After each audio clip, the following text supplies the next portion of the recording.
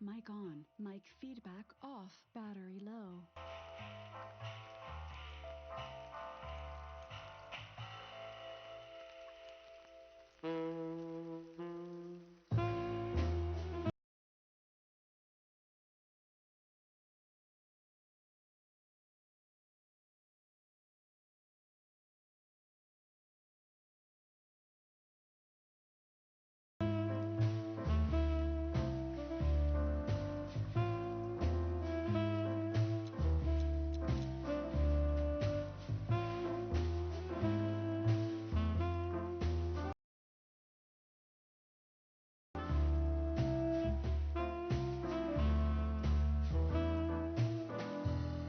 Oh, hello. One day I'll get used to actually pressing the right buttons and doing the right things. Well, this is a bit too loud for me and my ears. So, as you can see, today we're playing Chicken Police. I feel like the music is too loud, though. Maybe it's fine. Now there's none. Ah! Whoa! Better? I feel like... I don't know that that really did much.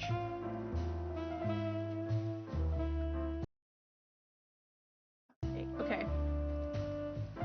I'll fiddle around with it, it'll be fine. So today we're playing Chicken Police.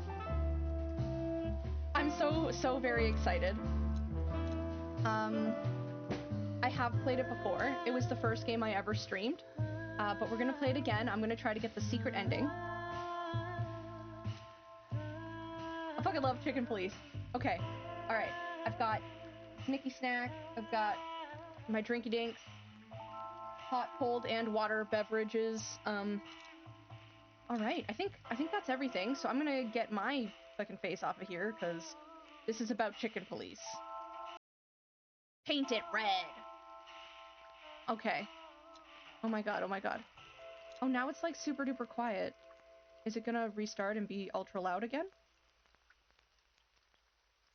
Let's give it a second. Let's let it do its thing.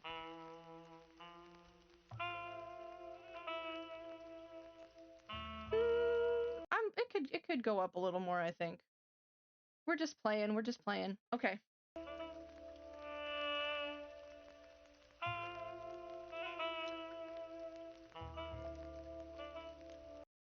A little more.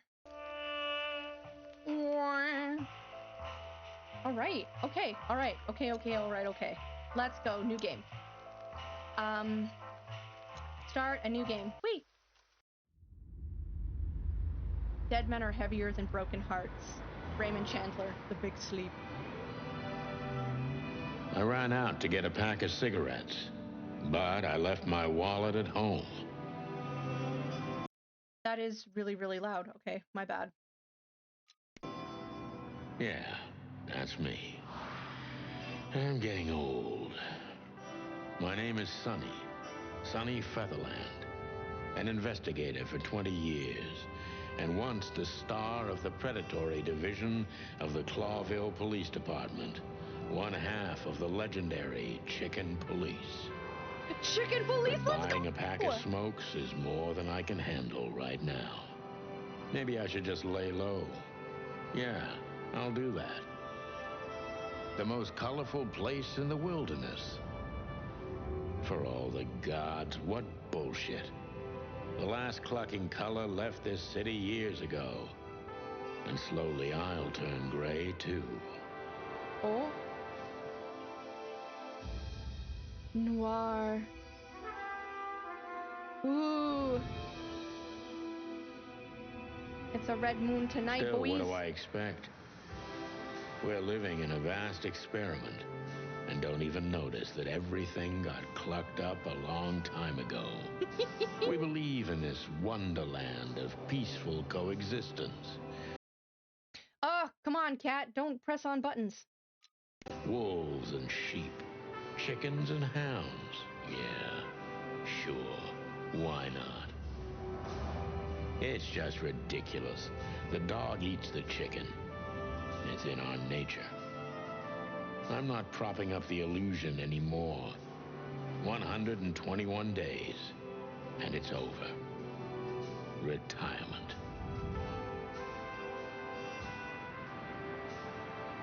What could possibly go wrong? Oh, Clawville City, Rourke District, former Atlas Hotel.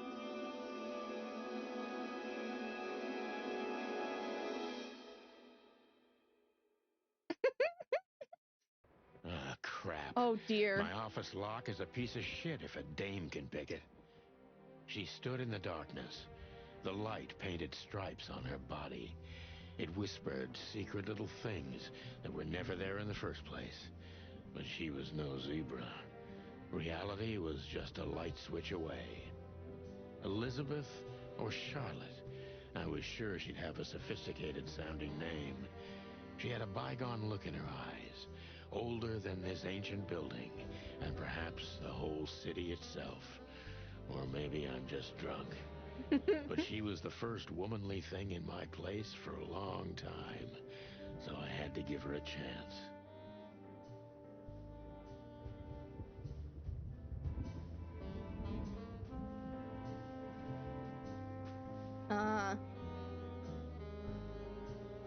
We could shut off the lights. Oh, man.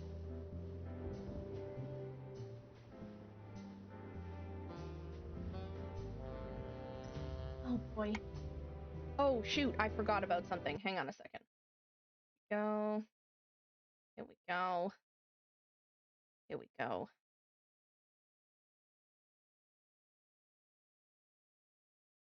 All right.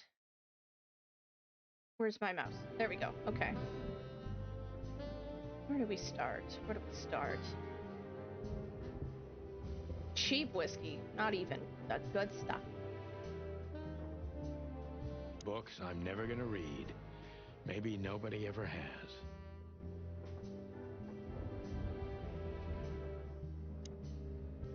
Oh, I can make telephone calls. I don't even know what these papers are.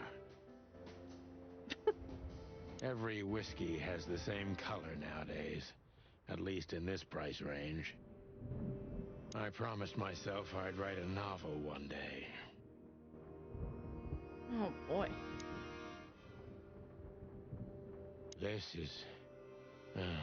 is one of the most beautiful memories from my old life, before Molly left me and took our daughter.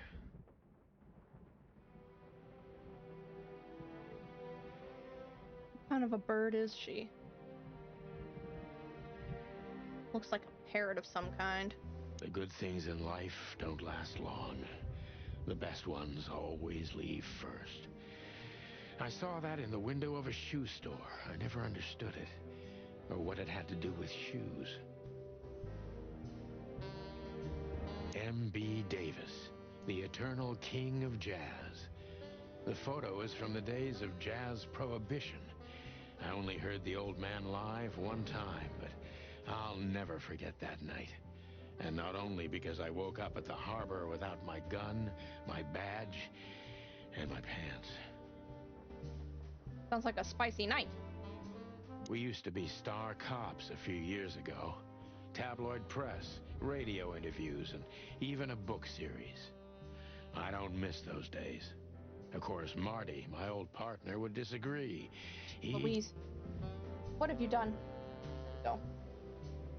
Okay, Cat, you're banished. I need my keyboard, and you like to stomp on it. I'm sorry. Banishment! You don't know how to not stomp on my keyboard keys?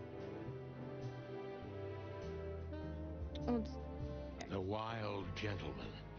Those guys rebuilt the city after the Great Fire of 867. My heroes when I was a little chick. I'm starting to think they should have left Clawville as it was, burned to the ground. M.B. Davis is a beaver? I wanted to travel the world when I was a kid, but I think I'm gonna end up dead in here whether I like it or not. I mean, with that attitude. I don't even know where the key is. Whatever's inside is gonna stay there forever. Behind that door lies the kingdom of dirty clothes, cigarette butts, and empty bottles. How charming. I don't see colors anymore. Only emptiness. Everything faded. I need another drink. He does a good, like, drunk slur, you know? I need another drink. I can't do it.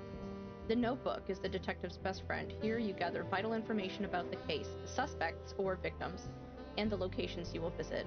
How does it work? Click on any text or picture in your notebook to read the translated version in your language. The Chicken Police! Alright.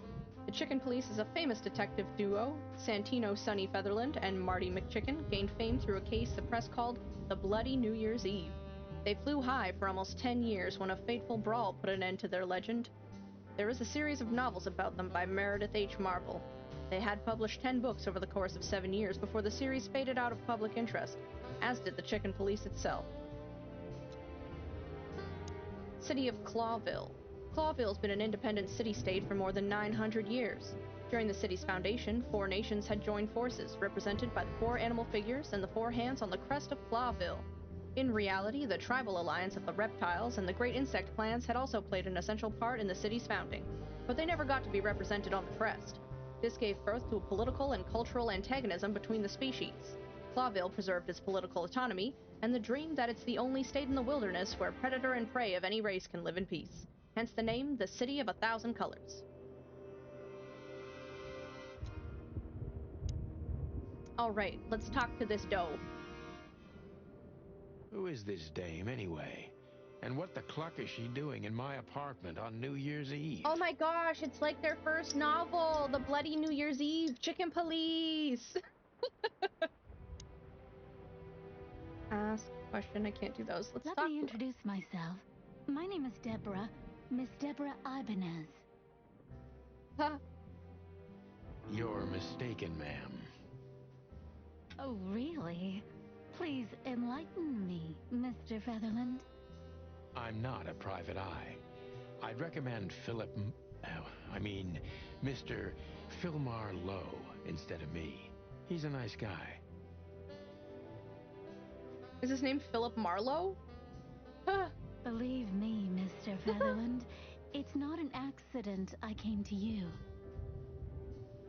Look, miss, I work for the police, and I'm currently on leave. I couldn't accept private commissions even if I wanted to. Not even from a classy dame like you. I wonder who they used for models for these people. This is great. Am I that easy to read? This is just as fantastic as I remember it. It's been 2 years. Almost 3 years. That's my job. But tell me, since you've invited yourself in, would you like a drink? I don't usually drink. Usually. But I can make an exception for you, Mr. Chicken. Well, I've got to have one. And it'd be rude of me to drink alone. So, maybe some sherry? Ooh. If you insist. But bourbon, please. Yeah! Ah, thank the wild ones. That's all I have. What a coincidence. So come on, spill it from the beginning. Ooh.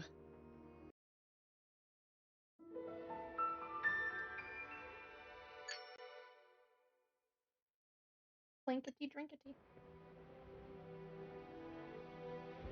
Okay. Let's see. People. Deborah Ibanez, an impala. Female. Oh my god. Special feature? Pretty and fragile. Nothing too special. She runs errands for her employer. A sophisticated lady, but I don't think she's from a particularly wealthy or influential family. Oh, is it multiple points on there? No, just one. The wild ones.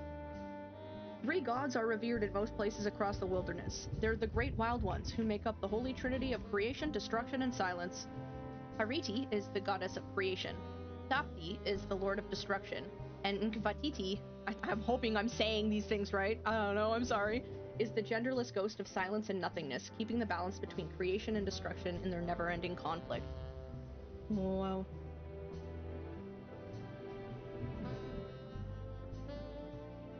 Cool. Okay. Are you gonna tell us? Now, if I understand correctly, your mistress is receiving threats. What kind of threats exactly? It's a very strange matter. First, there were letters. Then it came printed on a wine bottle's label, sent as a gift. Then carved into a brick, thrown through the window. And finally, they painted it on the wall of the house in giant red letters. Painted red! I think it's time to dig a little deeper. If you don't mind, I'd like to ask you some routine questions. Okay, alright. Time for me to have good interrogation skills. That's why I'm here.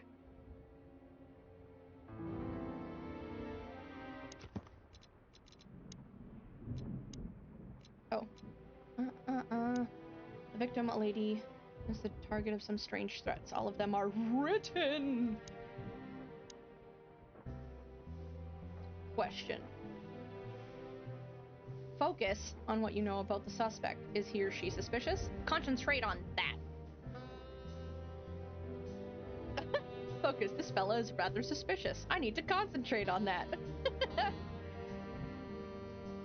Okay.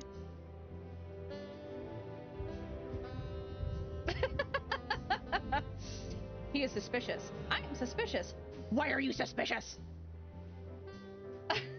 This is so good. Look at him clutching his pearls.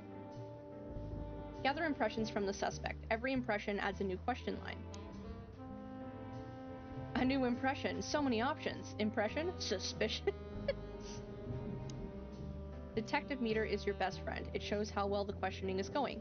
Keep it on the positive side, okay? Blah, blah, blah. I like that. I must be cautious and smart. This dame seems shy, which I can use to my advantage. But I must be careful about what I say to her, or I could scare her off. Let's start gently, and when the time comes, we can go in hard.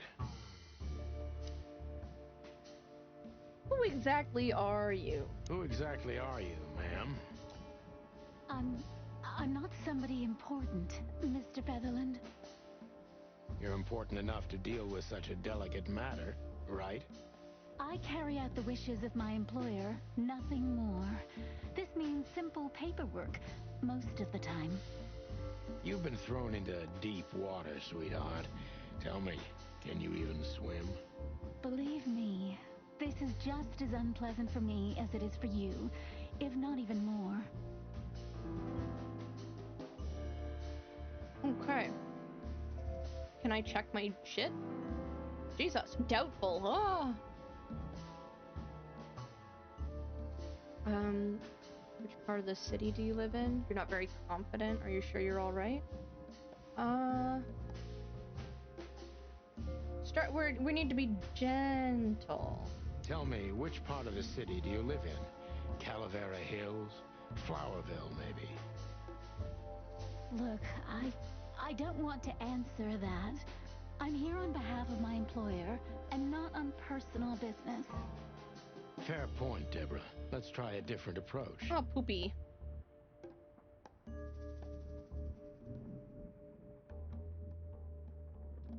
Why did you have to visit me on this particular Why did you evening? have to visit me this particular evening? I have my reasons. I may look like a silly little fawn, and maybe I am, but I still have common sense. I don't doubt that for a second, Miss Ibanez. This day is essential to my mistress, and she thought it's also important to you. She's read my novels. A message in itself, for sure. But to be honest, even you are. You know what? I'll just take that as a compliment, even if it wasn't meant as such. Okay.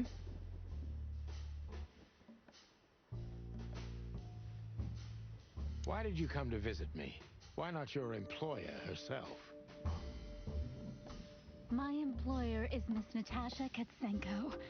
She hasn't been leaving her home lately, only if she really has to. How so? Oh, she a kitty cat. Miss Natasha is afraid. She's scared because of those unwanted messages, and everyone knows who she is. So she's popular. that kind of woman. I don't know what you mean. I'm sure I don't know what you mean. Of course you do, Deborah. Thank you, by the way. We're finally getting somewhere. We avoided the point long enough. Deborah's hiding something, no question. Let's focus on that. This little beaky beak. Okay.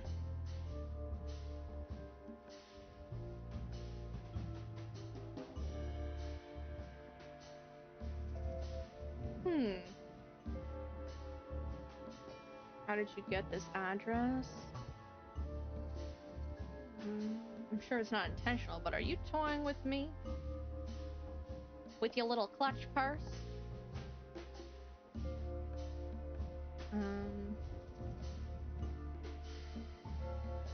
How did you get this address? You know, my mistress has exceptional connections. If they were so exceptional, she wouldn't have chosen me. Don't be so hard on yourself, Detective. You are the head of the famous chicken police, am I right? Was it a raccoon with a scarred face called Zip who recommended me? He hates me. Aw, poor Zip. No, Mr. Featherland. I don't know anyone like that. Lucky for you, Deborah. No! -10. Stinky. I'm sure it's not intentional, but are you toying with me? I'm not sure I understand you, Mr. Featherland. Cut the crap, Deborah. You're a pretty smart girl, and you can't hide that no matter how hard you try. But ever since we've been talking, I couldn't force one single straight answer out of you. I'm starting to think I'm terrible at what I do. I'm sorry, Mr. Featherland, you're right. I'll try to be more straightforward next time. I appreciate that, ma'am. -15! Oh, I'm totally fucking bombing this. This sucks. It's just too risky for me. I can't take the case. Are you in some sort of jam? Nothing of the sort. There are simply things better left unsaid. Then you're wasting my time. Oh, this is gonna be more I minus trust points. your instincts. You'll manage it. Yeah, and I have no other choice, right? To be honest, no, Mr. Featherland, not really.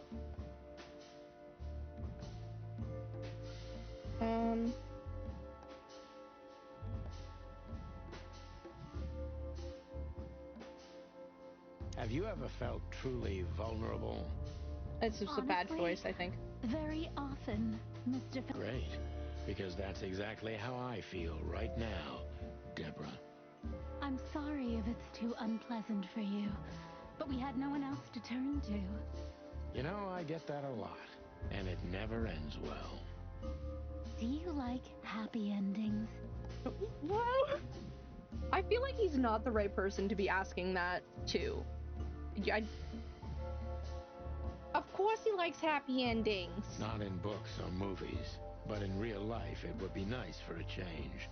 But this is Clawville. Not many happy endings around here. Not that you don't pay for. I knew you were a romantic at heart. If what's between me and my whiskey could be called romance, then yes, maybe. A little. Oh, he makes out with his whiskey glass like that guy at the... I want to say it was a baseball game where he had his beer and he starts making out with it before he drinks it. You know? Because they thought he was with the girl he was sitting next to, but he wasn't. Made out with his beer instead. Solid. -10. Oh. If you won't come clean, what's the point of all this? But, Mr. Featherland... I'm sorry, sweetheart, but I'm way too old for this game. Please, just think again. For me and my mistress's sake. Oh. I really fucked this up. Tell me, Deborah, why should I believe you at all? Because my mistress trusts you. Should that be enough? If you really like what she thinks you are, then yes. Damn, what can I say to that? Look, I didn't mean to back you up against the wall. Didn't you? You have a way with words, sweetheart. Did you ever want to be a cop? No, not for the world. Smart answer. Be honest and tell me what you're so afraid of. You know, Mr. Featherland, my mistress's partner is Hobart Wessler. Or as most people know him... Ibn Wessler, the Kingpin. Exactly. He's a little rat. Wow. Do.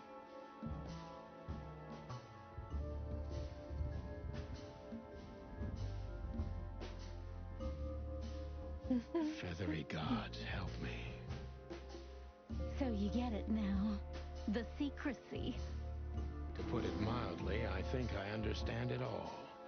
Wessler. This little piece of the puzzle changes everything. The cap's partner is a rat. Funny. Oh. Rusted copper. Yep, that's me. Final thoughts. Not bad, but not good either. It's okay for a rookie, but you can do better. Next time, pull yourself together and pay attention to the signs. Focus, Sonny. The employer, Natasha's current significant other, is the infamous gangster Ibn Wessler. Whoa. Why don't you take it to the police? Just go there and file a report. Photos, flashing lights, fingerprints. You know the drill. The evidence is very clear. Even a moderately talented detective could easily wrap this case up. Or just try the phone. 555-111. Oh, I forgot. Because the phone stuff. Let me get pen and paper. Where's the paper? find it. Oh, there they are. I'm using my sticky notes that are shaped like paws. Like a little dog paw with the beans. 555. 111. We got it. Please, take a look at this. Well, okay. Let's see.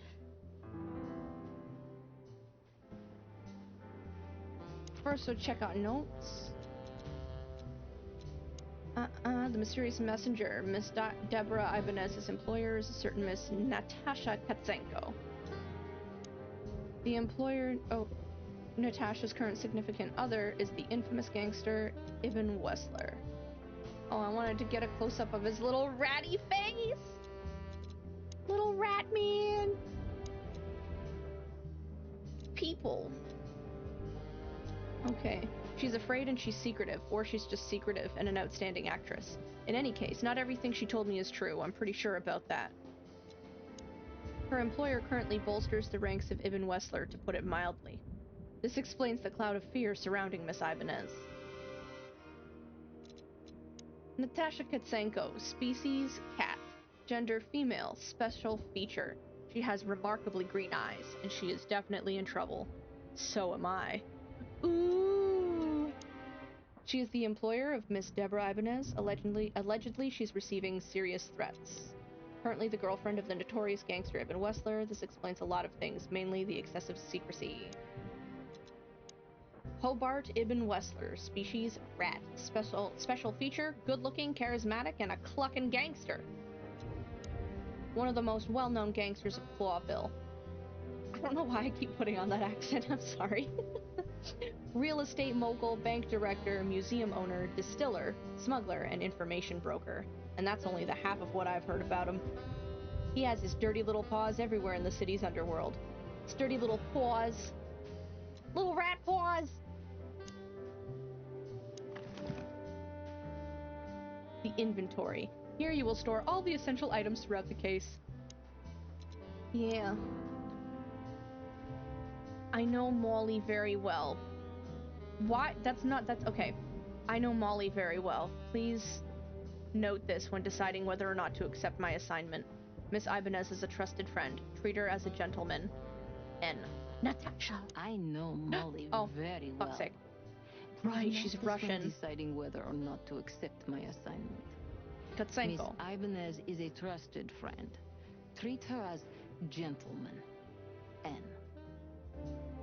Cause she's a Russian blue, isn't she? I know. Oh no, okay. I just wanted to look at the front part.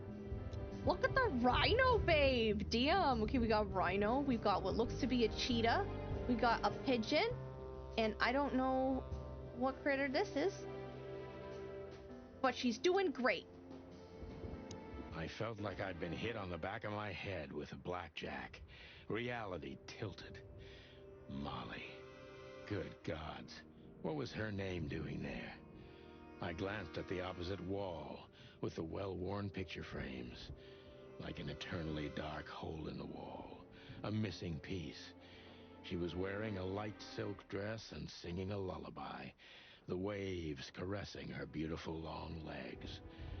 Why Molly? Why now?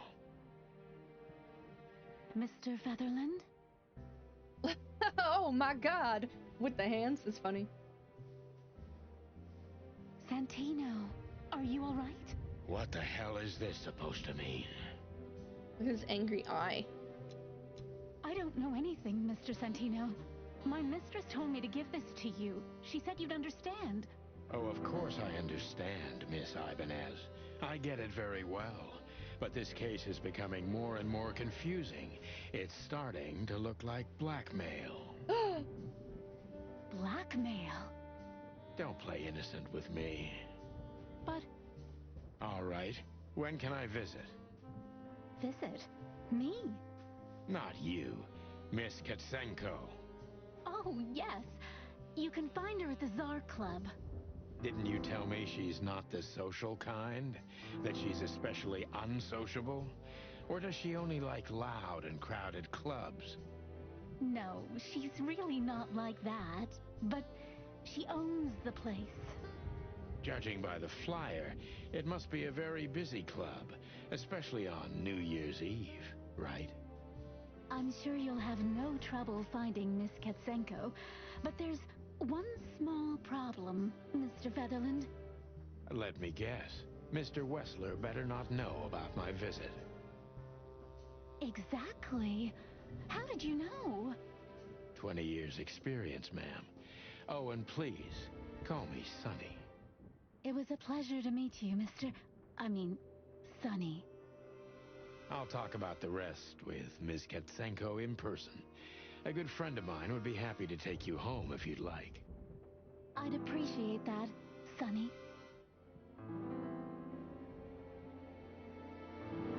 Dang, okay. I'll find Natasha at the Tsar Club. Natasha must know my wife Molly from somewhere. Or perhaps she has very good informants. I must find out what the connection is.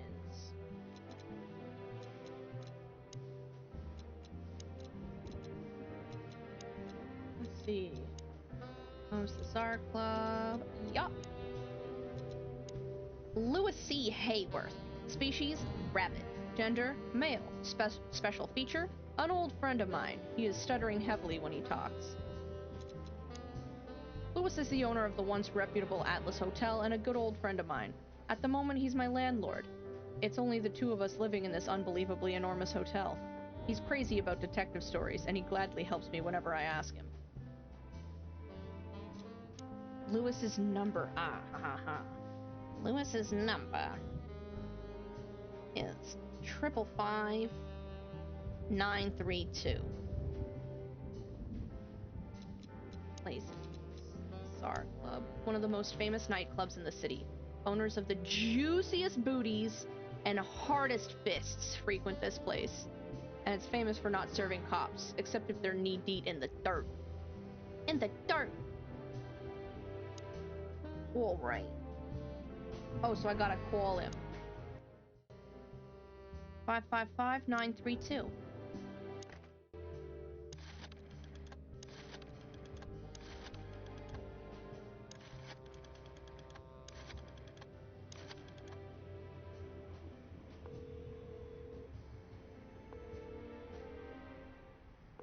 Hey, Louis. Am I bothering you? No. Of course not, Sonny. Old friend, what's up? Could you come over? I've got a favor to ask if you're not busy. For you, anything. Just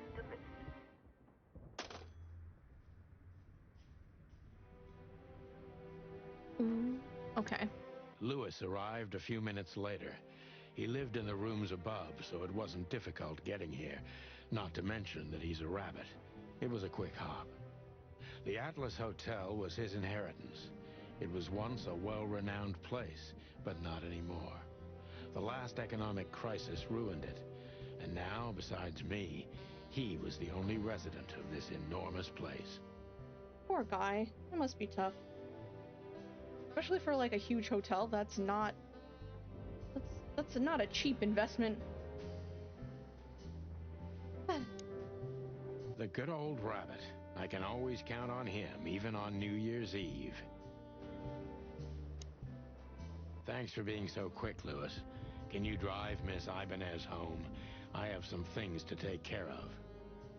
Of course, Sonny. You know, anything for you. Thank you for being so considerate, Sonny. I appreciate it. Don't mention it. Goodbye, then. So long, Deborah. So long. Okay.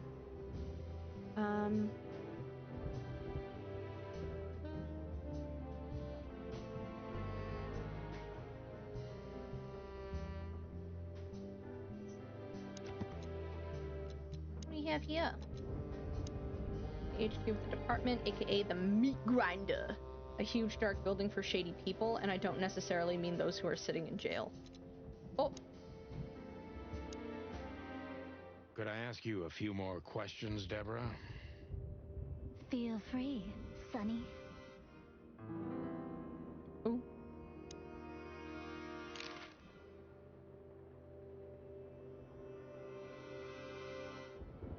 Mm.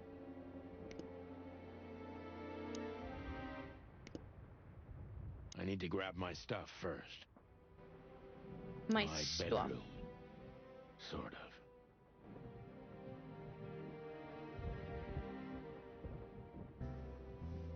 I need a secretary.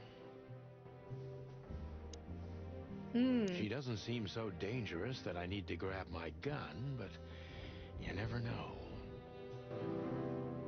My last cigarette. You're lucky I don't have a light, pal. My wallet and my badge. The wallet is real. The badge ain't. Chief Bloodboil took mine. So I got this one out of a pack of cornflakes. Just in case. If people believe that. Before I visit the club, I have to take a detour. I've got a feeling that this case isn't going to be a one-man job. And there's only one bird in this city I can trust. My ex-partner, Marty. He's going to be at the station. I can only hope he'll be willing to talk to me.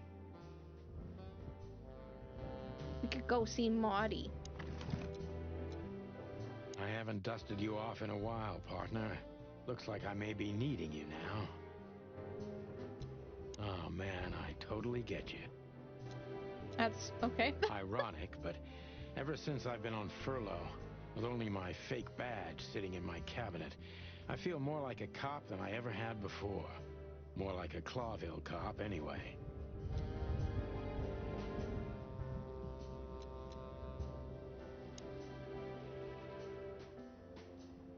All right. Scene type. Main scenes are a badge. They move the story forward. These scenes also determine which locations open up or close down. You need to complete all of these if you want to beat the game. Limited scenes are open for a specific duration, which is determined by the main story progression.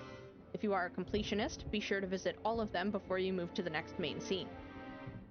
Closed scenes cannot be reached for the time being. This state will often change throughout the story progression and can be temporary or permanent. Top tip! Pick the next main scene if you are absolutely sure you don't want to visit any more of the available limited scenes anymore. You may not be able to visit them later.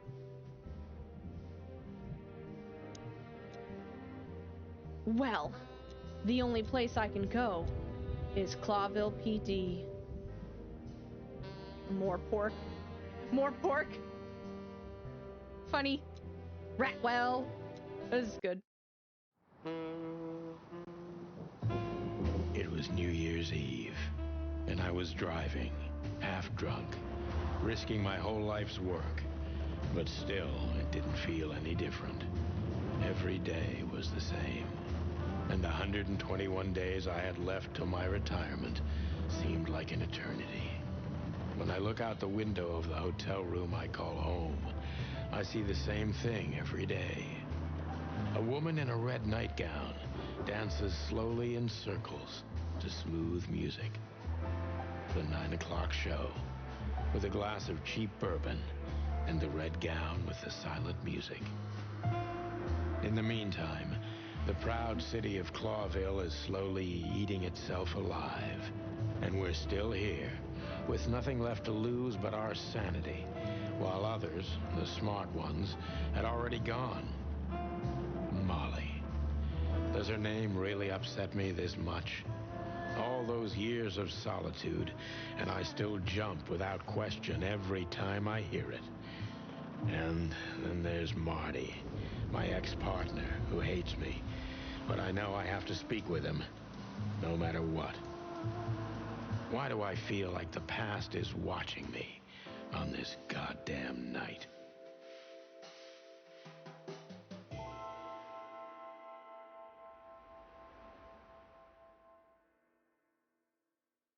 My dudes, my dudes. I knew where to find Marty. At the station, we'd always draw straws about holiday duty. Marty never joined in. He always took the New Year's Eve shift, even though he had someone to go home to. I understood.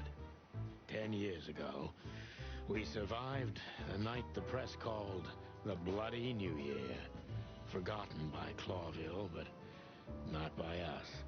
We both left parts of ourselves behind that night. So do you understand? Do you understand already why I fucking love this game? Is it not so well done?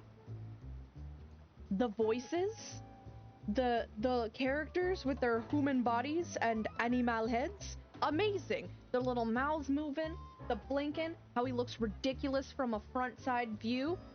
That's why he's mostly in profile, but when it's front on, he looks ridiculous and it's great.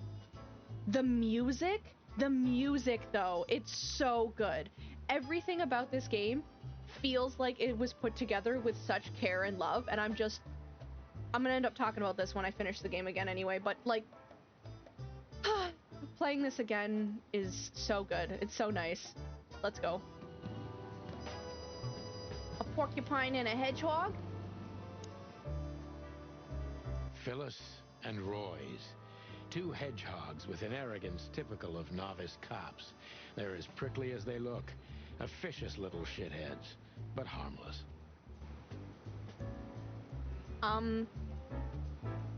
That's a... Pretty sure that's a porcupine. I mean... Okay. Back into the lion's den.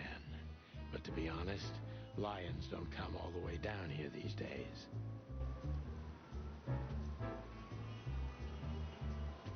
Back in the day, I used to patrol the city streets in one of these. I don't miss it, but it used to have its advantages. Did you miss me? No? Same here.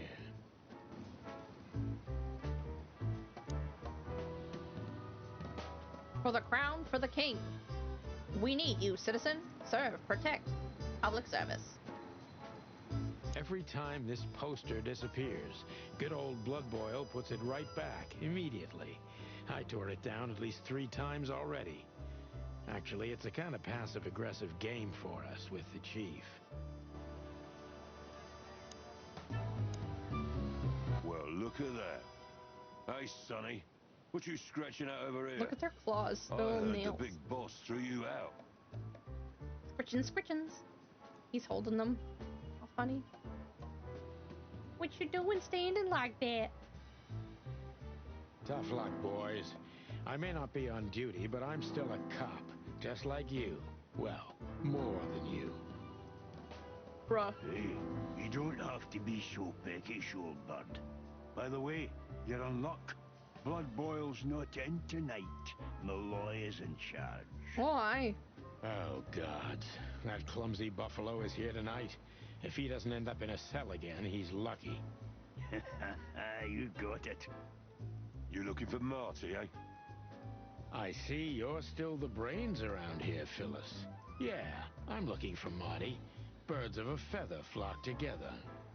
I see you're still the funny guy around here. You'll find the giant feather duster at the shooting range. As always. Hey, Royce, I'm telling you this because maybe you'll be able to understand. If this prickly shithead makes another racist remark, I'll strangle him with his own raincoat. I'd love to see that. Hey, whose side are you on, you jerk? I feel like he could have said a more English insult. I know if he had been the one insulting him, I think the best one would be bowl bag, but that's just because I like that as an insult. Ball bag is great. Maybe... No, I can't think of anything good enough.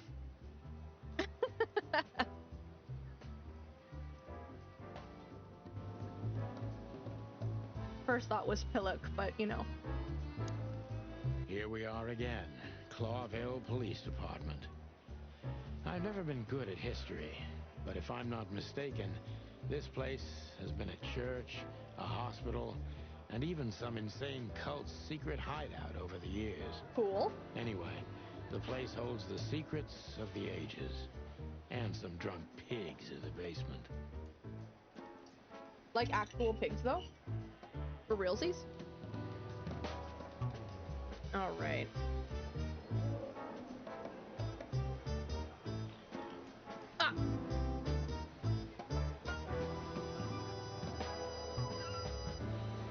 We got the first one.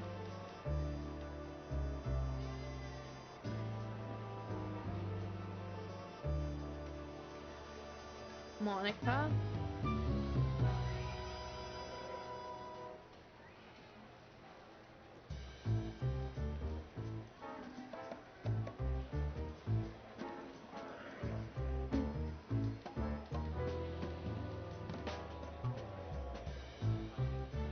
Let's start with Monica. Monica Rosen. Receptionist in theory, but in reality, she's doing literally everything around here. Like the beating heart of the PD. She's too good for this place, even for this city. Hey, Monica. Oh, she a hummingbird? Hey, Boss Bird. What are you doing here? Shouldn't you be celebrating somewhere? Every day's a holiday since I got out of here. I can tell. But what are you doing here? Are you here for a file? You know, I'm a little busy right now. Yeah, you could look after a few things for me, but first I'd like to talk to Mr. Big Beak McChicken himself. Those two prickly assholes told me he's emptying the magazines in the hole. Like always. And if he carries on like that, he's gonna use up all our ammo. So it would be nice if you drag him out of there. You know how this day is for him. For him? You know I didn't mean it like that. Yeah, I know. Okay, so just sign here and you're good to go. Thank you, darling. Don't mention it, Boss Bird. I like her. Marty drinks this shit. I've never tried it, but I'm pretty sure it's gross and probably toxic. Honor, strength, unity. For the love of the wild gods, I'm gonna be sick.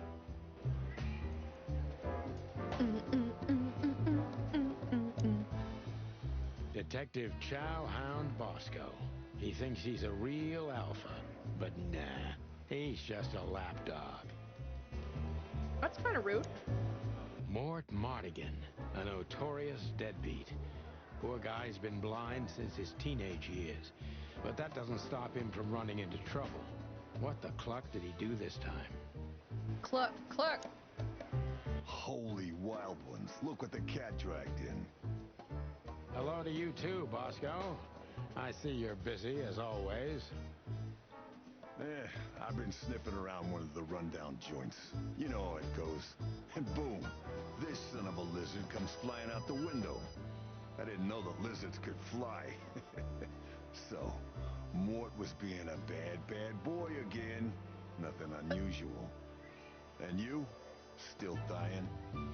Look at his arm hair. Look at his arm hair. He's got doggy furs coming down his arms. That's good. Attention to detail. I'm still a cop for another 121 days, Bosco. It's as unpleasant to me as it is to you. All right. No need to bite. I wasn't trying to mess with you. You have Moses and Plato for that. And of course, Blood Boil. Let's hope I won't run into any of them tonight. Looking for Marty, eh? Ever since you left, he's kind of lost. He's trying to hide it, but he's not the same bird. Well, I don't think we'll have a teary reunion, thinking about how we parted. Let me give you some advice, Sonny. Let him rage. He'll be the same after that. Anyway, he was the one that shot you, right? You should be mad, not him. It's not that simple, Bosco, but we'll see how he reacts. Thanks anyway. No worries, pal. Mort, you scabious beast. What the hell did you do? The tongue. Morty to you, sonny boy. Everything's fine. There was just a bit of trouble in the bar, and someone got knocked on the head with a glass. It wasn't my fault. I'm as blind as a bat, am I right? Did that ever bother you, Morty?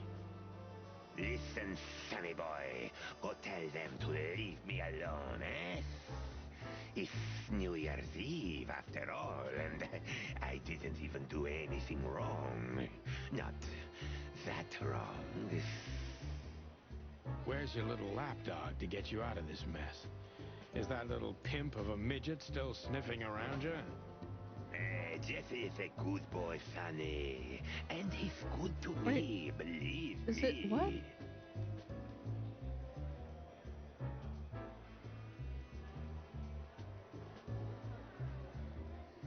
Jefe? Not Hefe? That's okay. Whatever, it's fine. God, spare me the details. When will you finally realize that little shit's been using you? Oh, of course he's using me.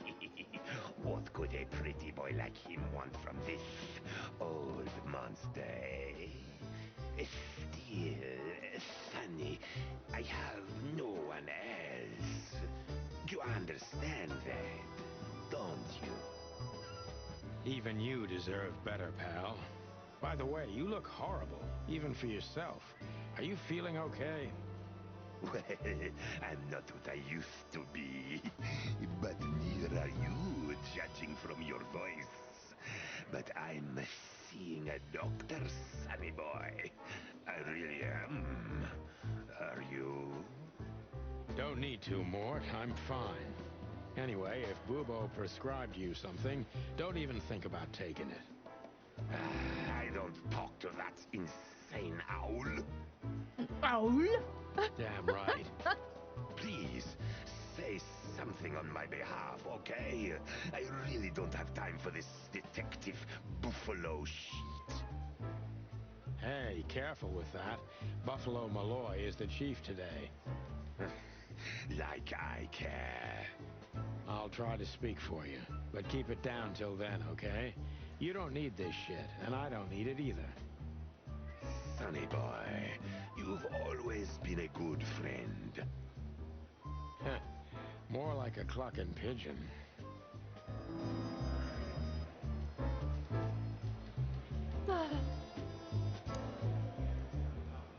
All it takes is one look, and my comb starts to tingle, which never means anything good.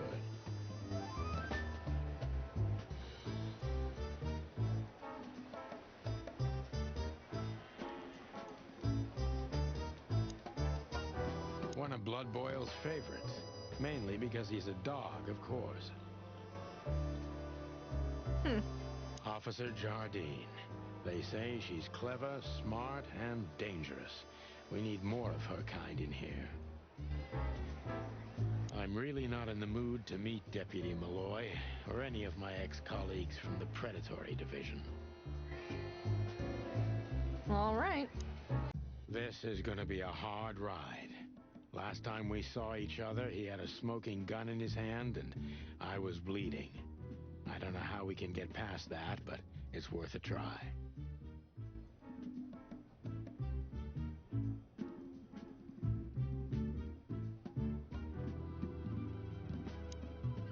Huh.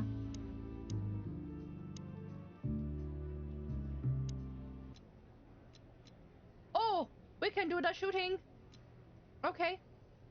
Let's get a hint. Aim your gun at enemies and avoid shooting the hostages. Shooting enemies increases your points and remaining time, while hitting hostages does the opposite. It's all up to you. Choose wisely and fire away. You'll need to reload your gun after 6 shots, just like in the westerns, but even faster.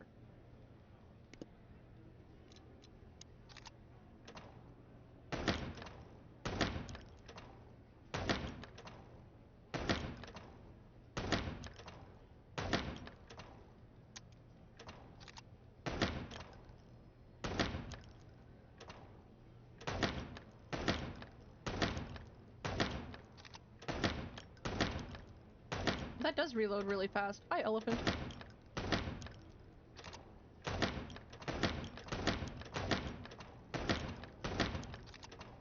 Oh, fuck.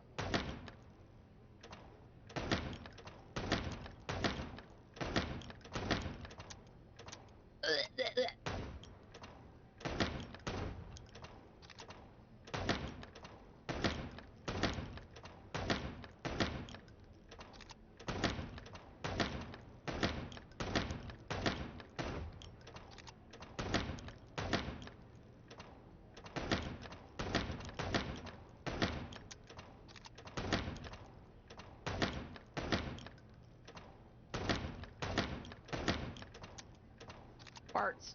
Hey, better. Oh, don't shoot the chicken lady with her baby.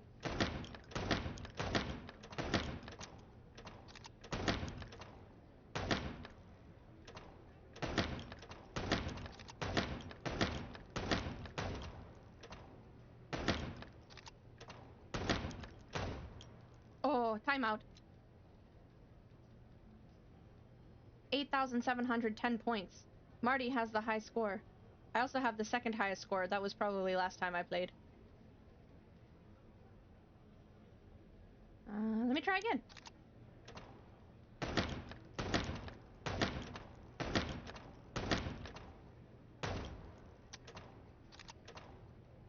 Move.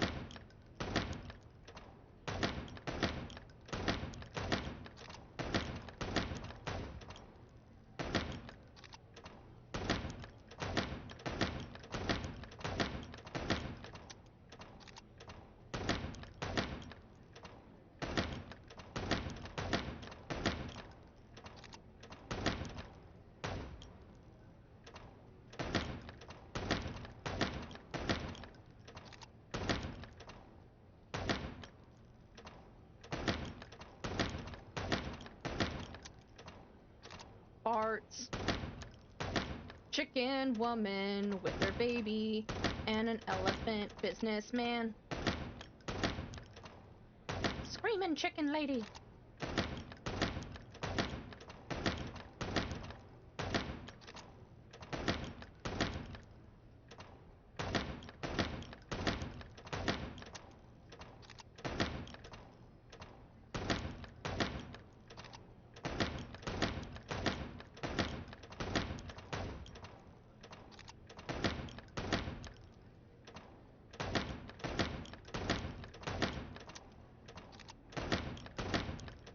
Good heavens.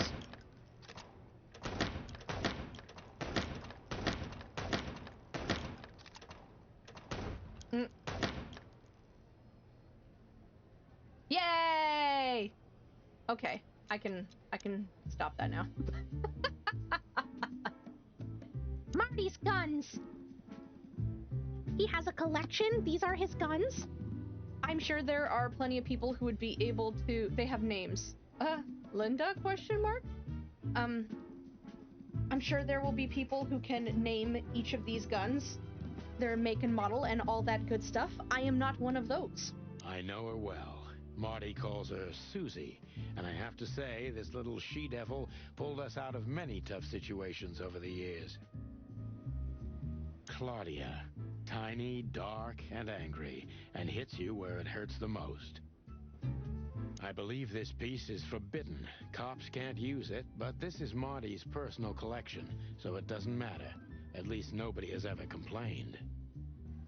Her Majesty Big Bertha. Or rather, Big Bertha 2, because there was one before her, a sawed-off little broad, but we lost her in a swamp. Marty cried for a week. But once he saw this giant lady here, the balance of the universe was restored. Poor Marty and his gun ladies, I guess.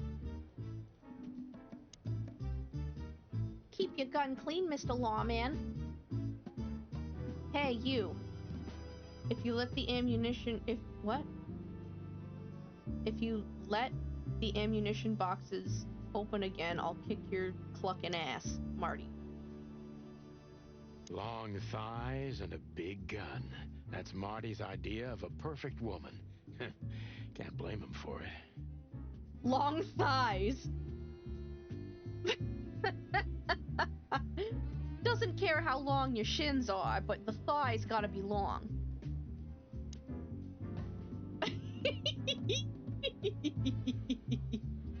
Okay. Alright, let's talk to Marty. Marty looks good. Big and loud and angry as always. Hey, Marty. Oh, well, look who's here. Hello, Boss Bird. What, are you lost? This is the PD building, you know. Cut the shit, Marty. We're better than this. Well, at least you are. Better than anyone, huh? Marty, come on, let's forget that. What's past is past. Easy for you to say, Sonny. Damn it, Marty, you shot me, remember? I almost bled to death. Hell yeah, I remember. Unfortunately, my aim wasn't good enough. I need your help, okay? That's what you want to hear. Well, it's a start. Okay, I've said it. I won't do it again. Yeah, right. So, are you in? Just for tonight. Small case. We'll wrap it up in no time. What kind of case? A personal one. How personal? Very. The kind of case where if you come with me right now, you're not on duty anymore. Ooh, damn, Sonny, stop it right there. I'm in. He's got a chicken boner. That's it? Do you know how boring life is here without your stupid, reckless shit? Soon enough, I'll shoot all the ammo in here out of boredom. Right, so, tell me, what's it about? I'll tell you in the car. Ooh, can I bring Bertha? Ah, for the love of... Marty, this is a routine case. You can't bring your shotgun, okay? Bertha stays. Okay. But at least Susie can come, right? All right, Susie can come. That's what I want to hear. The fists are up. Okay, let me get through all these fucking notes before we move on. Let's do the codex first. Moses and Plato. Moses is a Tibetan sand fox, and Plato is a palace cat. Oh, they've got round pupils like people do. They're old rivals of Sonny and Marty, currently working at the Clawville PD's Homicide Division. Palace cats are cool. And Tibetan sand foxes? Like, I just like critters, okay? I just like critters. Martin McChicken. Species, chicken. Gallus domesticus. Gender, male. Special feature, unusual height and weight for a fowl. Shining white feathers. He shot me once and I deserved it. Shining white feathers. I don't know why that gets me, but... We've been partners for almost 10 long, hard years. Well, we were, because now he's only helping me unofficially until I wrap up this case. Marty is a hothead with a hard fist, but he's loyal to the end, and I can count on him in every way. Especially if guns are in the picture. That's when he reveals his true self, and that's when I don't ever want to get in his way. Not anymore, at least.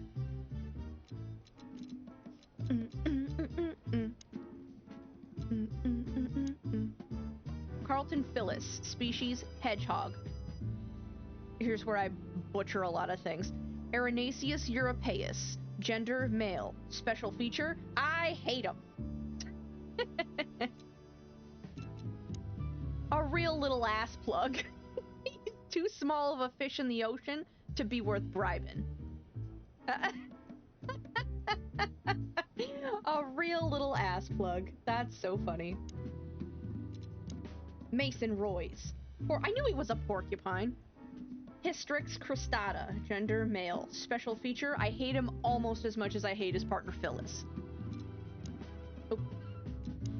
Big and dumb. It resembles my partner Marty a little, except that Royce doesn't have a kind heart. That's the Scotsman in him, I guess. That's a joke. Don't take me seriously. Also kind of a jab.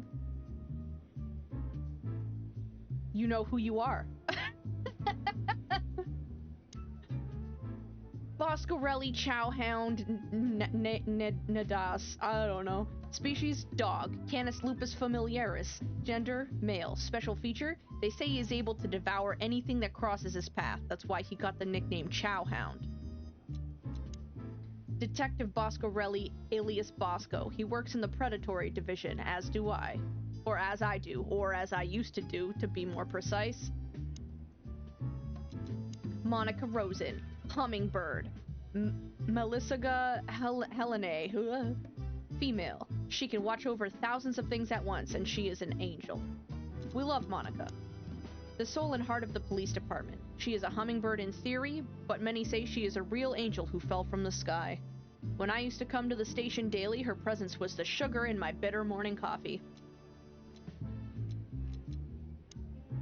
Name, Mort Mardigan. Species Komodo dragon. Varanus komodoensis. Gender male. Species or special species feature. Special feature. He's old and blind and an unrepairable wreck. A light-fingered bastard. He's blind as a bat, but also one of the biggest scoundrels this city has ever seen. He could have been a good guy, but got lost somewhere halfway and now he's too old to save himself. There was some fight in a club where Mort was at. What a surprise. He's an old friend, so I can put in a good word for him. Oh, and then we got the drawings. Lucius Wilford Bloodboil. Species, dog. Gender, male. Special feature, the chief is a real legend. He also hates me. Dr. Reginald B. Bubo. Species, eagle owl. Bubo Bubo. Bubo Bubo. Male. Morphinist, neurotic, old and ugly, but he's an old friend from the golden days of the chicken police. The golden days. And that's all. Okay. So let's Still get the hell drink out of here. coffee? Yeah, my only poison. Except for guns, of course. And women. He's real cocksure. We could visit our old haunt. What do you think? Oh, a nice cup of Zips coffee and the hot dog. I'm in. Oh, and maybe we'll get into a little fight too, huh? If it comes to that, I'm leaving you without a blink. Well, yeah, like last time. Those were different times, Marty, with a different Sonny. Well, all right. To the city then. You don't have to come with me, you know. Okay, I know. Let's go. Sonny, there's a little problem. Not so little, and it smells, too. What the furry hell is Bloodboil doing here? Well, it seems we can't avoid speaking to him. Oh, yes, we can. You have your rifle with you, right? What? Just kidding. Sort of. Blood boil. Can I go to the office? Maybe next time. Okay. I'm not in the mood to meet any of my ex-colleagues right now. I see you're swamped, buddy. I've sent the old lizard away. I don't need him to foul the air anymore. I hate his kind anyway. Well, because he's a reptile. No, because he's a good-for-nothing piece of shit. Oh, yeah, that's true. And you? Are you letting off some steam? Something like that. We'll go and check out some seedy joint. We're cops, after all, ain't we? And this is still Clawville. That's true, pal. Protect and serve. Yeesh, get a room, you two. Shut up, Marty. Shut up, Marty. We're leaving, sweetheart. I want to unlock the ask feature for as many people as I can. Partly just for funsies, but who safe, knows? boys. May come in Glad handy. to see you two together again. I'm afraid you're alone with that. Hey, don't make me change my mind. You won't, Marty. I bet you can't wait to get mixed up in some serious trouble again. Yep, that's true. I'm serious, boys. Be careful out there. We're big birds, Monica. We can take care of ourselves. Mostly. Okay, but take care of each other, too. Will do, Monica. Yes, ma'am. I like when she moves her head, her glasses bounce. Alright, let's talk to Blood Boil. The chief doesn't seem to be in a good mood. But he never is, actually. What a surprise. The two pigeons back together. And without my permission, of course. Chief Bloodboil. I don't like this. Is this like just his fingers are in there? That's like pockets in women's jeans. Damn. What was that, Santino? Nothing, sir. What a lovely evening. Am I right? I don't want to hear your crowing, Santino. What the hell are you doing here? Hey, careful with the racist barking, old hound. Oh, it's getting hot in here. Can we just skip this part? It's New Year's after all. And you're on duty, if I'm not mistaken, Martin. Where do you think you're going? That's it, boss. To serve and protect. Sonny was in the neighborhood and stopped by to say hi. He's a cop too, right? Only on paper, and you know that very well, Detective. His flaccid finger. It's not, I'm just being silly. I don't want any trouble, boss. I just wanted to say hi to Monica, and then this feather pillow showed up. I invited him to grab a quick coffee. You can allow him that much, can't you? Your coffee breaks usually end up in shooting or brawling, chickens. Oh, just a coffee, boss. I swear. Oh, have a heart. It's New Year's Eve, and I haven't seen my old partner for so long. How touching. You shot him with a shotgun, if I remember. Family quarrel. For all the marrow bones of the world, get the hell out of my sight! You want an extra large knuckle? You want a big beef knuckle? Yeah? A little meaty bone? Have a lovely evening, boss. We'll get you some crumps, Blood Boil. You'll be alright. You especially. Fuck off right now, Santino. Okay, I mean, we could do pure bites too if you want just like some freeze-dried meat snacks. You know? It doesn't have to be crumps. It could be pure bites. We could get you some appetizers. Yeah? What about better bones? What's your snack of choice there, bud?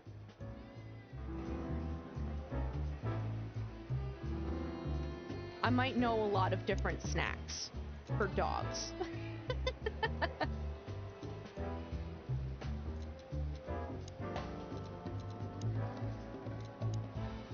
Lucius Wilford Bloodboil, dog, male. The chief is a real legend. He also hates me. I read that already. My bad. We just updated the picture. He is my boss and the living statue of justice. He is tough, ruthless, and above all, unbribable. And of course, he is a racist bastard, but still, I don't want to be here when he retires to witness how chaos devours Clawville for good. Zip H. Murphy, raccoon. Procyon Lotor, I don't know how to say that shit. Whatever, I'm gonna start skipping that. You can see it, so you know. Male, an old enemy who became a good friend over the years. He might be my favorite character. Maybe.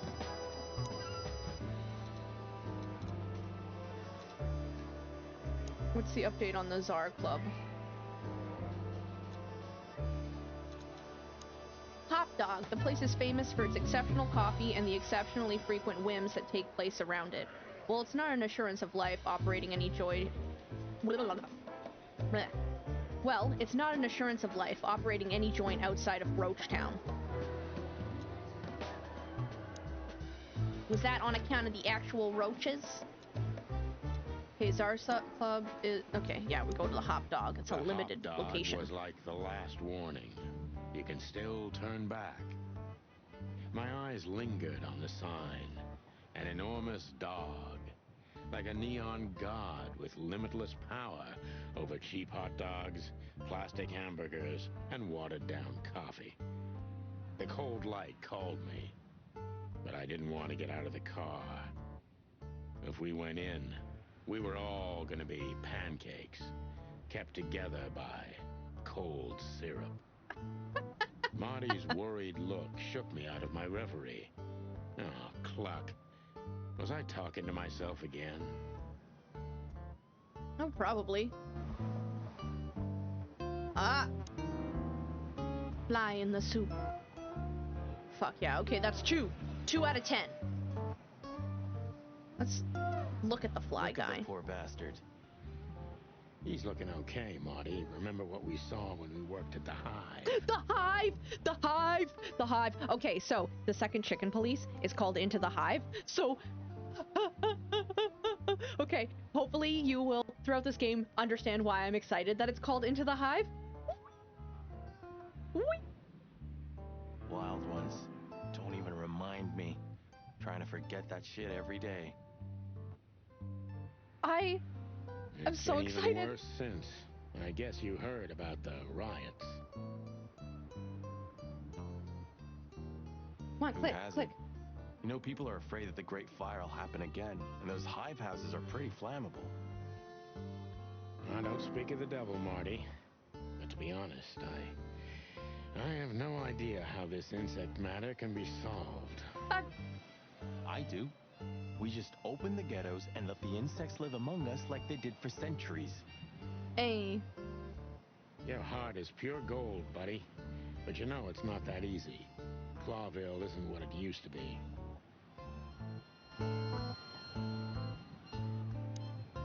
Can we talk to Hey, Fly Guy? pal.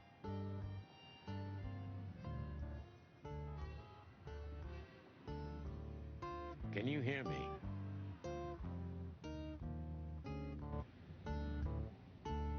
Could this wreck belong to Zip? Well, it's a wreck just like him, so I guess it could.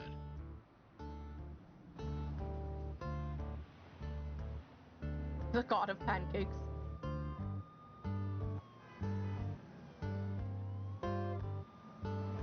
Peaceful, isn't it? Because the whole town's probably drunk by now. Maybe that's the only way it can bear itself. Doesn't it remind you of someone? Shut up, Marty. Got you there, old bird.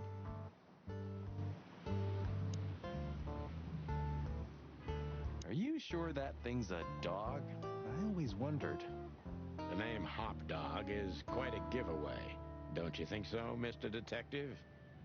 Sometimes the most natural connections lead us astray. Who said that? A natural-born genius. Yeah, right.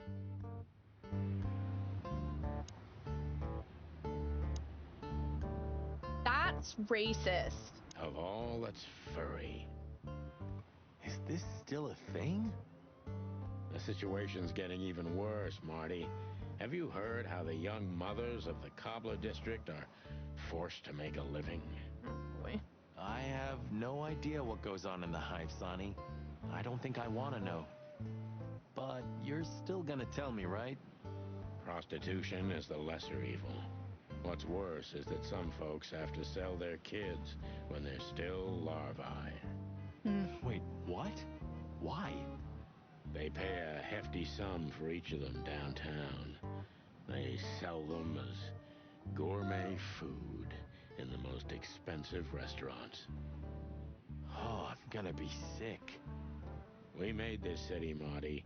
Clawville didn't do this to itself. Don't ever forget that.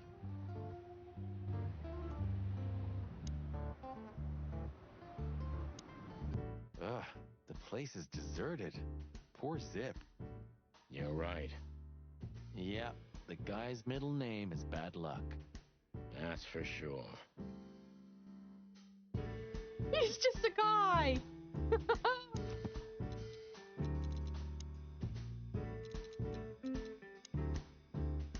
Zip.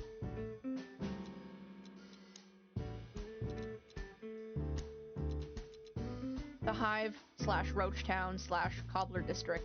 The Cobbler District, also known as the Hive or Roachtown, was once part of the city, but then became a walled-off ghetto where 98% of the city's insect population is forced to live. Currently, the biggest threat to the city are the riots in the Hive that have almost driven the city-state to the brink of civil war multiple times already. Part of me wants... Now, I don't really remember what the Hive looked like. I think we went in briefly. I think in the story, you go in very briefly.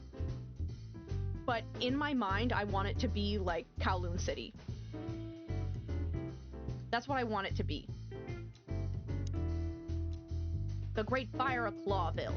Not long after the Meat War and the following economic crisis in 893.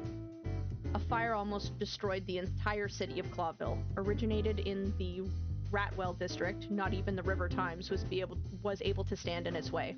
It was fiery hell incarnate, after which the city had to be built up again, almost from scratch.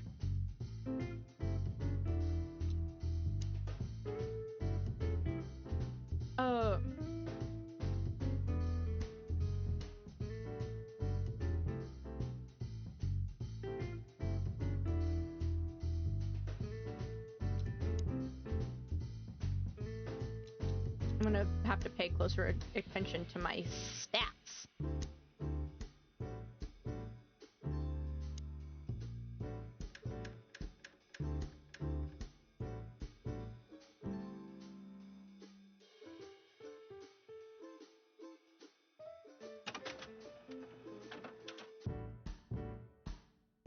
Oh, this song was Get a Bite of Me, Baby? What about for a handful of feathers?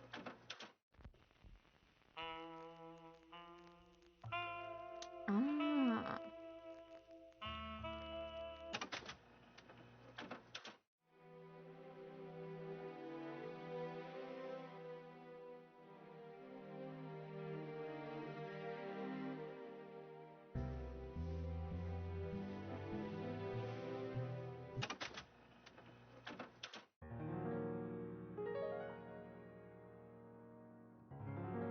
Yeah, we'll stick with Get a Bite of Me, Baby. We're alright. This is good diner tune. Fly with me, baby! Caston Mavis, the new star of rock and roll. It's like Rock-a-Doodle. And voila, the master himself. Cockadoo! What a finch. Sonny, he's a pigeon, not a finch. Cockadoo, what a day. Don't make me angry, Marty. Okay, I was only joking.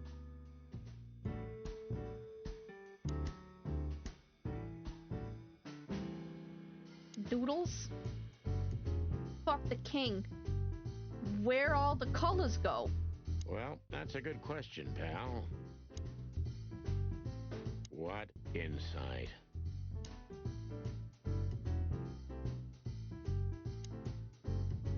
The highlight of my day. Yeah, I can smell it already. How does he make the coffee here so special? Cocaine. Look at that mangy trash panda and tell me, do you really want to know? You're right. As always.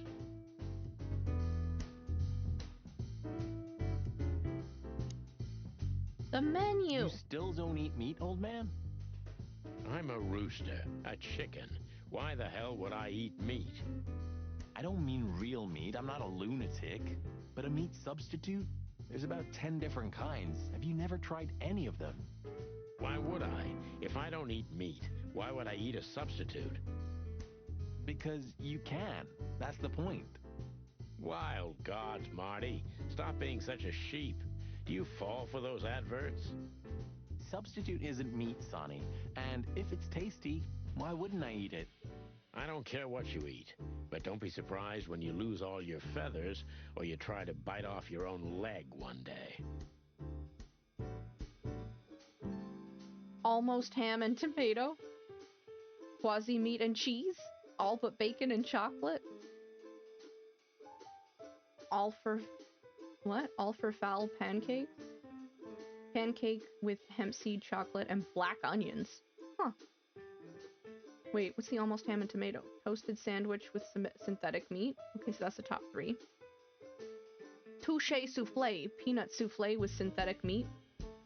Smellin' souffle. Peanut souffle with arched vegetables. Just like home, eh? Burgers and hot dogs. Old Zip knows best. Supersized hot dog with synthetic sausage, chocolate mix, and devil horn paprika.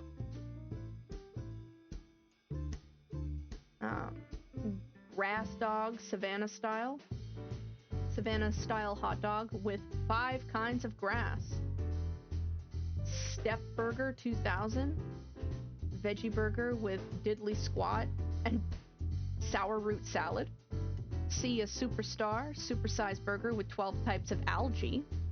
Hot dog, normal size hot dog with 4 kinds of synthetic meat.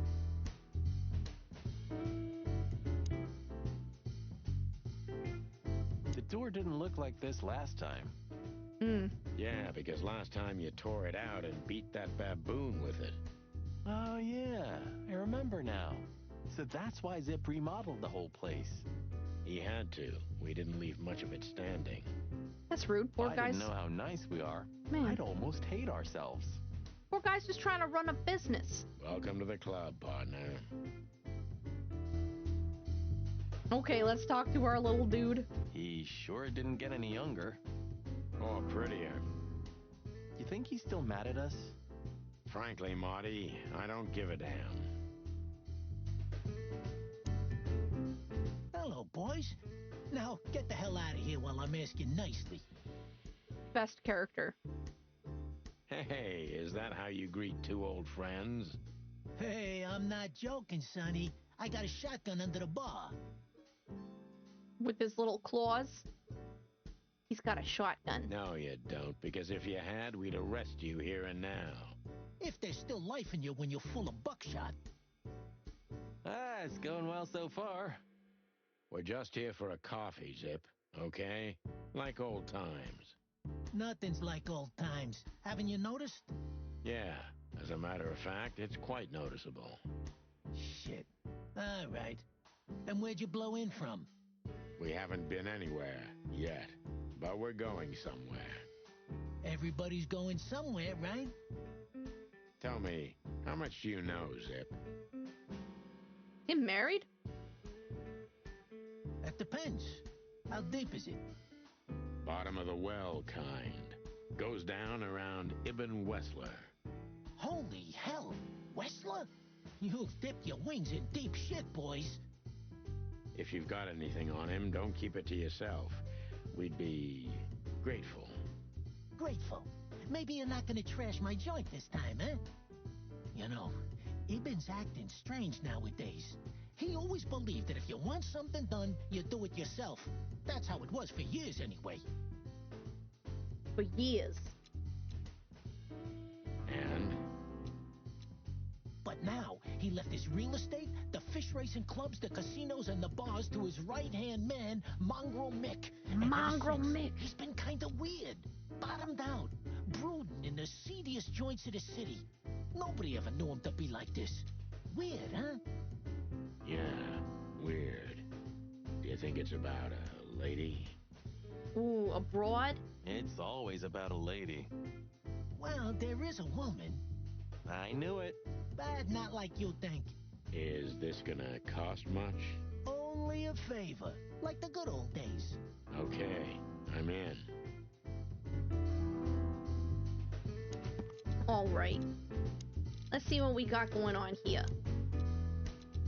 He's been acting quite strange recently, as if he's trying to withdraw from his own shady businesses, to live a simple life with simple pleasures. That wouldn't be a problem in itself, but this just isn't like him.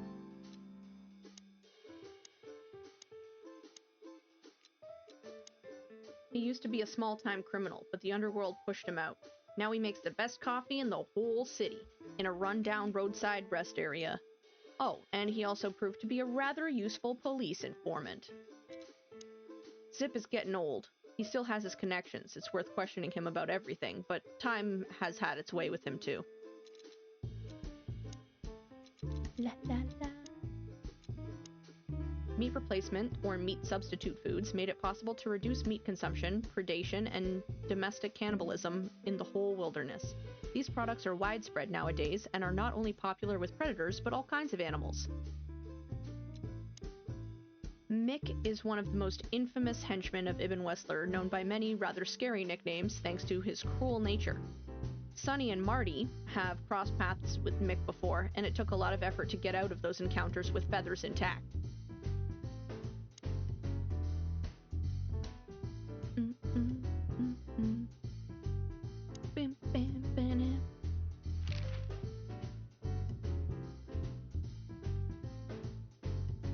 Let's ask him how he's doing. Any younger, pal. You're telling me? You look like you haven't had a good night's sleep since forever. Forever. To be honest, I've never had a good night's sleep in my life. You will when the big sleep comes. And what are your plans? Dying behind the bar? Of course. You got a better idea? A couple, yeah. But somehow this suits you. You know what? Your mother's a goat.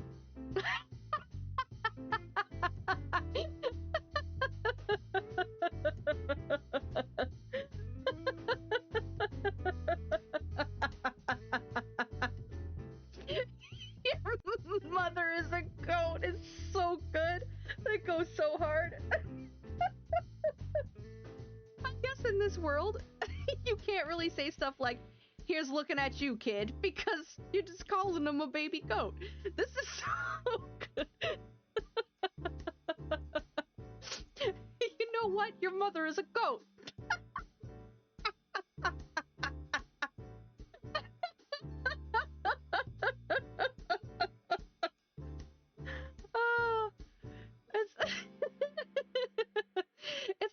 same line as like your mother is a hamster and your father smelled of elderberries. It's the same. It's same. Your mother's a goat.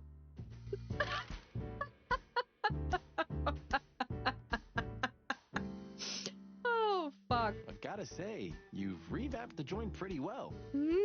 Yeah, after you trashed it, I had to. Look, I'm sorry, Zip. That ocelot and his gorilla. Baboon, not gorilla. Whatever. Sonny, what's your beak? So you owe me one until about the end of time. But I'd settle for you washing up here for a few years after retirement, Sonny. Mind your tongue, furball.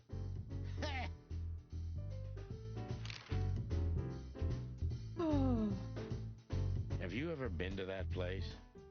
Of course, 100 times. Everyone who matters in this city's been there. Sorry, guys. But then, it had a different name and a different owner. Business affairs, right? Yeah, that was the dark era, Sonny. I don't want to talk about it. Roger that. So, Ibn's gone insane. Love will kill you in the end, they say. Seems like everyone's in a poetic mood today. You're one to talk, by the way. Huh? Why? So, about that woman. Is she really that dangerous? What woman isn't, huh? Meow. No, Zip. I mean really dangerous. She's got the most influential gangster of the city wrapped around her finger. She calls him her little furball. How dangerous do you think she is? I just noticed their combs have the same point pattern.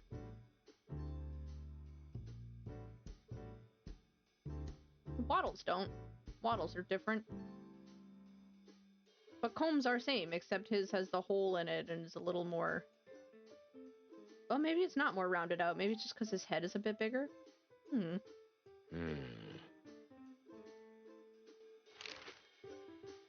All right. That Natasha's a mysterious woman. A real cursed jewel, if you ask me. She came out of nowhere 2 or 3 years ago and landed on the stage of the Millions almost immediately. Is that so?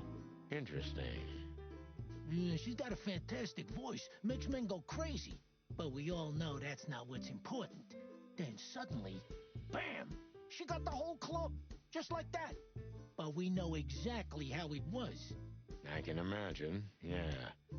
Since then, it operates under the name the Czar Club, right? The old clicker's still clicking, right? Yeah, the club was renamed and remodeled. Everyone knows she was Ibn's lover, but she's not your usual canary. She didn't get involved in Ibn's dirty dealings. Then how exactly does she fit into the picture? Check this. A few months ago, the old rat pulled out of his own businesses and gave control to Mongrel Mick and his mob. Mongrel Mick? Doesn't sound familiar. Mick the Marauder, ring a bell? Damn, that little monkey came this far? I think that little shit took advantage of Ibn not being himself. Which has something to do with this Natasha, right? That's my guess. Thanks for this straight dope, Zip. We owe you one. One? You owe me the price of a new coffee shop, remember? Okay. Whatever you need, just call us. I clucking will. Oh, Thanks, pal. Hey, I'm not your pal, Marty. I'm not your Marty guy.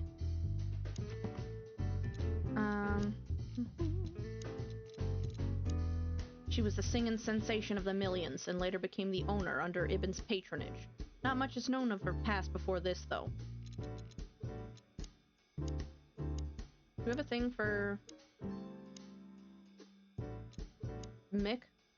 Zip was delivering information to Ibn up to a couple of years ago. He was already working as a police informant then, so he may have been reporting to both sides. The sneaky little bastard.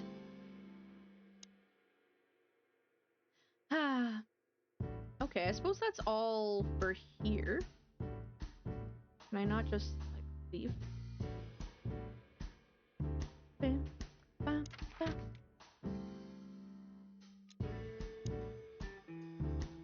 we could go back to the Hotel Atlas. Yeah, it's a limited location, so let's do that. Yeesh. My condolences, pal. I see your cleaning lady died. Yeah, she set foot in the bedroom once. I haven't seen her since. I didn't dare to go after her. Yuck. Oh, I wouldn't want to go in there either. But what's that smell? Is that gasoline? Ah, cigarettes and whiskey. Yeah, with a hint of dirty laundry, but no, this is lavender? Ah, that.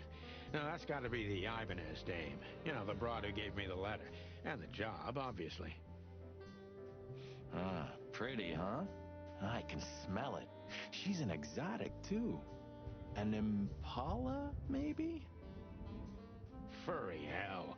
That's why Chief Inspector Bloodboil hates you so much. He's jealous because your nose is better than a clucking bloodhound. Only when it comes to women? The bitter old dog. He just hates all foul. Yeah, true. Except for Monica. Monica's a fairy, not a bird. So, what now? Is he secretly in love with Monica? No, let's gather my stuff and head to the club.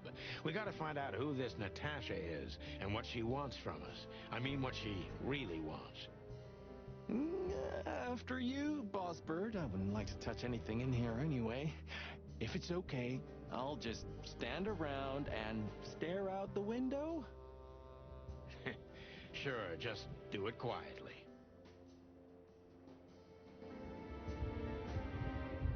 Okay. Maybe in another lifetime, old bird. With the lights on.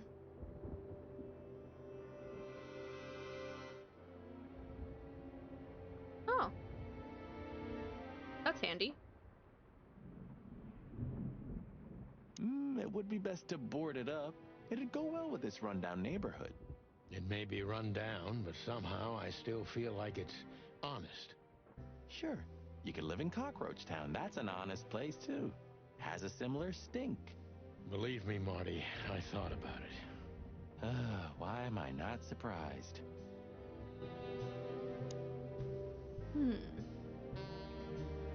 There's So got to be this is something them. here. Yeah, the Wild Gentlemen. They were role models when I was a kid. Well, you must have been a weird kid, which ain't surprising. My idols were the White Wolf and Super Squirrel. Super Squirrel! The White Wolf, eh?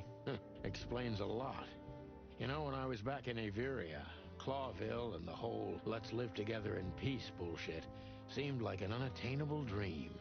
Those guys made it happen. The city rose from the ashes of the Great Fire. Yeah, but look at it now.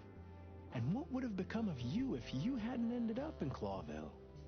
Maybe you'd even be happy? Perhaps. Huh. The old days. You know, I miss him sometimes. What? The hype? Us as celebrity cops?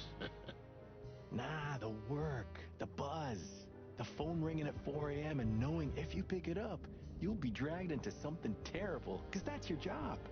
And of course, you pick it up every clucking time. I'm not sure it's healthy to enjoy that. Hey, no healthy animal becomes a cop in Clawville. Yeah, true. Who's that shaggy creature? That's M.B. Davis, you bird brain. Politician?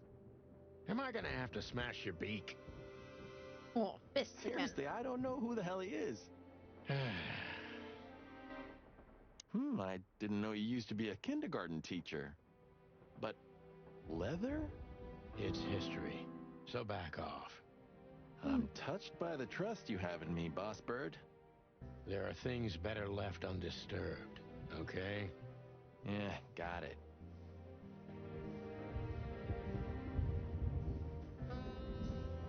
Because he's there with Molly. Man, I can't imagine how you feel. The only good thing you ever had, huh? Shut up, Marty. Sure.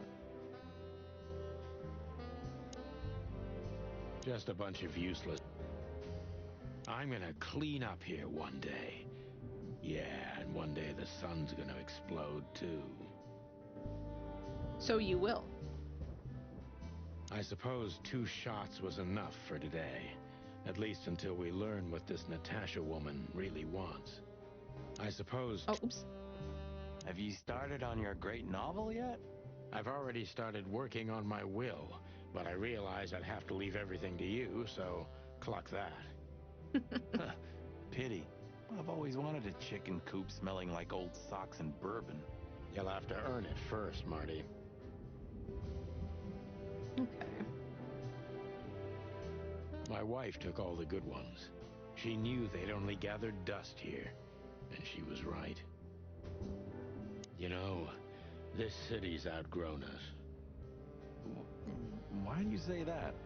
Well, don't you feel it? The whole place squeezing you. The polluted air, the sirens, and the smell of cordite.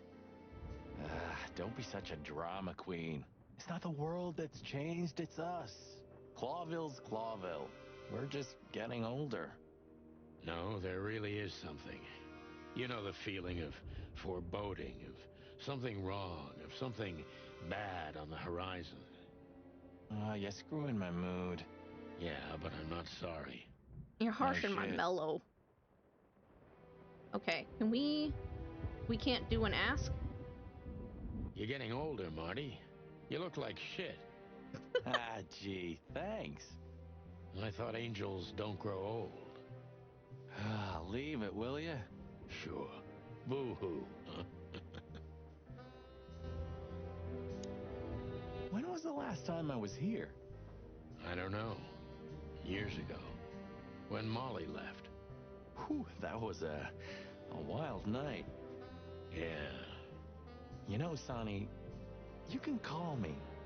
Not just when you want to investigate some shady case from a shady dame and you need a big meat shield to cover your ass. Times have changed, Marty. And I don't call anyone. You called Lewis earlier to give Miss Ibanez a ride home. All right, Boss Bird. Whatever you say. Get his fucking phone number. Ah, there we go. New ask function. There we go. Perfect, perfect. But first, the Wild Gentlemen, a civilian organization started by the 4 most influential and wealthiest animals in the city. The fire of 867 had almost entirely wiped Clawville off the face of the wilderness when the Wild Gentlemen intervened and built the city anew using all their money and influence. They were heroes, or at least they were regarded as such. Some believe the fire was their doing, and it was all part of a national conspiracy, but most likely we'll never know the truth. This is Averia, a country inhabited exclusively by birds. Averia, avian, aviary. It's a picturesque modern place governed by a democratic parliament. It's bordered by 2 seas, and its economy is built mostly on air transport, commerce, and its aerial military. The country's on neutral terms with almost every other nation, and except for the Great Meat War, had kept this standpoint all throughout known history. Leather and fur. Leather and fur used to be high fashion, but nowadays, especially in Clawville, the use of real leather and fur is quite rare. It's not totally illegal to wear these kinds of clothes, yet, if you can afford it, but it's quite despicable, to put it mildly.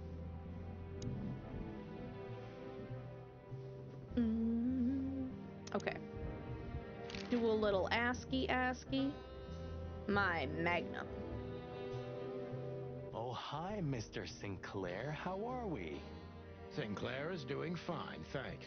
Anyway, you still talk to your guns? His magnum is called Sinclair. That's funny. Yeah? And so what? Other animals talk to their plants. Crazy, isn't it? At least a gun has a soul. And it's useful. I can't believe you're allowed to walk around freely, Birdie. Oh, if you only knew what I'm packing right now. I don't want to know what's under your feathers, Marty. Have you been there before? Never. You know, it's not my style. It's too fancy for me. I'm more like the smoky, smelly, ramshackle little joint type. Yeah, same here. we're not gonna mingle like this, right? We're not searching for a tailor on New Year's Eve, okay? We'll go as we are. That'll be exciting. Walk in looking like cops. Let's just stay out of trouble, okay? What trouble? That's the spirit. So she just turned up with a message on this flyer, and you fell for it? Maybe I was bored, or maybe there's more to this thing than meets the eye. Yeah, there's always more. Maybe I just wanted to meet you for old time's sake. That's not funny. Gay? I've never had a good sense of humor. You know that better than anyone. That's for sure. Call them up so they could play a game of Choke the Chicken? So the Czar Club, huh? My city's on fire. Sounds good. But that's all? It's kind of weak for a clue. It's not a clue. It's just a guide. By the way, it's New Year's Eve. We deserve some fun, right? Well, that's true. But it's never that easy with you, Boss Bird. There's something you're not telling me, right? Nothing important, Marty. Yeah. If you say so. Well, that's all the questions that we can ask. So, am I staring quietly enough? Well, the floor's creaking a bit when you shift your weight, so, You're an asshole. I don't think there's anything else.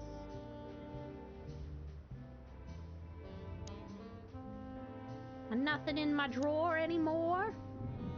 Well, I suppose we can leave now. Hot dog. We want to go. I mean, this is saying that it's a prime location. Look at these two simpletons. They don't even realize their jackets are full of holes. For the wild God's sake, don't dare tell them. I already tried, but nothing happened. Figures.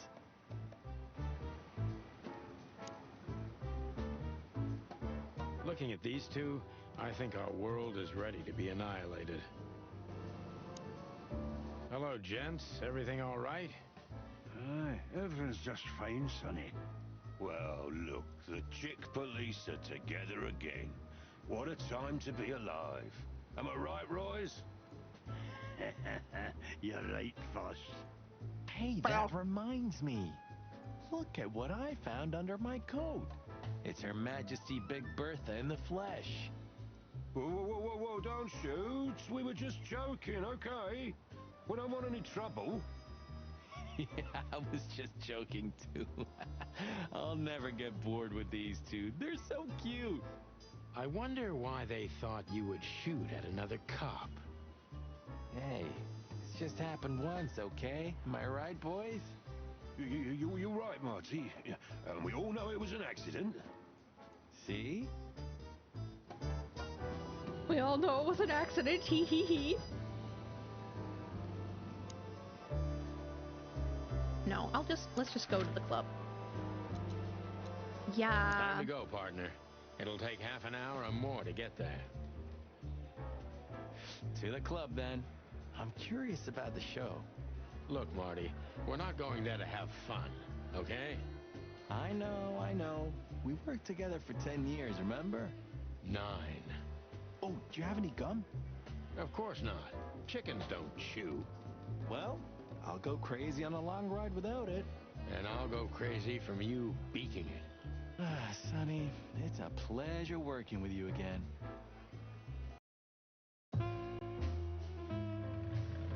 Midnight had passed, and the intoxicated madness kicked in. We could only crawl along Shalva District's main street toward downtown. The city's heart beat differently. Ancient buildings were defaced by neon signs and billboards, like half-drunk lovers on a fine leather sofa. Great old houses neighbored by garish modern blocks. A place that makes the head hurt. The Tsar's huge neon sign was visible for miles. A blazing red sign advertised tonight's main attraction, the amazing Natasha. Cops were never welcomed at places like this. I hoped we were too late for the show. We had to be inconspicuous, but it was never easy with this bird mountain by my side.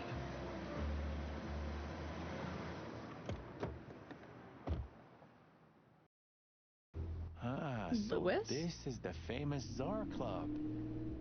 More like infamous, Marty. It's not for our kind, that's for sure. And I don't mean that they don't like foul here. Well, at least we don't have to be afraid that they see you as a detective, Boss Bird. Very funny, Marty. So what are we gonna do now? We find Natasha, the broad who sent me the message, remember? But first we need to get into the club. And Marty, please, don't monkey this up. Excuse me? On behalf of the well-respected and noble primate community of Clawville? Cut the crap, Marty. Let's focus on what we're here for, okay? As you say, Boss Bird. Honestly, I think these types of women only see faceless tuxedos, cufflinks, and wallets. And in the mirror, they're just brooches, necklaces, and earrings. Don't be so radical, Marty. They're women. They live by different rules. That was kind of deep. It's not. Just bullshit. There's more where that came from. Ooh, teach me, Master. When you're old and wise like me, you'll realize none of it is worth a damn thing. Wait, that was deep again, right? Maybe it was, Marty. Maybe it was. Amazing. Jeez. Hey, that's your old friend, right? Wait, what was his name? Lawrence? Lamar? No, Liam. Lewis. Yes, it's him. To be honest, Sonny, I always thought that guy's not all there in the head. Nobody's perfectly sane in Clawville, Marty. But if not for this old rabbit, I wouldn't be here today. I'll never forget that. Should I thank him for that? Or kill him for it. You're reading my mind, boss. Sonny, my dear friend. Hi, Lewis. This is my partner. But I'm sure you already know. You have no idea how happy I am to meet you, Mr. Marty. I'm a big admirer of your work. Pleasure's all mine, Lawrence. Lawrence? Anyways, so, the legendary Chicken Police back together? Isn't it amazing news? Don't ruffle my feathers, Lewis. Those days are long gone. We're just here for the entertainment. Or something like that. I see. Well, that's a shame. See you inside? I have something to do, my pal, but I'll try to make it for the main event. Okay then. Catch you later, pal. Yeah, Lewis. Whoa, look at that. Isn't that the new... It is, Marty. A brand new 942 Silver Hawk. Haven't seen such beauty since I left Averia. Of all that's furry. Whose is it? Maybe it's Ibn Wessler's. I guess he's no paper tiger. Yeah, he sounds like a fellow who drives around in one of these. Lucky bastard. Do you remember when the Clawville Chronicle was a really high-quality newspaper? You mean when they wrote something about us daily? Yeah. What exactly happened to them? Well, they got bored with us, Marty. And to be honest, so did I. But still, here we are working together again. Funny, huh? Yeah, hilarious. Huh, I like this. Why's that? I don't know. 'Cause it's moving, I guess. You're a simple bird, aren't you? Yes, I am. It goes spinny, make mine go burr. Ha ha ha.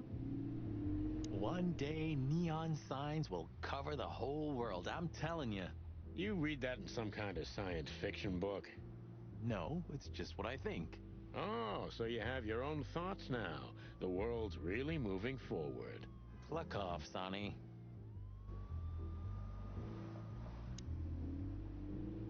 In the most colorful club of the most colorful city, My City is on Fire, brand new hit from the Queen of the Night. You know, seeing this, I can't wait for the show. Why, 'cause they got all the long thighs on display? Sorry, there ain't no big guns. The girls? New Year's Eve's once a year, right? And we're not on duty. Have I asked how Laura's doing? Whoa, hey, I was just kidding, okay?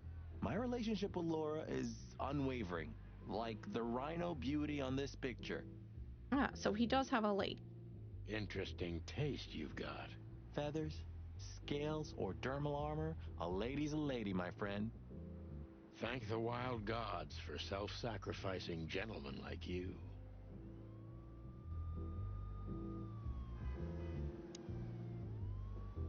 That's a little bit rude.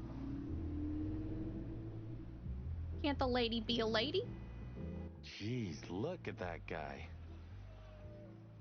That's not a guy. That's a demon.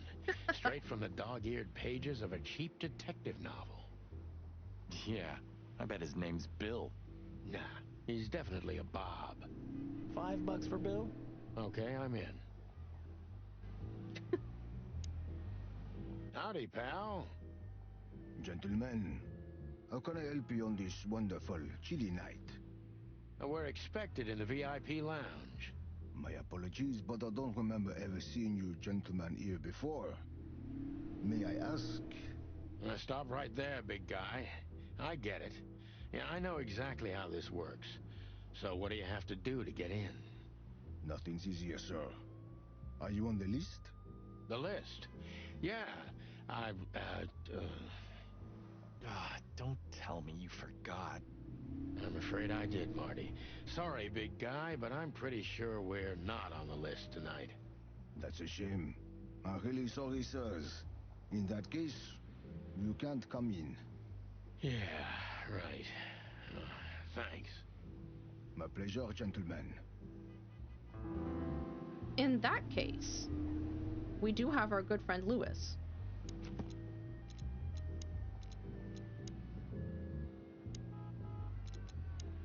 The Clawville Chronicle is the most read and highest quality newspaper in the city. It's so famous that it's also being read beyond Clawville's borders, and not just in the colonies. This was the paper that first published an article about the two heroic roosters, aka the Chicken Police. The article was written by Timothy Saltwater, the Seagull journalist who has since become somewhat of a legend himself. Let's see. What can you tell me about the first lady of the place, big guy? You mean Miss Natasha Katsenko, sir? You're right on point, pal. Nothing you don't know already, sir. Just try me. Well, she owns the place. And, that's it? Well, that's, unbelievable. Pardon, monsieur, but I'm not permitted to say anything more. Say, big guy, you know Mr. Lewis Hayworth? But of course, Mr. Hayworth is an impeccable gentleman, and also a frequent visitor of the club. Is that so? Good to know. And?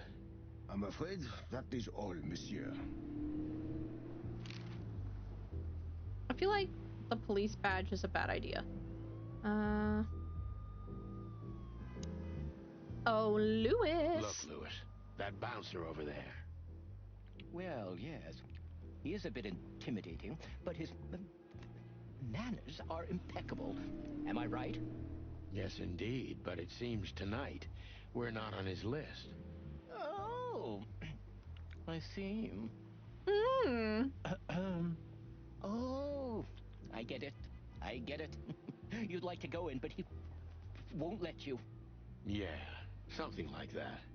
No, no problem at all. Come with me. I'll talk to him. Much obliged, pal. Yeah, thanks, Bunny. Excuse me. Ah, jeez, what the hell's wrong with you, Marty? What? Did I say something wrong?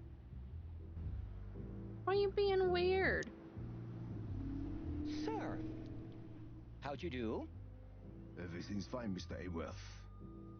Good. Look, this noble pair of pigeons are my friends. They're on the list, okay? L'argent, sir. And as for you, you owe me one, gentlemen. Thanks, old pal. It was my pleasure to help you, as always. All right, let's go. The jazz overwhelmed us. There was no band in sight, yet the music seeped from the walls like years of cigarette smoke and the smell of spilt whiskey. Yeah. Behind the bar, rows of fancy bottles reflected the harmonious voices of pretty dames and the clinking of crystal glass. It was the kind of place that makes you drunk, even if you've never had a sip. A dangerous place for someone like me. No matter how alien I felt, it was strangely like coming home. Welcome to the Czar. Well, here we are.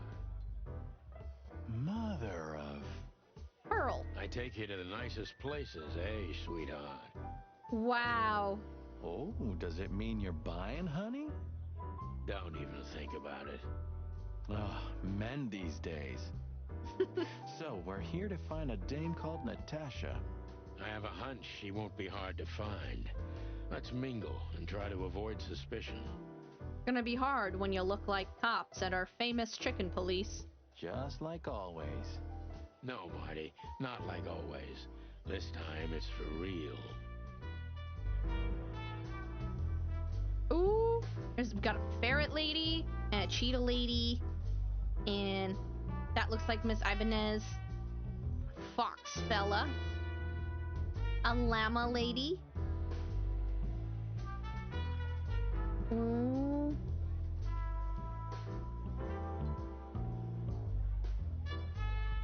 Cool.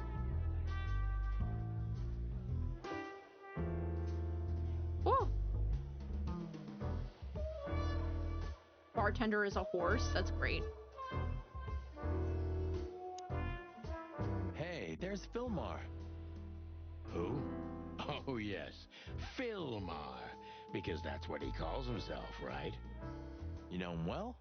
We had some seriously wild cases together, yes. Mainly in Averia, way before Clawville. Another place and another life. Sounds good. Like the blurb of some cheap pulp fiction book. Yeah, it was the exact opposite. But the old bird's worth saying hi to. Well, well, if it isn't the great detective, Marlowe. Blow me, Sonny. You know I don't use that name anymore. Okay, Mr. Dumbass alias Fillmar Lowe. So says someone who tried to go undercover with the Feather Pillow Mafia is a turkey. Right, Mr. Turk Cayman? Hey, that was a long time ago. I was young. And I stick to my principles and my stupidity. Phil Marlowe, and that's that. Don't rile me up, you old fart. Turkey man. Okay, fair enough. Sorry, I'm a little clucked tonight. Mm-hmm. I know the feeling, pal. By the way, what are you two doing here?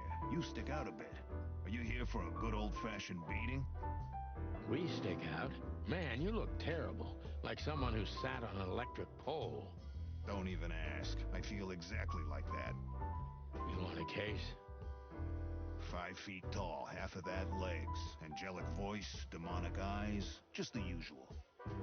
Oh, boy. And you? Something like that. Just don't know the exact numbers yet. A dame named Natasha. She called us here. If I'm not mistaken, the joint is hers. Yeah, she owns the joint, amongst others. Well, good luck, guys. That broad has a reputation. She's not the kind to toy with, if you know what I mean. Any useful information? For free? Stop clucking around, Fillmar. All right, but just because of the old days. Look for me after you've talked to her. You wouldn't understand what I have to say about her before then. Don't leave unless you're thrown out, in which case, you know the drill. We don't know each other, I'll deny you in a blink. Good to see you too, old pal. We'll be back. Uh-oh.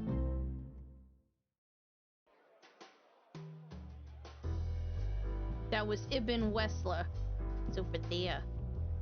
With a raven lady. I know she's a raven because of the feathers that go down her beak like that. And the shape of her beak. Crows are a bit different and they don't have those beak feathers. The rest I would need to see like her tail and wingspan, but because she has people arms, I don't think she has a wingspan. Yeah. 2 whiskeys, kid, and no horsing around. I've never heard that one before.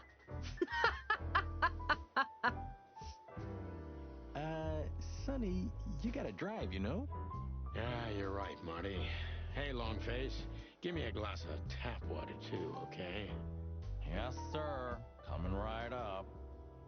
That wasn't exactly what I meant. This, like, awkward slouch. As I recall, you're always bragging about hiding your shotgun in your coat so well, no one can see it. Sure. Maybe I have it with me now. What? Well, do you see that bottle, Marty? That's a 28-year-old Golden Eagle whiskey. Of all the furry gods, you're right. And they've just left it on the bar. Someone ordered it, got so drunk he forgot all about it.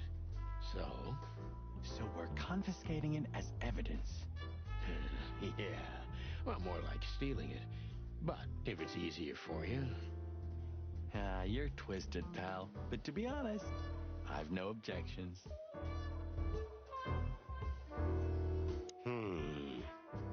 Look, Sonny, I know it's not my place, but Laura's father went to that guy when his, problems had gone too far. You're treading on thin ice, Marty.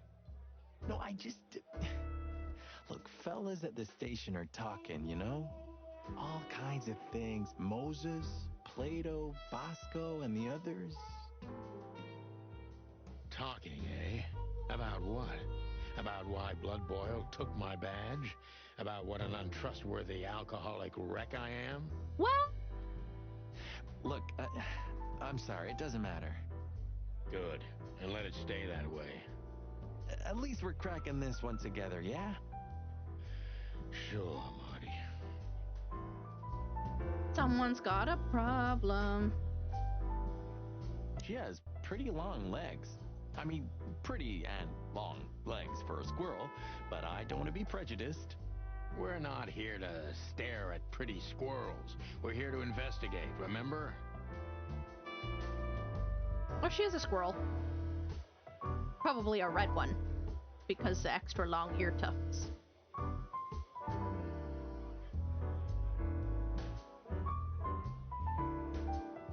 So, where the hell is Natasha? Well, let's ask that stud over there with those nice gals. That guy looks way too horny for my taste. Antlery. Oh, man, your sense of humor is bad as ever. You just need to get used to it again. What? Same, bro.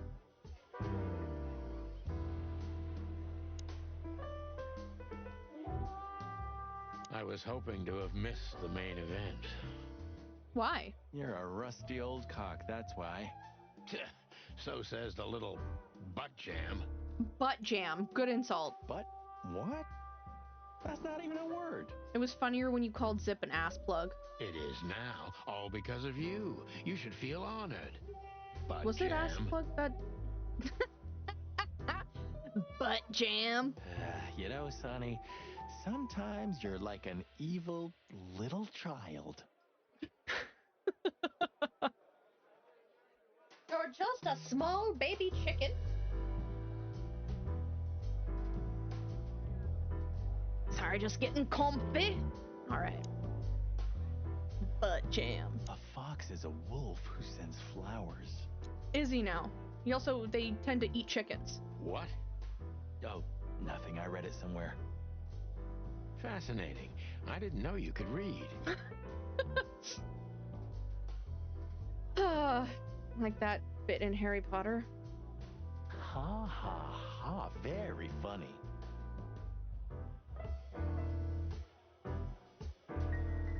I can't talk to the goat and alpaca or llama? Okay. Bogan and the Bandicoot. You think this is one of those movies where the femme fatale gets everything in the end and the poor detective's left stranded? Yep, just like life.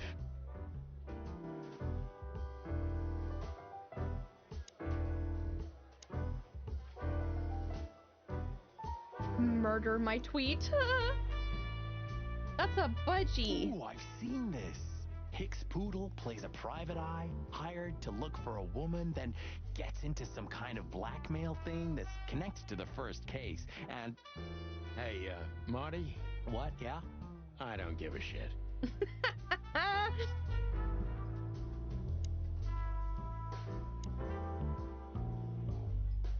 This done for hire.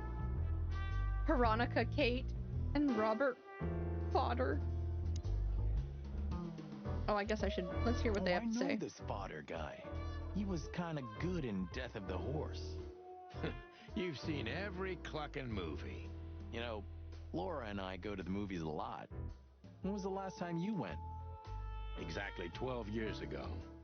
Whoa, you remember that precisely? Let me guess. Molly? Yep, our very first date. I see. What did you watch? I don't remember. I just remember her. Nothing else.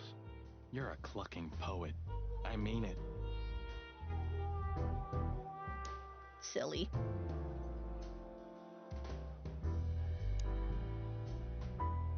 The loudest howl. He has the case. He has the girl. He has the gun. He is the alpha. Huh. Another lupus movie. Jeez. Is there nothing today they're not trying to sell with this guy? Whoa, don't be rude, Sonny.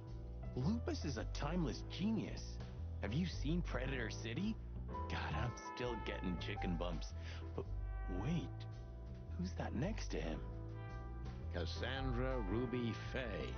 Nah, never heard of her. Cassandra Ruby Faye. Oh, gods, even her name makes me go weak in the knees. Watch your blood pressure, pal. Don't mind me. Just women and guns are my only weakness. Huh. No shit. She a bunny. She scream. She looks like she's legit screaming. That's okay.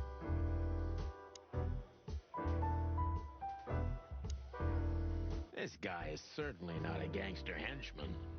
Of course he's not. Why can't I talk to him? Isn't that... Yes, it is. The great Ibn Wessler, in the flesh. So much for our incognito. You think he noticed us? Only if he's not entirely blind. Great. That woman with Ibn, I think I know her from somewhere. Maybe in your dreams, pal. Well, let's get this over with. Let's talk to him. Just act nonchalant, my friend. No, it can't be. What now? Is that Olivia? No, Marty. Hey, Olivia. Are you talking to me? It's me, Marty McChicken. Oh, God. What a pleasant surprise. The Rooster Copper's in person. You're just a little rat. This is like a little baby rat. Chicken police. But yeah, Mr. Wessler, you could say so. The name's... Sunny Featherland, of course. Chicken police. Your partner is, he is... Literally someone who just said his name? Marty McChicken, sir. I just introduced myself to your lady companion seconds ago. Oh, yeah. I'm so happy to see you. Hello, boys. So, to what do we owe this pleasure, gentlemen? A little accent nail? Yeah, so, we were, just in the neighborhood, and... Cut the crap, Marty. All right, we're here for your sweetheart, Natasha. Oh, I see. No big deal. No. Just a blackmail thing. You know, horrifying threats written on the wall with blood-red paint, the usual stuff. You must be familiar with this kind of thing. Oh, yeah, indeed. It's, nasty business. But I didn't know Natasha hired a detective because of this simple matter. But to be honest, I understand. I would have taken matters into my own hands, you see. But I'm kind of busy. I understand. Mr. Wessler had a meeting with Attorney General Hamtaro yesterday, so he's rather tired. Hamtaro. Excuse us. Small hamsters, big adventures. Let's make a wish. Ooh, ooh, make it come true. Oh, dear Olivia, it's okay. These gentlemen are just doing their job, right? And if I've heard correctly, they're notoriously thorough. So, how can I help you? We've got a few questions, if you don't mind. I'm at your service. Ooh, ooh, ooh, ooh. Let's see. Good old Philmar must know something about Natasha that could be important for the case, but he won't talk until I meet her. He seemed a bit nervous. It must be something really significant. Philmar. Philmar Lowe. Previously known as Philip Marlowe. Species Falcon. Male. Special feature, an absolutely average forgettable guy, and my old acquaintance from Averia. Philmar, the name he goes by nowadays, is an old comrade from before the Clawville times.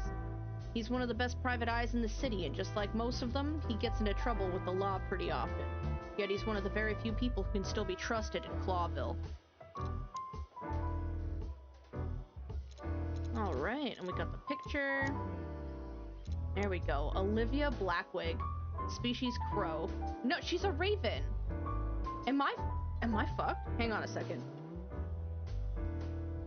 Raven versus crow.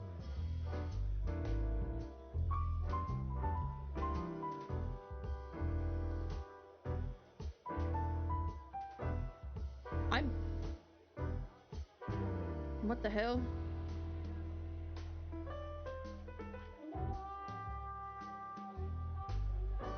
Oh, ravens do have the... They do both have the feathers on their beaks, ravens and crows.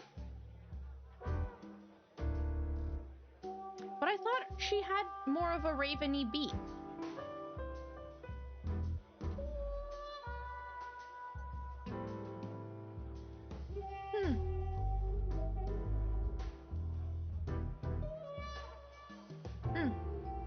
I don't know. I'm not sold. Fine, she's a crow, whatever. I was fucking wrong. Olivia is currently Ibn Wessler's assistant and escort. Finding out whether there's anything other than a working relationship between Miss Crow and Mr. Rat could prove valuable. Can I talk to her individually? Nah. Ask. Let's ask him about Olivia Blackwig. Has your assistant been working for you long? Are you talking about me? Okay, fine. She's a fucking crow. Yes, I'm talking about you, ma'am. Let me answer your question then. I've been in Mr. Wessler's employment for 6 months. Why do you ask? Oh, just routine questioning, you know. Most of them aren't good for anything. Just killing time. It sounded rude to me. Yeah, please forgive her, detective. Yeah. Olivia's a real firecracker. Nice bunker you got here. Well, thank you, but it's not mine. Not anymore. But I'm sure you already know that. Listen, detective. If you want to know something, please ask straight, huh? All right, Mr. Wessler, let's make this a bit more professional. Ooh. I'm not as exciting as people tend to believe. I grew up in a poor family of many siblings. I'm the only one still alive, unfortunately. My career started with a shoe store, and now, here I am. I wouldn't call that an average life. Shoe store owner to mob boss. How dare you speak to Mr. Wessler like that? Leave it, Olivia, dear.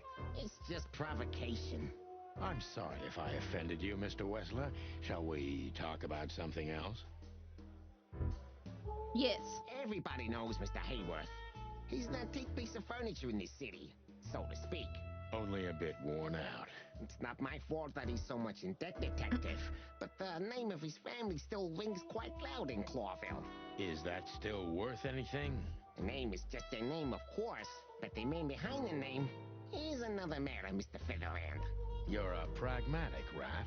Thank you. Thank you. Look, detective. Aggressive. If you want to know something, just ask. All right, Mr. Wessler. Okay, fine. Let's do a questioning. Wessler is a tricky guy. Unfortunately, I don't know enough about him, so I have to be cunning. I can't just pin him against a wall. Yet. Ridiculous looking face from the front. Look at him! Wah! He's boggling a little bit. Okay. How did you feel when you heard about the blackmail? How did you feel when you heard about the blackmail? Honestly, I found it ridiculous. And now? Now I'm kind of interested. But I wouldn't call it blackmail yet. They're just empty threats. There were no demands. Good point. Thank you. Are we done? No, Nuh-uh. Not quite. I'm sorry to hear that. Mistrustful, fair. Why didn't you just call the police? Why didn't you just call the police? Huh? Why? What would have been the use of that? A few messages aren't enough for a case. You should know that. Harassment makes for a case. So do threats. Who were you trying to convince, Sonny? Huh? They would have laughed in my face. Anyway, you know, the police station. Once I set foot in there, I'm not coming out again. Your lawyers are too good for that, Ibn. Yeah, I guess you're right, chicken. Minus 15?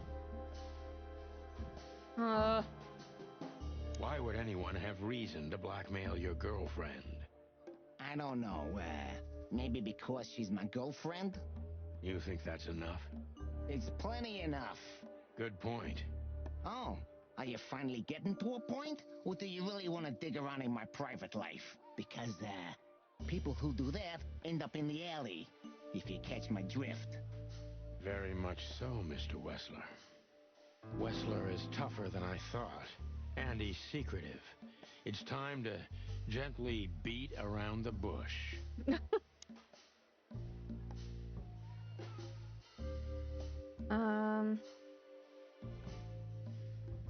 Were there any similar incidents in Natasha's past? I mean, threats, blackmail, enemies or insane fans, psychopath pianists, perhaps. I don't know about enemies, but she's a celebrity. A star shining bright in Clawville's night sky. Do you understand? She gets endless fan mail. It could be anybody. I wouldn't overreact. That can't give me negative points. That seems like... That seems... Natasha doesn't feel that way. I've noticed. Plus 15. Okay. You think one of her fans is the culprit? Do you think one of her fans is the culprit? Someone who can't take rejection, maybe. Why not? It's quite common. It's a typical motive, indeed. Any ideas who it could be? Yeah. Attorney General Hamtaro is obsessed with Natasha. But he's, more like the kiss on the hand, flowers bowing type. Throwing bricks through the window is not his style. I can't think of anybody else. Or rather, I can think of everybody else. About half the city, actually. Ah, fuck. I get it. Oh, plus 20. Okay, cool.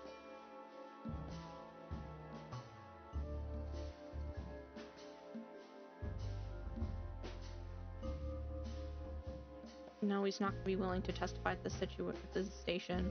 We already asked this. Fuck. The mob boss and the pussycat, eh? How did you even meet? Huh? Are you trying to piss me off, Corpora, so I accidentally let some big secret slip out, huh? A simple answer would work. You know, Natasha, She's both connoisseur and muse. So, how was it? When was it exactly? You don't remember? That's strange. Ah, yeah. The millions, of course. It was like another lifetime. It happened right here. Only this place was called the Millions back then. She was a dancer. Behind the scenes, I arranged opportunities for her on the big stage. Yeah, maybe she still doesn't know it was me. Ooh. Then one day, I invited her for a drink with a promise that if she was willing to meet me, I'd buy the place for her. Wow. I guess she was willing. The next day, she had the club in her name. Well, that is romantic. Yeah, there are many kinds of romance, Birdman. There's cheap and there's expensive. You get what you can afford. Huh. Do you... Oh, okay. Do you live in the same house as Natasha? Oh, you're really something. Natasha's a free woman, but mostly, yeah, at my place in Goldtown. But she has her own kind of a weekend house. How often does she use? Yeah, every other weekend, roughly. I see. That's very important information. Yeah, if you say so. Okay.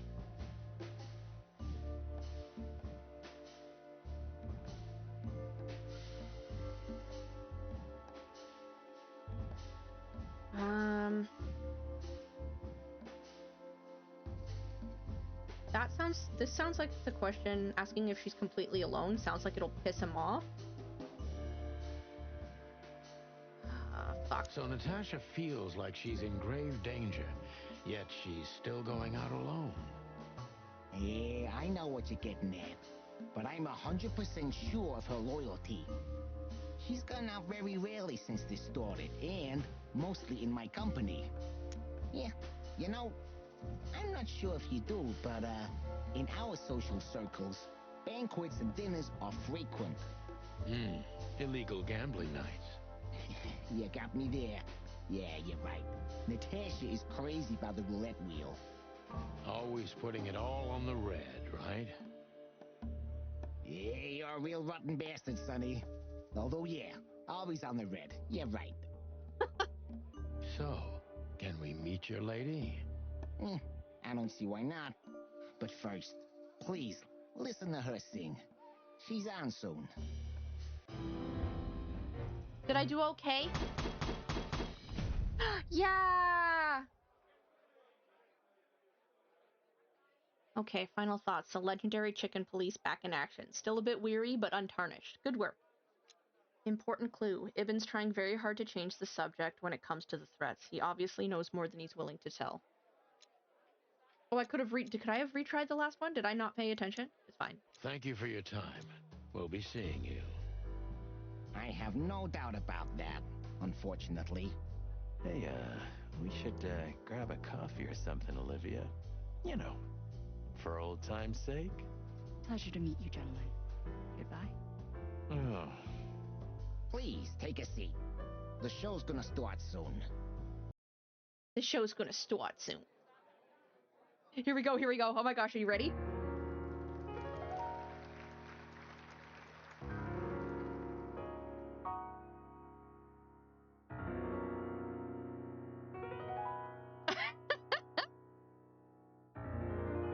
The first time he's seen color in a while.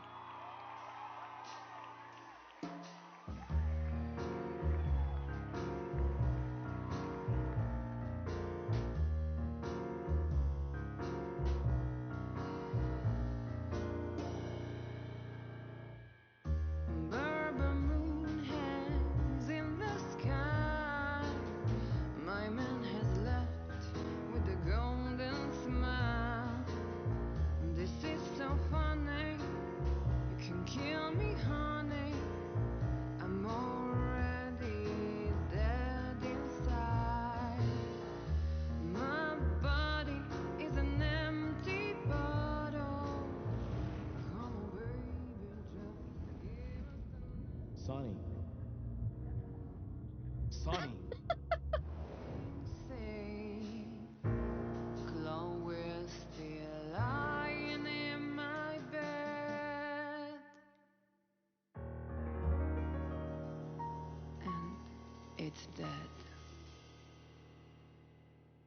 He locked in so hard. That was, unique. Oh, that is cute. Nobody has ever given me such a unique compliment before. Forgive me, my name is Santino Featherland. I thought so. You look more or less like I imagined. More or less.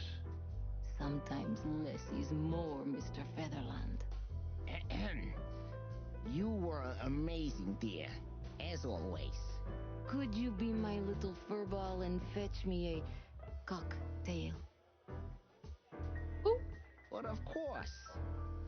Eben will be back soon. We'll have a few minutes to talk. Then he'll end the conversation and throw you both out. With all due respect, ma'am, we're not that easy to get rid of. Doesn't matter who's trying, believe me. Doesn't matter, he'll do it. That's why I'm telling you. I don't want a scene. My room's upstairs. Meet me there in 20 minutes. Come alone, Sonny. You'd be too conspicuous otherwise. Hey. I understand. You know, they call him Target Marty at the station. I don't have time, Mr. Featherland. Sure thing, Natasha. I'll come to your room. 3 knocks, a short pause, then another 3. I'll be waiting. Go, before he comes back. I knew she was trouble the first time I saw her. In her She room? wore danger like a perfume. It was simply part of her being, and it attracted me, like light attracts the moth people.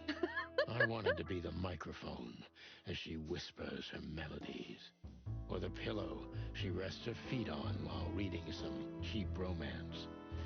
I wanted to be her nightdress, barely touching, barely covering her marble skin. But I was a cop, and a lifetime wouldn't be enough to rid myself of what a woman like her hides under her makeup. Keep your distance, Sonny. Just keep your distance. Oh boy. Okay, I think there's supposed to be another book in here.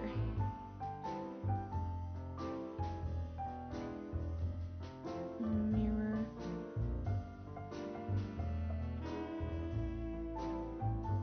Oh, farts.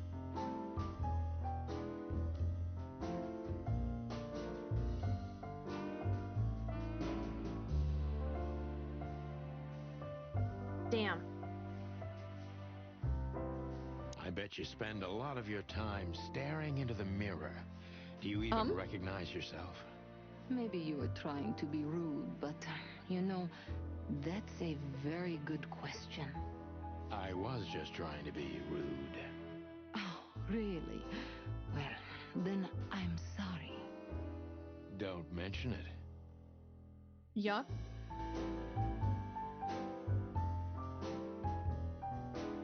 You got a beautiful place here, Natasha. A peaceful little island on the ocean of madness with very classy furniture. Eben likes me surrounded by elegant things, you know? You're an elegant thing yourself, sweetheart. Oh, that's charming. Thank you, detective.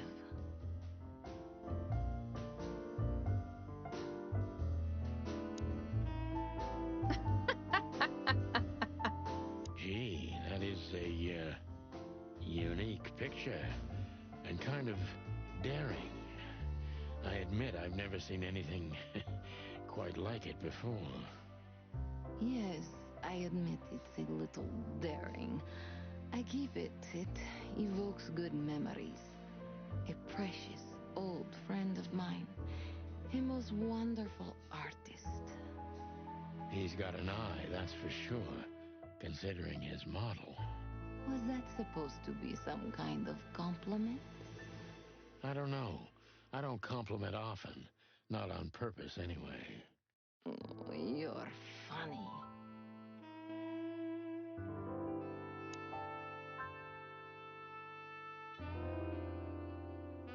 Okay. This woman's aware of her charm, and she knows how to use it. A rare and dangerous combination. How do you like your bourbon, Mr. Featherland? In a glass. But thanks, I had a couple before I came. I feel like this may be a long night. I hope it doesn't bother you if I have one myself. I get offended if women don't drink in my company. Oh, you are a funny guy. Haha, funny guy. So I've been told. Anyway, lovely room. Yes. Look, Mr. Featherland. It's sunny. Saves us a lot of time. Several syllables, at least. Okay, Sonny. So, why am I here? You know, men tend to babble in my presence. It must be exhausting. It is. But you're not the type to beat around the bush. Is it too banal if I tell you it's an occupational hazard? Terribly. So can I start the unpleasant questions? I've asked you here so you can do what you do best. Really? I thought you asked because you wanted me to investigate for you. But if you'd rather be drinking... You do have a sense of humor. How reassuring. Only if I'm a bit hungover. That's usually quite common. Oh, please drop the act about being the alcoholic, heartbroken ex-cop, Sonny. It would undoubtedly suit you, but I've seen you scanning my room. From the second you set foot in here, you started working, and everything I say gets sorted in your brain. Am I right? Brain. That's a bit of an exaggeration, but yeah, it's something like that. Well then, Sonny, come at me. Oh, that's something I don't hear often. With pleasure.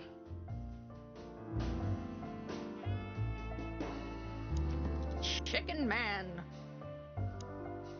Ibn's trying very hard to change the subject. Yeah, we already read that part. Under people. Let's see, we've got her picture now. Let's see. Natasha is a mysterious woman indeed and seems dangerous too. But she's undoubtedly in serious trouble. The question is she the source of the problem or is it something else? Ooh. Oh. Ibn. Ibn was acting quite strange and he hesitated when I mentioned how he met Natasha. It would be interesting to hear the story from another point of view. Gotcha. Cool, cool, cool. What do I have in my bag? Ah, the golden to eagle. daddy, darling.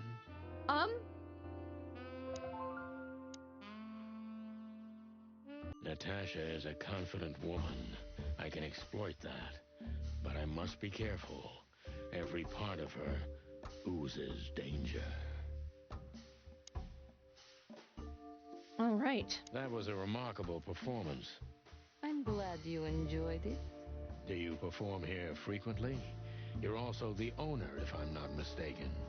Sadly, I don't have the time, but the stage still calls my name, and I perform just a few times a year, and always with a new song. So that was all the excitement.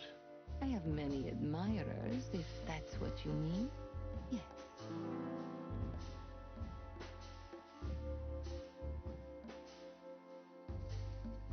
The picture on the wall is quite daring. Only if you knew how old I was at the time. Yikes! I think I'm on a slippery slope here. Come on, don't be shy. Ask me. All right. How old were you? Did you really believe I'd tell you? You're quite a player, aren't you? Life is anything but a game, detective. You tell me. Okay. La la la. Do you think one of your admirers might be behind the threats? Those who admire me usually idolize me. No, I don't think it's one of them. You know, The soul of an animal is extremely complicated. Sometimes all it takes is a bad look or some small rejection to turn admiration into hate. That's a stillborn theory. No one hates me if they once loved me, Mr. Detective. Ah, I see. What do you mean you see? What do you see? Cold, mysterious, confident. Okay.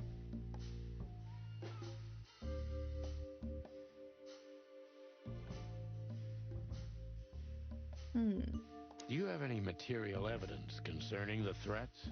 You may think I'm irresponsible, but I didn't keep any of it. I simply couldn't bear to look at them. Didn't you think maybe the police would need it? I didn't think I needed the police. Moreover, do you think the girlfriend of Ibn Wessler could ever turn to the cops? I see.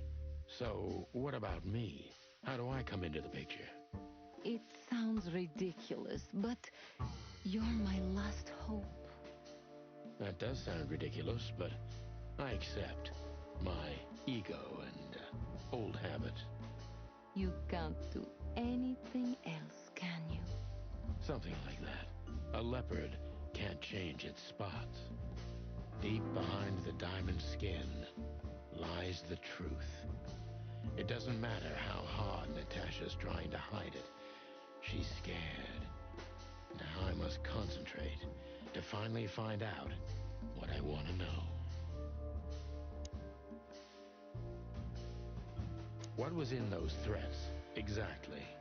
The message itself is not a threat. It's just a word. But a word again and again is threatening. Exactly. So? You really don't have any idea? Which word could be used for a woman like me? I have no idea what you mean. I am not a psychic chicken. I am but a chicken policeman. I guess I do. Yes, I think I know what it could be. Whore. Cat got your tongue? Am I right? You heard it. I said what you were thinking. And yes, that was in the message. That was printed on the paper and painted on my wall in giant red letters. Well, thank you for your honesty. Okay.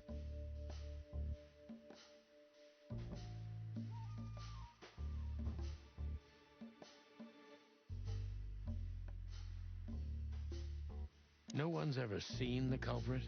Not even a shadow? That's one of the most curious things. Ibn has men everywhere, literally, my shadows, ghosts in every alley. But no one saw anything. One of them could be the culprit. Ibn pays his animals well, and he's the most dangerous man in the city. A combination that nullifies your theory, I believe. Damn. Maybe, ma'am. Love is capable of insane miracles and miraculous insanity. What poetry. Did you ever think about writing a book? Never. I'm afraid I'd learn too much about myself. Maybe that's the point. I would read about you. Not like the chicken police Pulp Fiction. Furry hell. Do you read that trash? Like everyone else in the city. Oh, great. I think it's flattering, even as badly written tales of heroes in the gutter. You enjoy it? Well, just a little, Sonny. Just a little.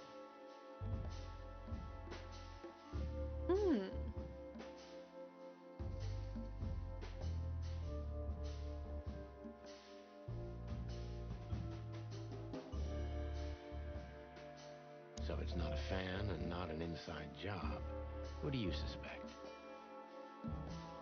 Hi, Foxine. No, this isn't a chicken. We're interrogating her. This is Natasha Katsenko. She sent her assistant or a friend, I don't remember, I think it's her assistant. Yeah, her assistant to come and hire us. Sonny is chicken policeman. Santino Featherland. Aren't you supposed to know that? You'll see him shortly. Usually, yes, but I've got nothing to go on, and you don't have a hunch. We're in the middle of an interrogation right now. Maybe I do. But first, I want to know if you'll even accept my case. Yeah, so she sent her assistant, Deborah Ibanez, to come and hire Sonny, aka Santino Featherland. He is a cop who's currently on leave, and there's like 100 and something days until he retires. It's kind of creepy that she has people hands. Yeah, they all just have animal heads and tails, and some of them have claws or like spikes and stuff. You'll see. It's great. It's so good. But she has been receiving notes that say, they just pretty much, it just says whore, but you know, one word repeated so many times starts to feel threatening. So she's been receiving anonymous notes. Somebody snuck into her house and painted whore all in red paint on the walls. And another time they threw a brick through her window with the note saying whore attached to it. So she's starting to be a little unnerved, so she hired Sonny. She's also the girlfriend of the city's mobster, Ibn Wessler. He's a rat. Also has people hands. Yeah. We've already teamed up with our old partner, Marty McChicken. It's a great time. I'm here, aren't I? That's true, but I must know if I can trust you. The proof of the pudding is in the eating. I wish it was that simple. Natasha is a mysterious woman, but I must gouge out at least one of her secrets. Enough games. It's time to know why I'm here. See, he a chicken man. He's just a chicken. With people hand. Let's stop beating about the bush. Let's stop beating about the bush. How do you know Molly? I'm prepared for that question, but it's still not easy. Oh, Molly is Sonny's ex-girlfriend. I don't remember if they were married or not, but she left him. You knew very well that if you threw in the name of my wife, I'd come to you wife, no matter okay. how vague and suspicious the case was. I just want to know if you're simply a manipulator or you're really that desperate. I really know her. I'm not lying.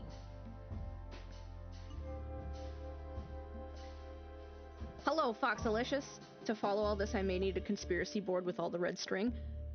Fair, it is a detective case, but it's really great.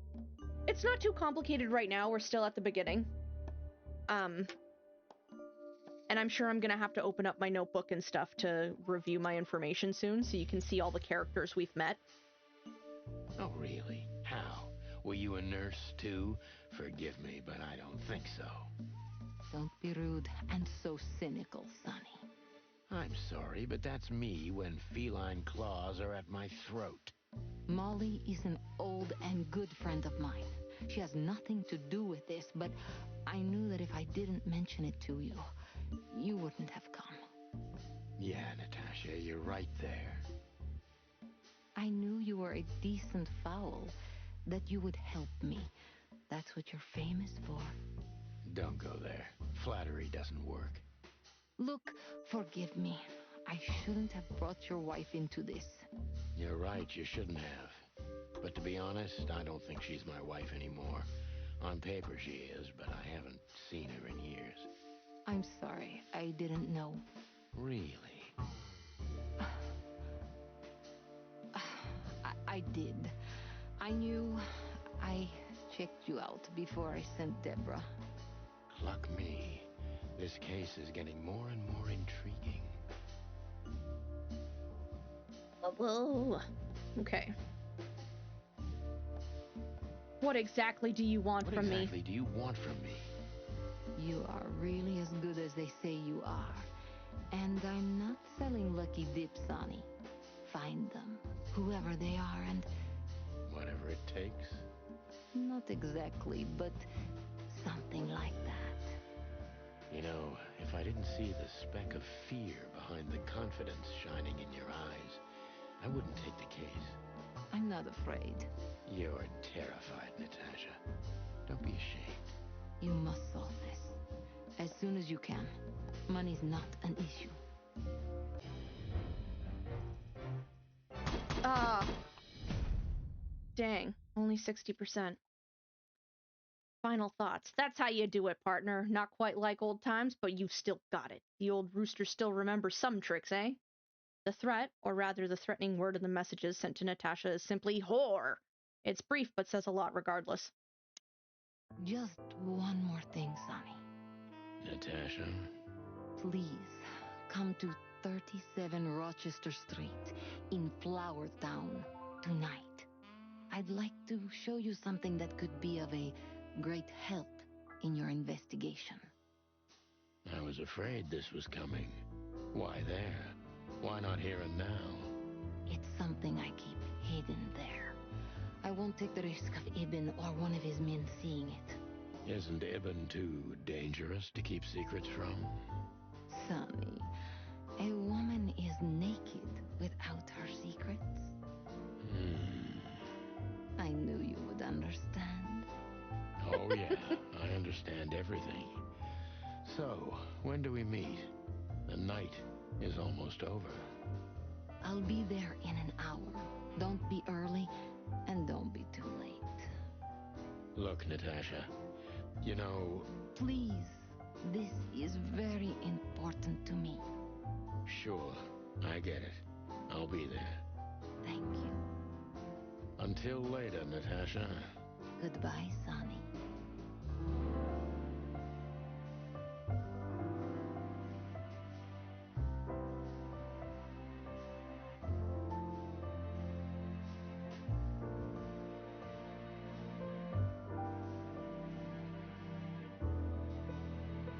Alright, I'm looking for collectibles, because sometimes they're a little hard to find.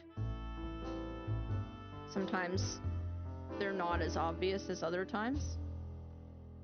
And my goal for this run-through, I've mentioned it a few times, I want to get the secret ending this time. It's been almost 3 years since I played it, but I want to get the secret ending, and I have to collect all 10 Chicken Police novels hidden throughout the game to unlock it. Okay.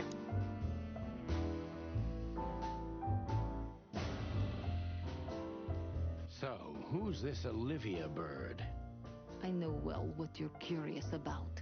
You want to know if she's sleeping with Ibn. The thought may have crossed my mind. You men. But guess what? Maybe she does. You don't care? As long as he loves me, I don't. Well, that's your business. What do you know about her? She's not the one threatening me. You can be sure of that. I know that was your next thought. The lovesick assistant is jealous of the boss's girlfriend and wants to flick her out of the picture. It would even stand up, but Olivia doesn't have feelings. If she let Ibn sleep with her, it's because she does what he says, nothing more. That was so honest and raw, I'm inclined to believe it. Why just me? What's wrong with my partner? Nothing in the world. I just like to be discreet. I wanted to talk to you in private because of Molly. Thank you for your discretion. It means a lot. Don't mention it. Why did you name it the Czar Club when you took over? It was the Millions before. Maybe you can guess my origins from my name and my accent. I come from the eastern Tsardom of Savonia. We are quite respectful of our leaders. You feel that's not the case here in Clawville? Here? No. Absolutely not, Mr. Featherland. Many here don't even know the name of their king. To them, he's only the Fox King. It's quite disrespectful and rude. There's some truth to that. Where I'm from, we choose our leaders ourselves, and whatever they do later, we proudly stand by our decision. So that's why the name, in respect to your country. Don't take me for so sentimental. It's only partly the reason. We lived there until I was 14. Then we had to flee. It doesn't matter why. In the end, I was the only one who made it to Clawville. So the name isn't because of nostalgia or respect, more like a reminder. So, why Deborah? I could not seek you out in person. It was risky even to send Debbie. It's too late now. Mr. Wessler is aware of my little investigation. I'm sorry I got her mixed up in this. She's a lovely girl. She looked like one. May I be brash? Deborah is... Oh, what was she? Why am I gapping on the, like, species of deer she is? She's like a deer type. It's New Year's Eve. Everything goes tonight. Ibn, do you love him? In my own way, yes, I do. Whatever that means. You can't understand this, Sonny. There are women who can't actually love. Not like they're supposed to. But that doesn't mean they don't love however they can.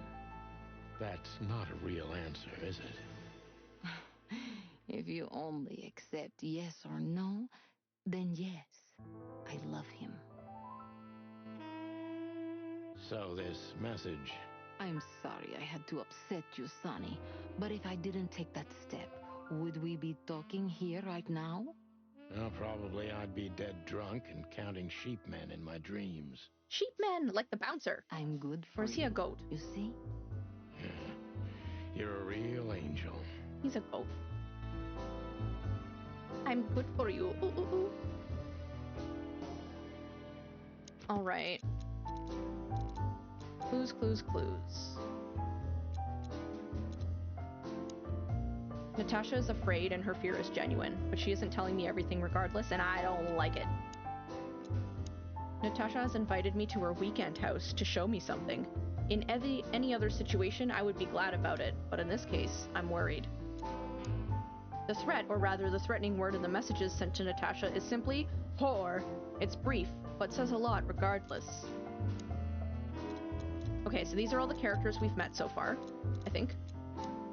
Almost. This is Zip. He owns the Hop Dog. It's a little diner with the best coffee in town. He's also an informant. And we've got Blood Boil. He's the captain, or he's the big boss at the police station.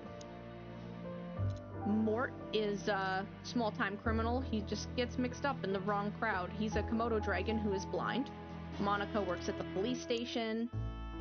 Bosco, Royce, and Phyllis, they're police officers. Olivia is Ibn Wesson's assistant. That's Ibn Wesson, Natasha's boyfriend and the mob boss. Phil Marlowe is a private detective. Lewis is an old friend of our good chicken man that we play. Marty McChicken is our partner. We got Natasha. Deborah is an Impala. She is Natasha's assistant and the one that we meet in the story early on, who tries to relay Natasha's messages to Sunny. That's it.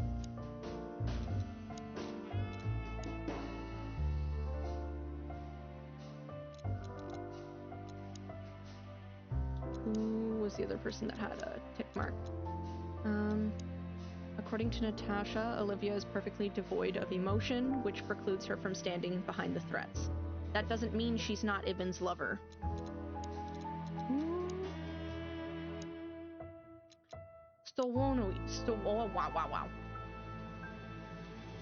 Stavonia. It's the bleak world of the proud Stavonians, mostly inhabited by predators and big cats. The political situation between Clawville and Stavonia is quite tense and delicate, for both historical and commercial reasons. The Stavonian Tsardom was the biggest loser of the meat war, but most animals have been considering them the potential trigger of the second meat war and the biggest threat looming over the modern world. Altera. The two-headed continent, Altera, may only be the second biggest of the three continents of the wilderness, but it's the home of the most advanced and most influential states of the world. like Nautica, the Stovos Zardum, Averia, that's a bird nation, Valesia, and Svolaso. Vlavoslavia, or the Fron Empire, and of course Clawville, the City of 1,000 Colors. It's called the City of 1,000 Colors because they say it's like the only place where predator and prey can live together in harmony, and they have like a bajillion different meat substitutes to cut back on domestic cannibalism and stuff like that. I think that's what they called it.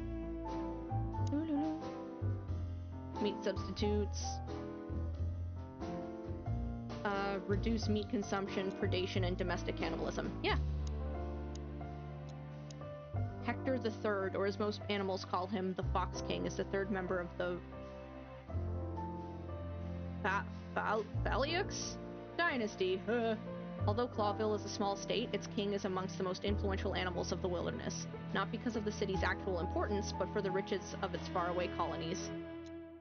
The colonies! Okay. Ooh, nice key.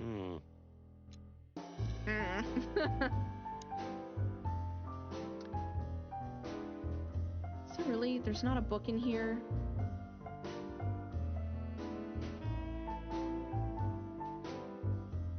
I want a book.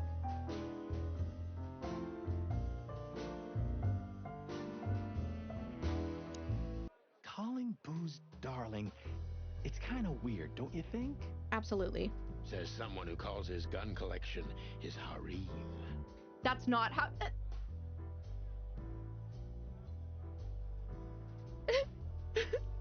His harem. He has a gun collection, they all have lady names, and they're his harem. His harem. Touché. I'll shut it. Harem, harem, harem. Good birdie. Well? Weren't you supposed to be waiting in the car? I was bored to tears, Sonny. I also thought maybe something happened to you. You thought Natasha had eaten me alive, huh? Well, who knows? You're such a fragile little thing. I'm too old for this, Marty. Then next time, leave the dangerous predators to me. Marty's only weaknesses are guns and women. I didn't mean that, Marty. I meant you. Oh. Okay. Ah, this is the life, huh? What's this guy do? Real estate? Mob accountant? Or is he a movie star? He looks like a coat hanger to me. That was actually worse than the previous joke. I try. His previous joke was that this fuck man, he said that he looked too horny for him. Yeah. Oh, why are they standing apart now? What's going on? Where's Ibn? Excuse me, pal. My name is Santino Featherland. Gabriel, what do you want? Chickens. Do you happen to know where Mr. Wessler went? Do you take me for a fool? Get out of here while I'm in a good mood, birds. Okay. Thanks, big boy. Ew.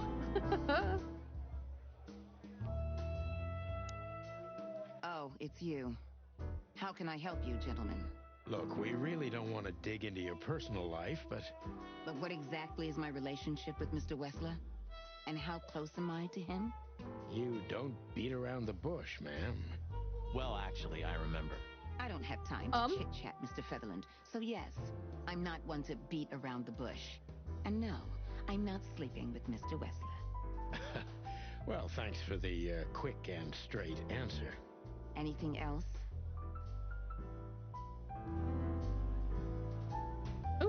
Ooh, yes. Do you come here often, Olivia? No, not really. Well, okay. Thanks. You're welcome. You know, Ibn's not as ferocious as you'd think. On the contrary, he's become very different recently. I heard. Don't you find that weird? Sometimes an animal just has enough. Fed up and wants a change. I deeply respect that. Well, thank you for your honesty, ma'am. What's your relationship with Miss Natasha Katsenko? We've talked a bit, that's all. There's no tension between you? You know, the pretty secretary. Well, thank you for your compliment, Mr. Featherland. No, no tension. Natasha's an intelligent woman. I respect her. Is that mutual? That I can't tell. If I'm not mistaken, Natasha has a weekend house in Flowerville. Yeah, that's right. Can you tell me anything about it? I've never been there. Allegedly, it's beautiful. Elegant and luxurious. Just like Natasha herself. Alrighty. Let's see, what dirt have we picked up? Just people dirt. Ibn is currently busy with some kind of meat substitute business. After the show, Ibn left the Tsar Club suspiciously fast. Ooh. Oh, right. Gabriel the Grinder Antipov. Lynx. Male. Quiet and deadly, he is most likely from Stavonia. This bobcat is most likely Ibn Wessler's goon. A goon! Alright.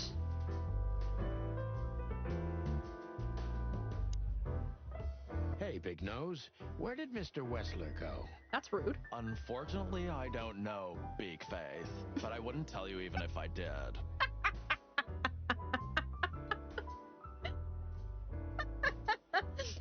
Big Face? Really?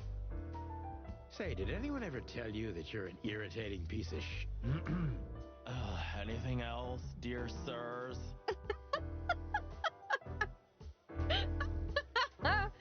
Oh, dear. So, have you talked to Natasha? In fact, yes. She was, kind of mysterious. I bet she was. You know, I've never abandoned a case before. Not voluntarily, anyway. But that woman... You're, too old for this shit, huh? As you say, pal. That's exactly how I felt, too. Before you leave, take this and examine it closely. What is it? The reason I've decided all of this is not worth it for me. Wow, that sounds encouraging. Take care of yourselves, guys. This case, maybe it goes deeper than you'd think. Oh, that makes my feathers stand on end. Ah, old croakers. You're safe while I'm here.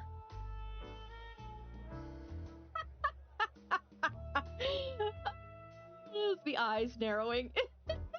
So good. Okay, I didn't say anything.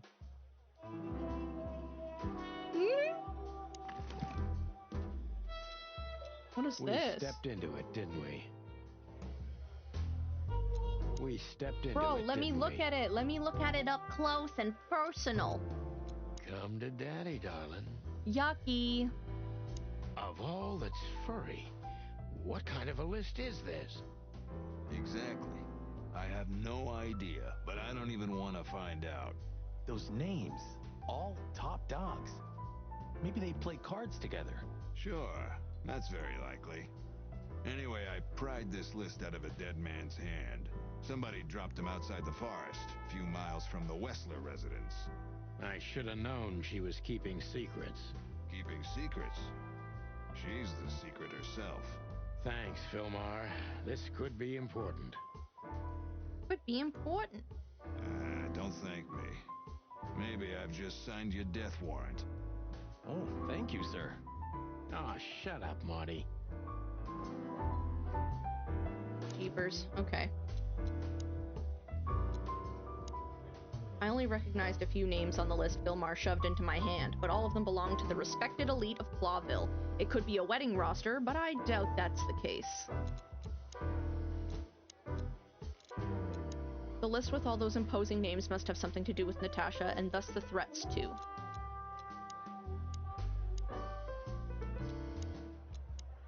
It seems Filmar also used to work for Natasha, but he got out of the case before the ground got too hot. Anyway, he kept a piece of evidence, as any good PI would do, which could be very useful to us. Weekend house. Natasha Katsenko's weekend house. It stands in the cleanest and most separated quarter of the city, in Flowerville.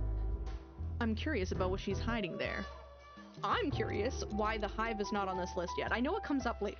Oh, pardon me. I know it comes up later, though.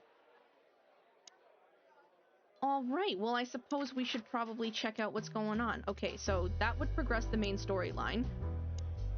But we've got a couple limited time locations. A nice cup of coffee a la Zip, huh? And Zip is my favorite character. We're not here for the coffee, Marty. Zip always knows more than what he lets on. It'd be worth interrogating the old trash panda. If he forgave us for wrecking his joint last time. He'll never forgive us, Marty, but we helped him out of trouble so many times, he's not gonna have any choice. I hope you're right, old bird. Fly guy. Everything all right, old man? If there's something we can do for you, just say so, okay? Well, all right. So the fly guy. Oh, the city and the hive. Okay, so this is the hive. It's become sort of its own walled-in section of the city. That is inhabited largely by insects, because there's still a lot of segregation in the city, and a lot of the people are racist towards bugs. Hence, we don't serve bugs here. Because Zip needs to fix his fucking attitude. This quiet. You know, I understand why Zip escaped here when he got out of his shady dealings. It's not possible to get all the way out, Marty. What? So, you also stay a cop even after retirement? Every cop stays a cop. It burns itself into you. That's good to know. So am I gonna stay a cop forever? Sorry, Marty. Well, that's that.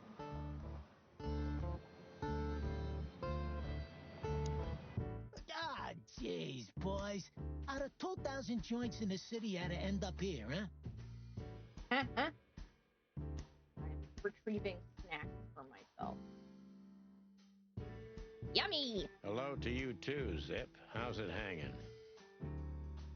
I had no problems until now. Ah, don't be such a drama queen. We just want to ask you a couple of questions, then we're out of here. And we won't even trash your place this time. What do you say? What do you say, old buddy, old pal? I say let's get it over with very, very quickly, chickens. Relax, pal. We'll be as fast as a hummingbird. Oh. My snack.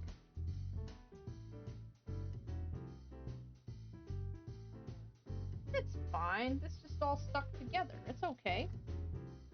No.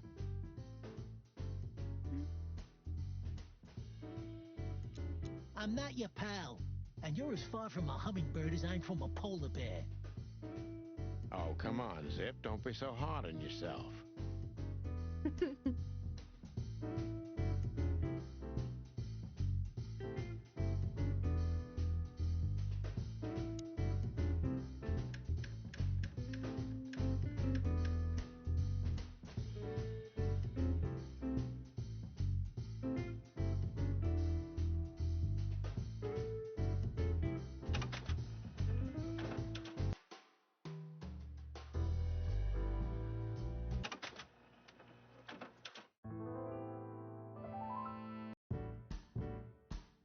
Rude. Okay. Damn it, what's the scribbler doing here? Sniffing some juicy story? I think I still owe him a great big left hook. What did he do this time? Oh, nothing. Just since I first met him, I wanted to punch him in the face. I can understand that.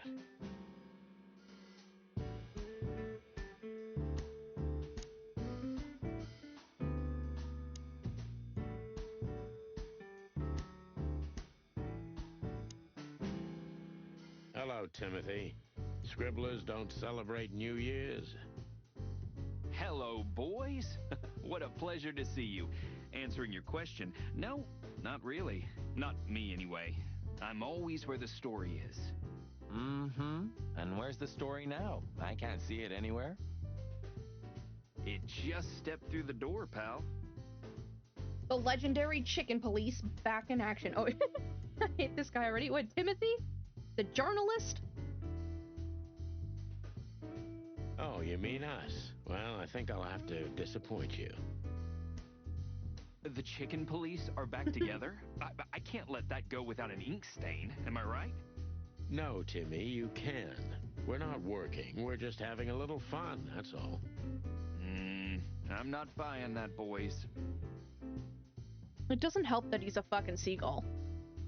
You'll have to, Tim. We'll see about that.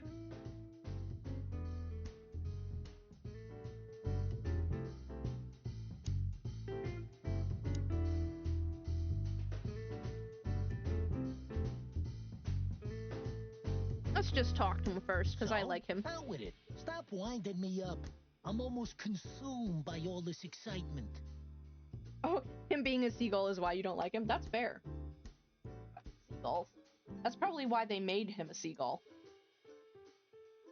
But what about Zip? Isn't he great? He's just a little guy. He used to be a criminal, but now he runs his own little diner. Has the best coffee in the city. We've just come from the Czar Club, Zip. Who do you think we met?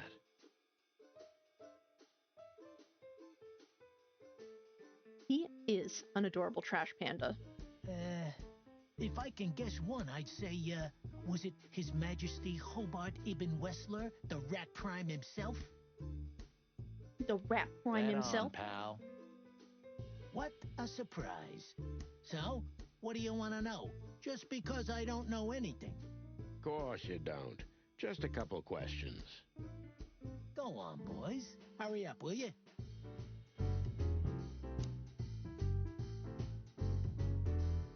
Look what we found, Zip. Furry hell. Who'd you beat to death for that? Beat to death? Who do you think we are? We simply confiscated it. You sneaky broilers. I'll give you $50 for it. Don't make me laugh. It's worth 3 times that. Oh, come on. Give me a break. Tough luck, Trash Panda. Aww. We also ran into Filmar. Filmar? Who's that? A grumpy old raggedy-ass hawk. His manners are even worse than mine. Ring a bell? You mean Marlowe? Was Marlowe. Now he goes by Filmar Lowe. Oh, I see. So that means he's still alive? I'm almost not surprised. The old guy has a reputation of being indestructible, huh? He is. And he gave us something that could mean something. Look at this, Zip. Holy crap, what's this? The guest list at a king's birthday party? Hey, that's not even a bad guess. What do you make of it? This piece of paper's from so high up where I've never been myself, boys, so don't ask me. We spoke to Natasha. She's scared. Well, it's not good life insurance to be the girl of the most powerful gangster in the city. It's not about that. Someone's been writing offensive messages to her. She feels threatened. I only know that every second husband in the city wants to have her, and every second wife wants to wring her neck because of that. Nothing else. Thanks, Zip, but we're not any further ahead. But not further back, right?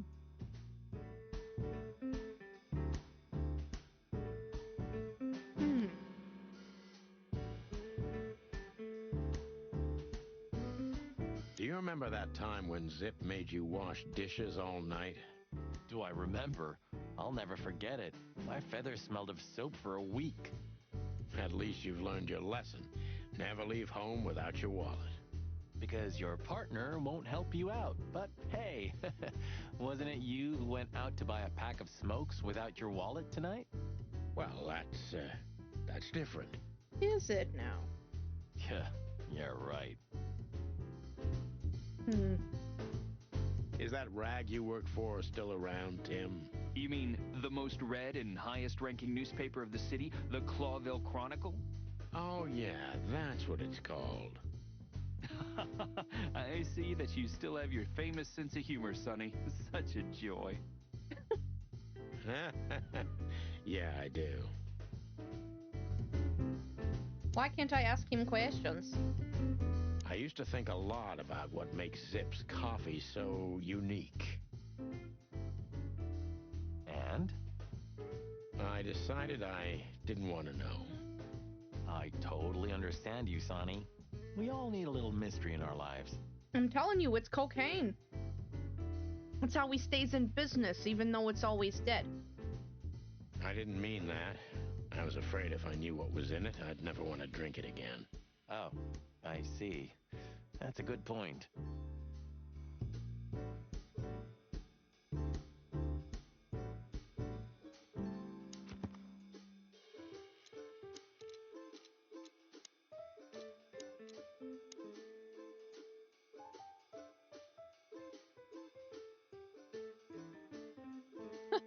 Wait.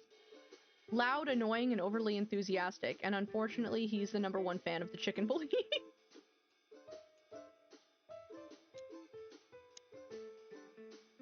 And I'll go to the Clawville Police Department because it's a limited time location. I don't know, Sonny. What exactly are we doing here? Let's hope we can learn something about Natasha and Ibn by sniffing around before we visit that weekend house in Flower. Learn something? From Phyllis and Roy's? Well, I wasn't exactly thinking about them. Yeah, figures. We're gonna talk to him anyway. Are those two gonna stand out here all night long? I don't know, but I wouldn't put it past them. They're operating by some incomprehensible logic, at least for simple birds like us. I wish we had the smarts to understand. Maybe one day, Marty. Maybe one day. How's it going tonight, boys? Uneventful so far, Sonny. But now that you're rolling together again, I suppose we'll have some excitement to look forward to. What do you mean? Are you kidding? Last time you shot up a theater, and, if I remember correctly, each other. That was a complicated evening. Sure. Complicated.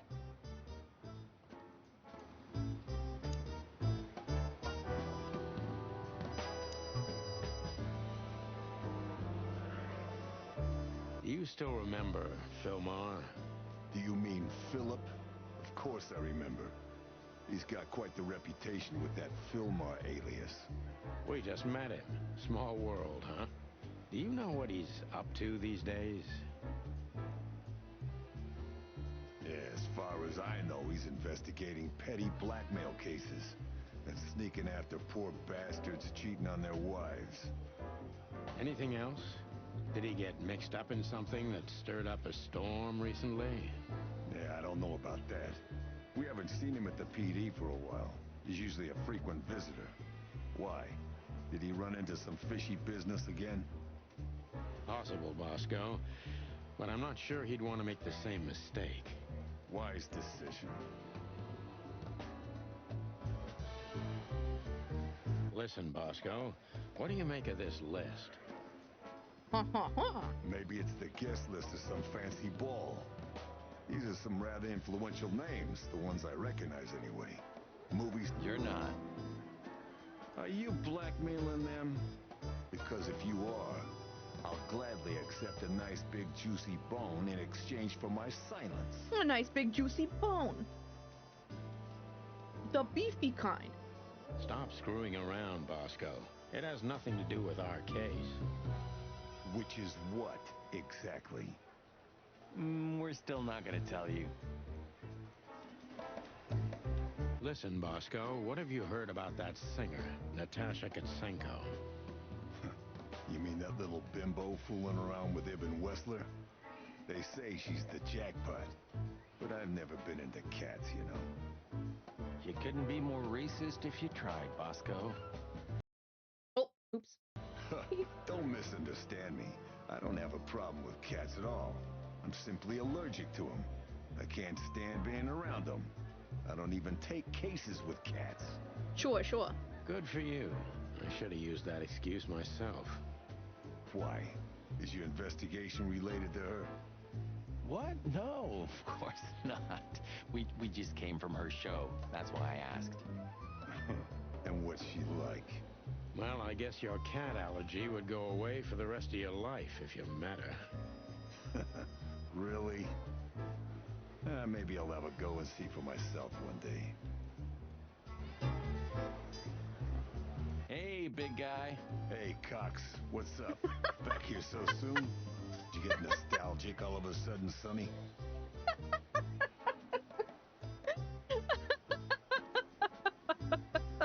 Hey, Cox.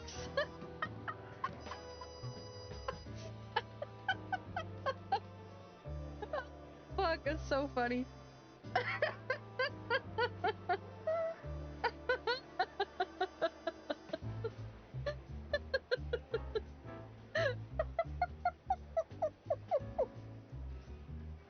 Oh. I fucking love this. Hey, Cox. Oh my god. Oh, man, you don't hear that just casually like that. It's chicken police and scrubs. I'd rather be anywhere else than here, Bosco, but we're sniffing around on a case. I did lose it, sorry. What's funny, are you telling me that none of you laughed? That you didn't laugh when he was like, hey, Cox? Like, you telling me that you didn't have, like, even just a small chuckle or even a little smile? If you tell me that you didn't, I don't know, I don't believe you. Sounds fake, but okay. Hoo-hoo. Are you trespassing again? Who? Us? What are you thinking? Just an old case.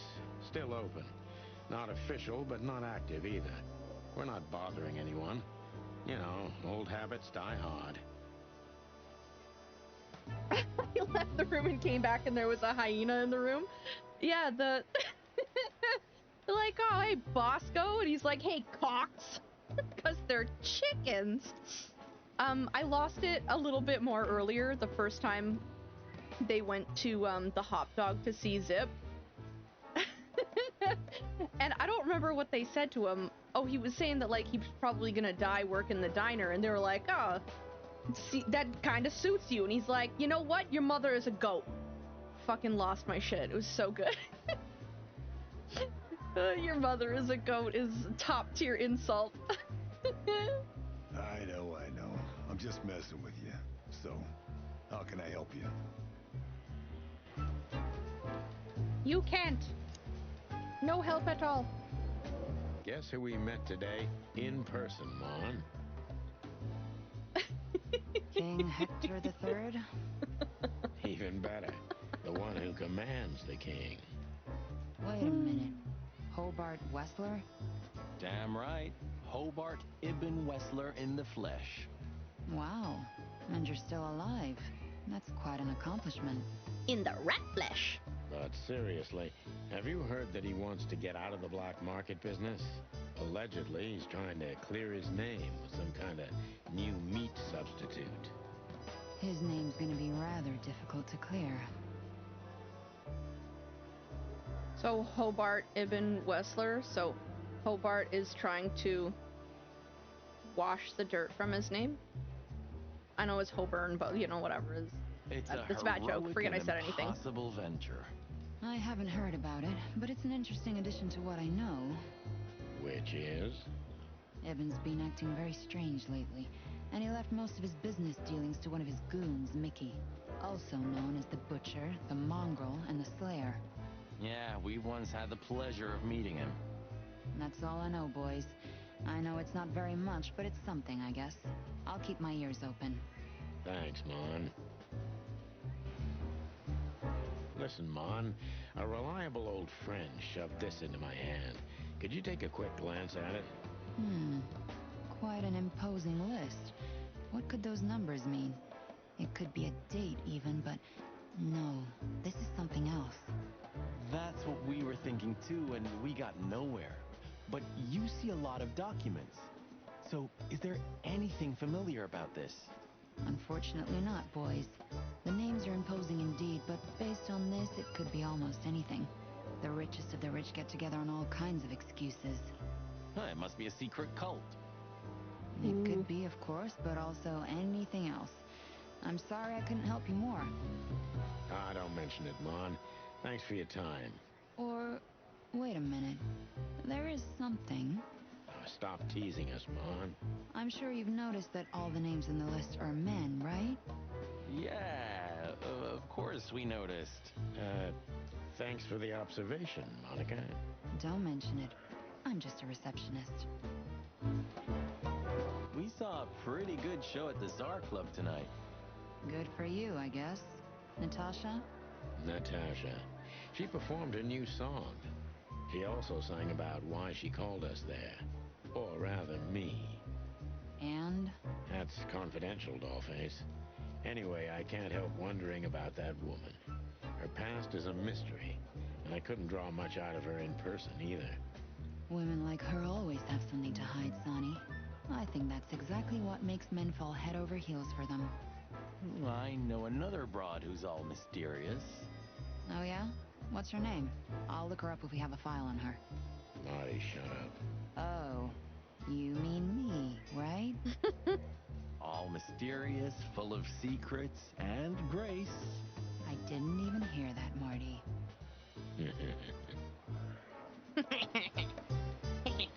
Do we have a file on a woman called Olivia Blackwig? She's currently working as Ibn Wessler's assistant. We don't have a file on her, but there are a few Blackwigs that could be related to her. Mountain goat, crow, or caiman? Crow, around 30 to 35. A very pretty socialite. Maybe we have a catch then. Theodore Blackwig was a rather influential banker until he went bankrupt. He died a few years back, but his daughter could have ended up in the same social circles as Ibn. And since they lost their money, she took a job as his assistant. Yeah, it would fit the picture. But it's a big city, Sonny. There may be more than one Crow family with a Blackwig name living here. Thanks, Mon. I'm glad I could help, boys, as always. If it doesn't take a lot of my time, that is. We know. We're not even here anymore. Sorry, jeez. Let's see. Miss Jardine, one of the 7 female officers of the Clawville PD. Officer Barkman, unwavering cop and a slavering beast. Blood boils in there, and I don't want to run into him. What if I do? I wholeheartedly agree, partner. Let's avoid the whole office section as much as possible. I want to disturb his peace. Blood boils in. You took the word.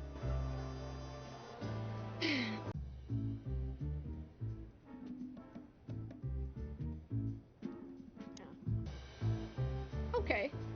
We got some answers.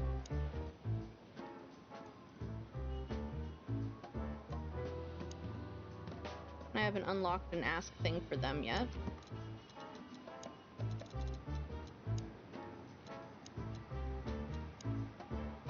Scribbler Tim, real name Timothy Saltwater. He is a douchebag, a real nosy bastard, and an annoying little shit. But still, I have to admit, he is the best investigative reporter in Clawville. Back in the day, he had a big part in the chicken police becoming what we were for a long time. Real stars cops.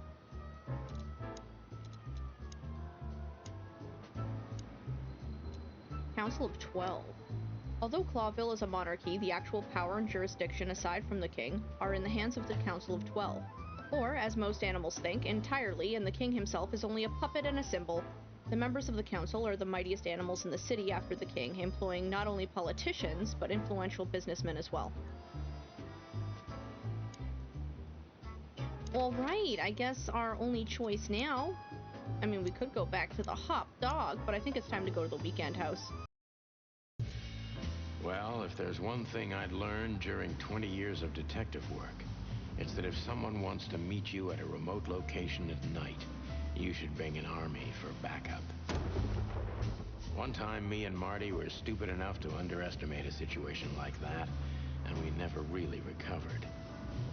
And yet here we were again, about to step alone into something hauntingly familiar. Only one tactic remained, as the old dogs say. Balls to the wall. Oh, I remember this part now. Okay. Oh. Balls to the wall. This place gives me the creeps. I wouldn't say I like it either. Let's take a look around before we go inside. Textbook. I'm telling you, it's a trap. Shut up, Marty. A shoe. Damn. It's not a good sign. Maybe she just lost it when she hurried into the house. Yeah, right. Do you think it belongs to Natasha? No idea. Do you think I measured her feet when I was in her room? With your tongue, maybe. Not sure I want to know, but I wouldn't be surprised.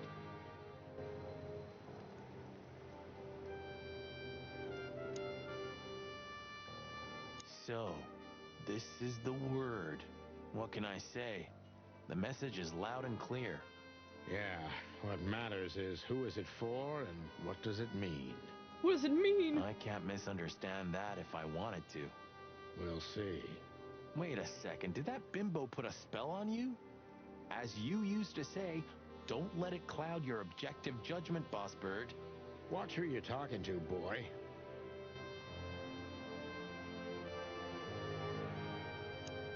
Chicken police. Hands up. Fucking nerd. Marty, that's enough.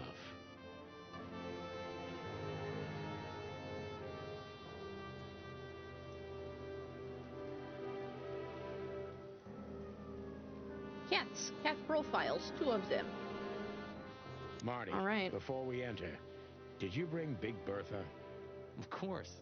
She's in the trunk. I just did. It's time to get Her Majesty out. That's what I like to hear. I already did this. Big Let's Bertha. go. Hello, my beauty. Just don't point it at me. Again. Aw, scared? Take it easy. I swore I'm not gonna shoot you again. Very gallant of you, partner. What, are you still pissed at me? I'm happy to remind you why you got shot the first time. I get it. Just shut the fuck up already. Cluck, cluck, mother liquor?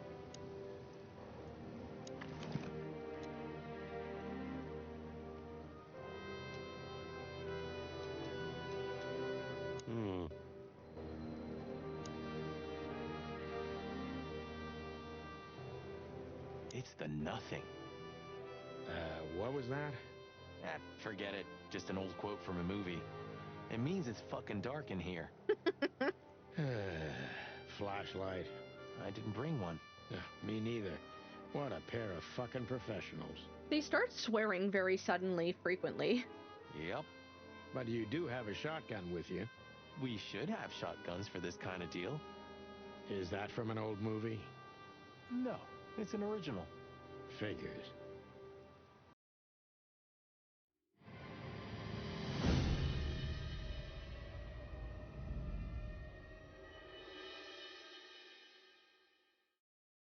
She was lying on the floor as if she was sleeping. She looked peaceful, almost. The large pool of blood ruined the picture. Poor, delicate Deborah. Maybe you were too pure and innocent for this city. But in the end, its filth pulled you under. You know, no animal can swim in high heels. That doesn't sound accurate. Wild gods. Fuck even. Yeah, it's her. Deborah. The girl who came to my office. The one that smelled of lavender. I figured. But what the hell happened? Was it Natasha? Is this what you wanted us to see? No. I mean, I don't think so, Marty. She seemed very attached to the girl, and I believed her. Furthermore, she has no motive to kill her. Natasha meant some object. Something maybe the killer wanted, too. And the poor girl was trying to protect it. Oh, man. Did she seem that kind of girl? She risked a lot simply by coming to see me. She would have done it for her mistress. Why is she naked? Was it sexual? I mean, there's no sign of struggle. She seems untouched. Maybe she knew her assailant. Was it lover? This looks premeditated. So far, the messages have appeared in weird places, but this is a new level. It's no longer just about empty threats. All right, I'm gonna take a quick break to use the washroom. I will be right back.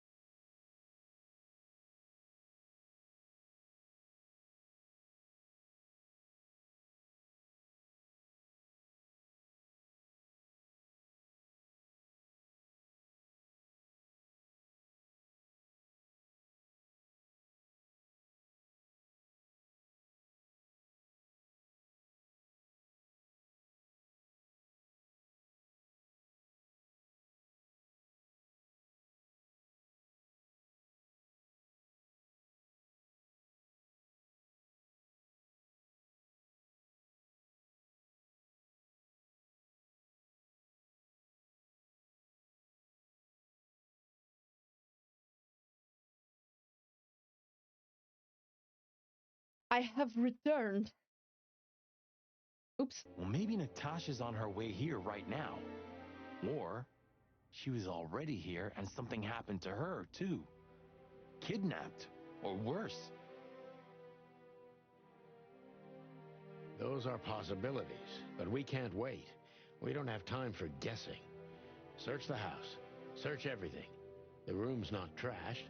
Whoever did this wasn't looking for the same thing we are. Or they knew exactly where to find it. Wait, what are we looking for exactly? I have no idea, but it's something important.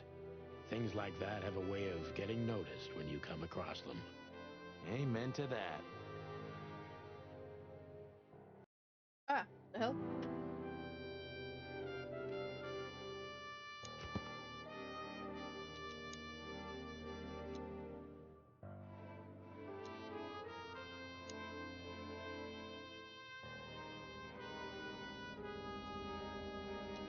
Deborah is dead! And the word whore is written on her back, too. Alright, Marty. Seeing Deborah shocked Marty quite a bit. I can understand why. I knew it's not going to be a routine case, but I didn't want to drag this feather duster into anything like this. Oh. Hey. We found Deborah's body in Natasha Katsenko's weekend house, naked, with a message on her back.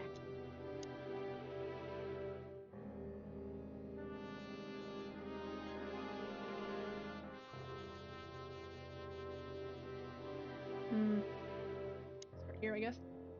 It's an exceptionally beautiful piece. What does it depict, I wonder? I have no idea, Sonny. It's so art, I'm scared to have an opinion.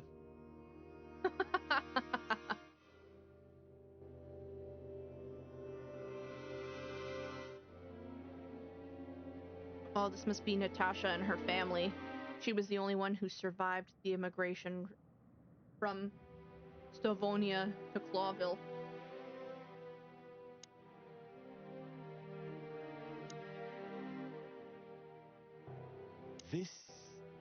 What is this exactly?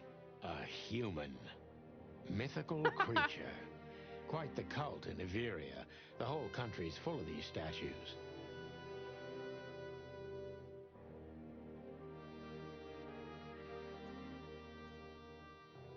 Immigration or migration? That's funny. Both. It's both. So I think they were running away.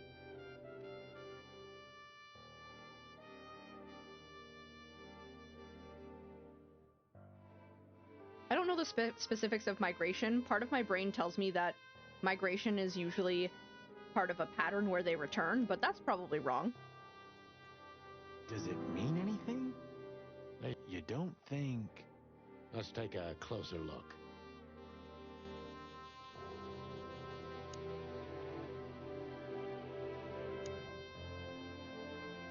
This must be Natasha's family.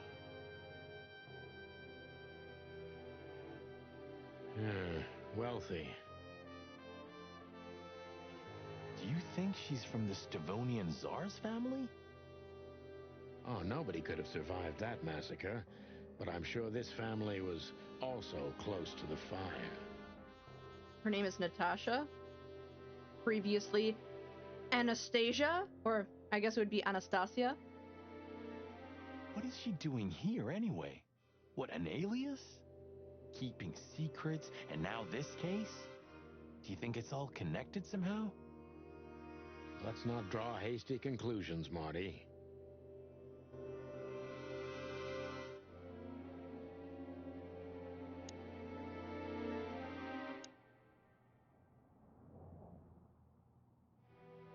Does this fireplace seem as suspicious to you as it seems to me, Marty?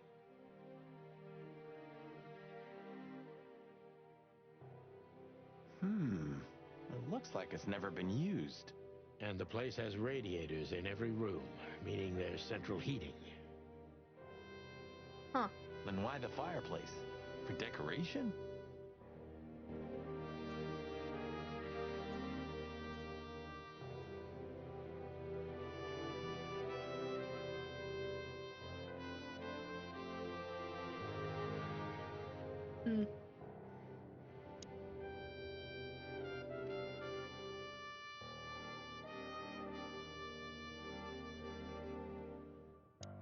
We should call the department.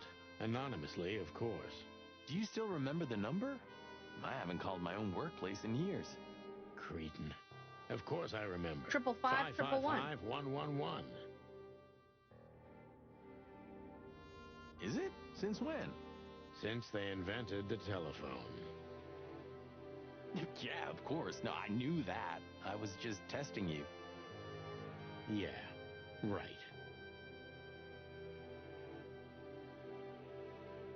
The process of animals traveling to a different place, usually when the season changes. Migration facts. Thank you for the clarification.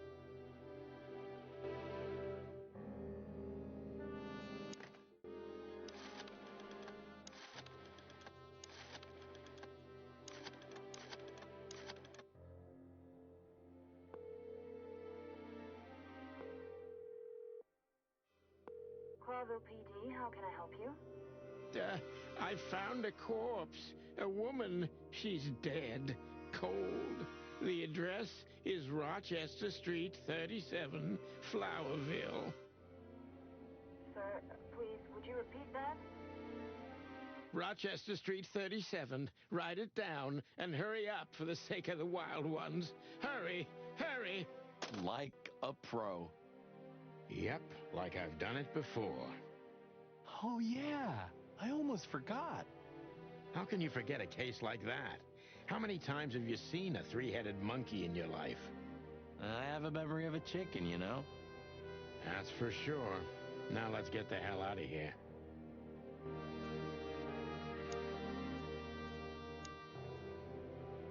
Oh yeah, peaceful.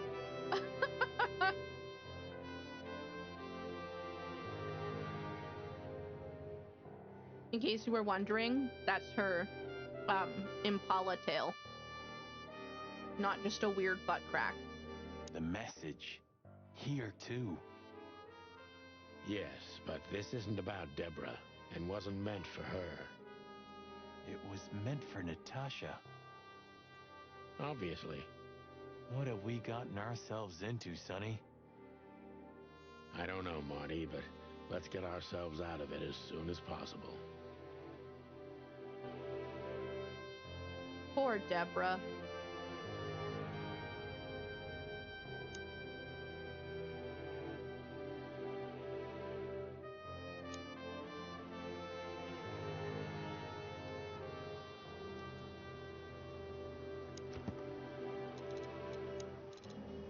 All right. The human is a mythical creature appearing in many stories and legends.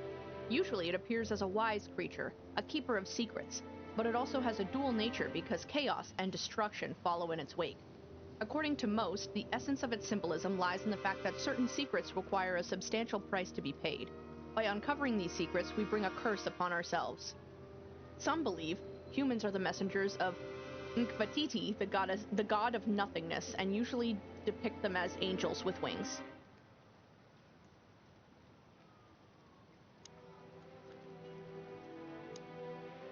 Should we take it? Hell no. I'll buy you one if you want. This is police business. Do you mean the real cops? I'm almost certain. My crest is tingling. Damn it. Well, thank God I have a weapon on me, or two. When do you not have one? Fair point.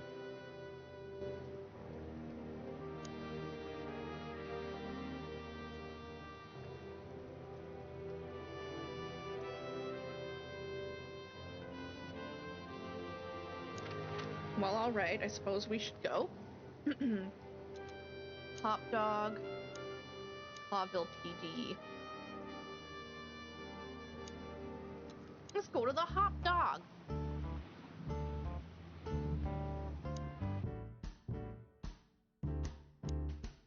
No, not the menu. What's up, Zip? Quiet night, I see. And what's Timothy doing here? That's exactly what I asked him when he wound up here. But yeah, he's a regular nowadays. He must be sniffing some kind of story about the Hive. About the riots? Have they reached here already? I ain't seen nothing. More cops around, yeah, as you can see for yourself. We're not on duty, Zip. It's still the same. A cop's a cop. A lot come by, but besides beating up bugs, nothing much happens. It will, Zip. I can sniff it in the air. If you say so, Sonny, your sense of smell is better than mine. Maybe once.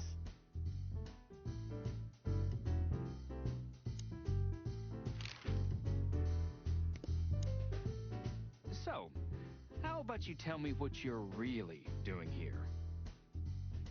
Not a chance, Timbo. The truth is, we're already leaving. Sorry, pal. Maybe next time.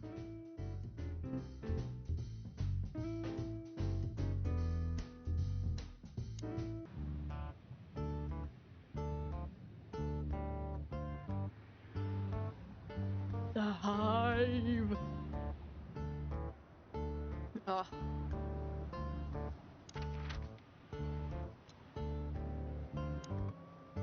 Did I miss something?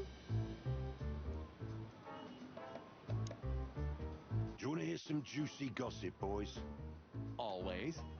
Deputy Malloy got so drunk, he fell asleep on the toilet. It took them an hour to find him. I hear the Hive is really buzzing. You are correct. It's where the bug people live. Where all the insects live. And being that the second Chicken Police game is called Into the Hive, they going in. I'm so ready. Stupid oaf. So that's why Blood Boil was here. Yeah, aye, and he's in a pretty sore mood because he had to come in on New Year's Eve. Just our luck. No, no, no. Your luck is that he's too busy to care about you two lovers right now. Right now. Ah, yeah.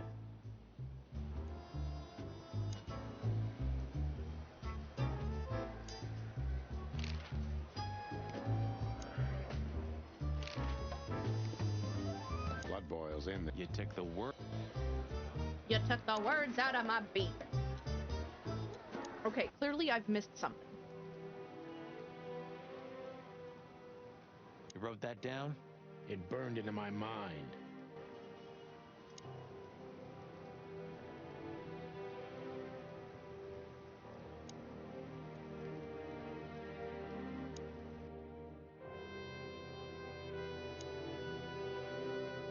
Ah! Anything interesting in there? Yeah, I think there is. I didn't see the purse. I thought it was a throw cushion, I'll be honest.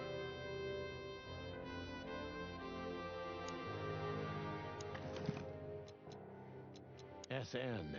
Could be the initials of a person, a place, a company, or a club. Too many possibilities. But we must find out where it's from. Hmm.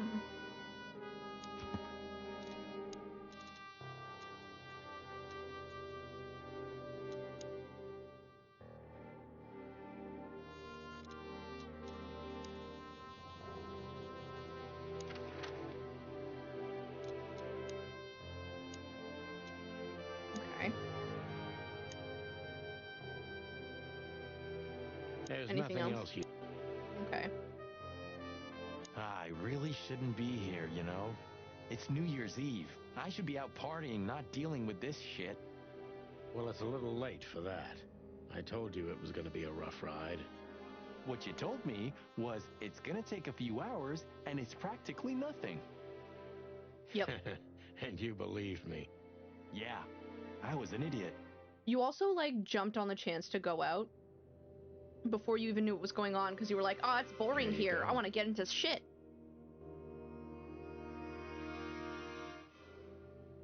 Nothing like in her mouth. Her hands are empty, tucked into her Impala ears.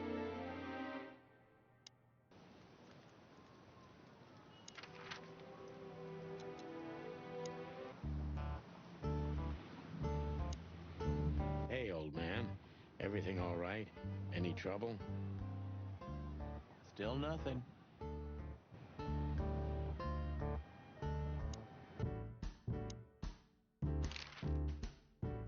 Huh? What more do you want? Is it forbidden to stand around at your place? Go stand around somewhere else in the city. I can't ask him things yet. Okay. Did I still miss something?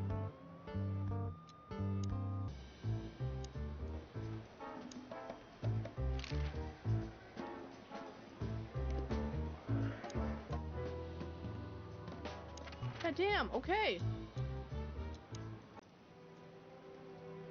Weekend house. Stop staring at... Okay, I just like shoes. Furry hell, Marty. I don't want to know.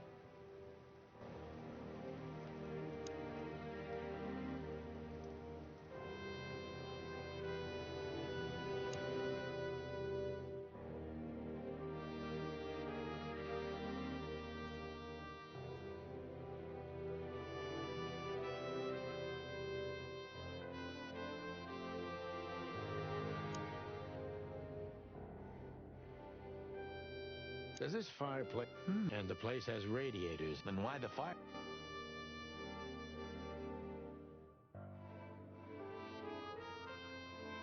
Secrets?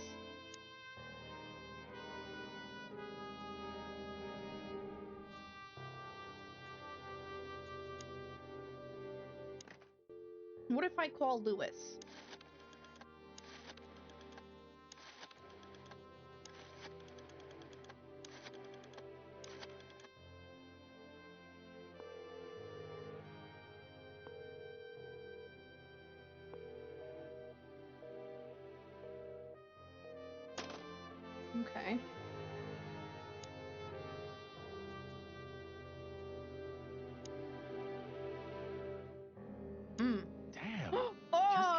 adventure books. Rich animals are all insane. You have a point. You can't be serious. Is this some kind of... Yeah, it's a riddle, Marty. But it doesn't make any sense. Why use something as simple as this when a 4-digit number is almost impossible? An idle whim, or the riddle has a meaning? Maybe. 4 animals into 4 places. What does it represent? The city crust? Think, Marty. No. Where did we see 4 animals holding something in their hands?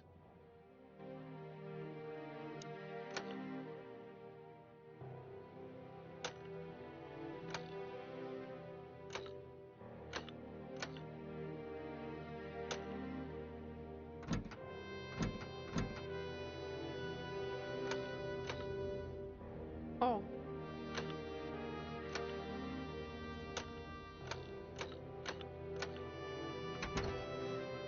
It's the city crest. Hello there. What could this be? Maybe a piece of a painting. And there's some kind of squiggle on it. The signature of the painter? Yeah, I can't make it out.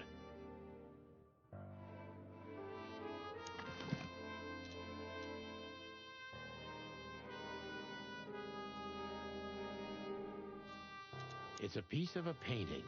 Judging by how well it was hidden, I'm sure this is what Natasha wanted to show us. So a piece of a painting? That's it? And what's that smear on it? It's too illegible to be a signature. It could be anything. Well, maybe Natasha can help us. After all, this is what she wanted to show us, isn't it? Well, that's if we find her. She should be here by now. True. Well, then what's next? How about we peck around town some more? We could do that, but I think we should gather what we know and try to figure out where we can go from here. Bourbon in my office? You know what? After all this, I could use a drink. Right answer.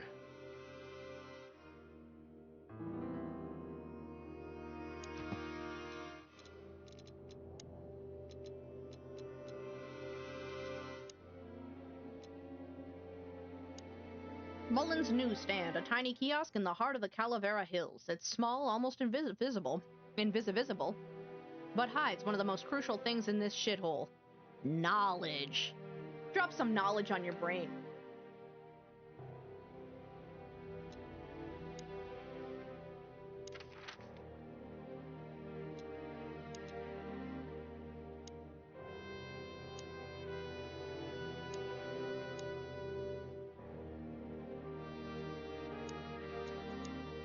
Should we say hi to the old beaver?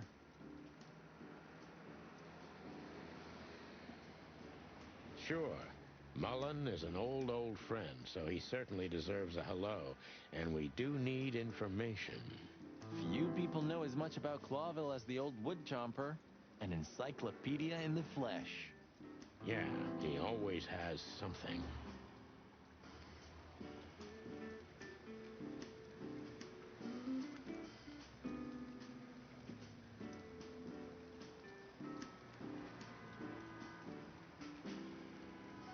The Clawville Chronicle, the most read and probably the most biased newspaper in the city.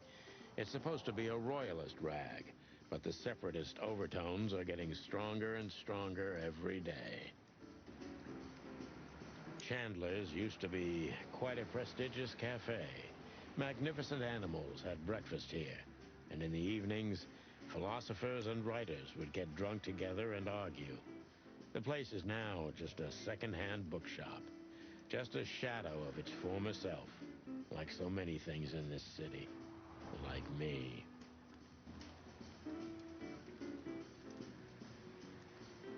Piggy Diggy Lottery. Do you feel as lucky as this fella? Mullen's car, ancient but kind of beautiful, like the old beaver himself. The taxi company for the upper class only. Politicians and gangsters. Murdoch and Falcon is a famous law firm in Clawville. run by a blind bat and a bird-brained falcon.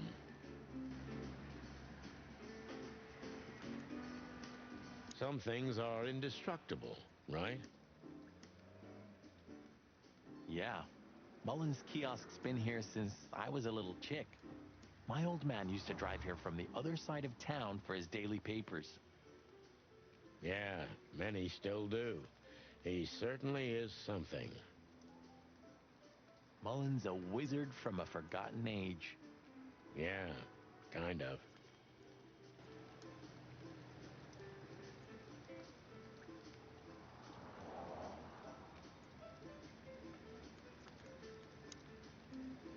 We're getting older and older, and Mullen's not changing a bit. Where's the justice in that? Wait until you meet a motherfucking tortoise. He's just eternal. Like an ancient god or something. Or the personification of the city. What a lovely thought. But if the city took shape, it would most likely be some kind of vermin.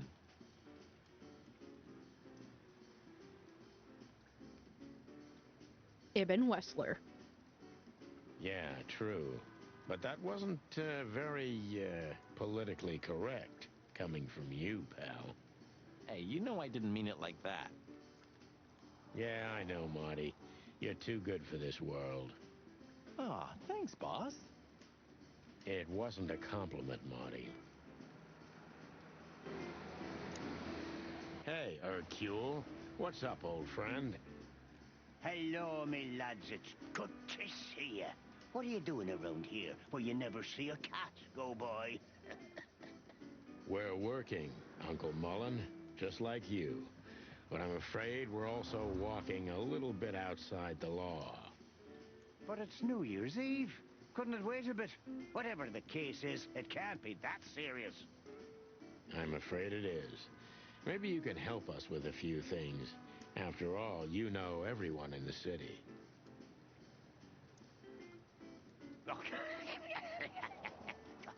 What a compliment. But of course I'll help if I can. I know you ever since you appeared in the city. Young, fresh, full of ambition. And little Marty had been just a chick when he was already coming here every day with his daddy, eh? You're like me sons, so you are. Aw, thanks, Uncle Mullen.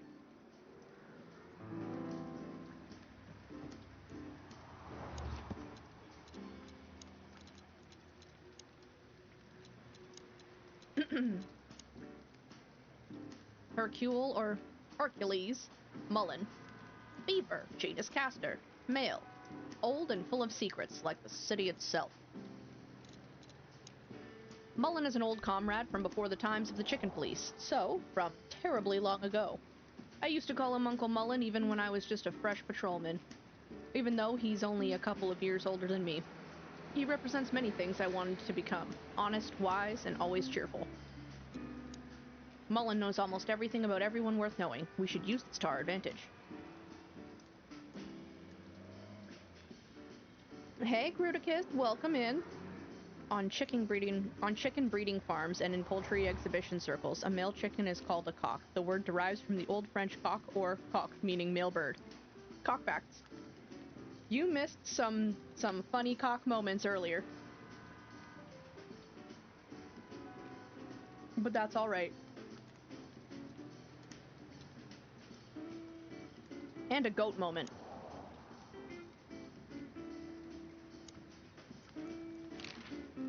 Ibn's a ruthless gangster, that's for sure. But he's not bloodthirsty or stupid. You're not in danger until you're in his way. And that's not so easy to manage as the whole city's in his hands. How come they never tried to approach you, Uncle? What? Of course they tried. They wanted to buy the whole area and build some huge parking garage on it. Mongrel Mick, Ibn's #1 thug, came here and threatened me more than once. If I hadn't dug me heels in, the others would have sold up. The lawyers behind me, even Biff, the owner of Chandler's. But I told them, over my cold dead carcass.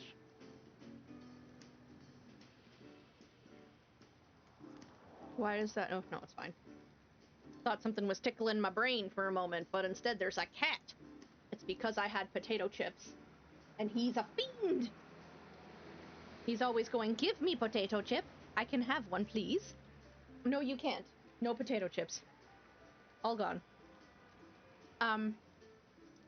Excuse me for having to be at work. That's okay. It was just an earlier part of the story where somebody greeted the chicken police as, hey, Cox, and it was hilarious. I cackled. It was grand. The goat thing was an insult. Get back to work.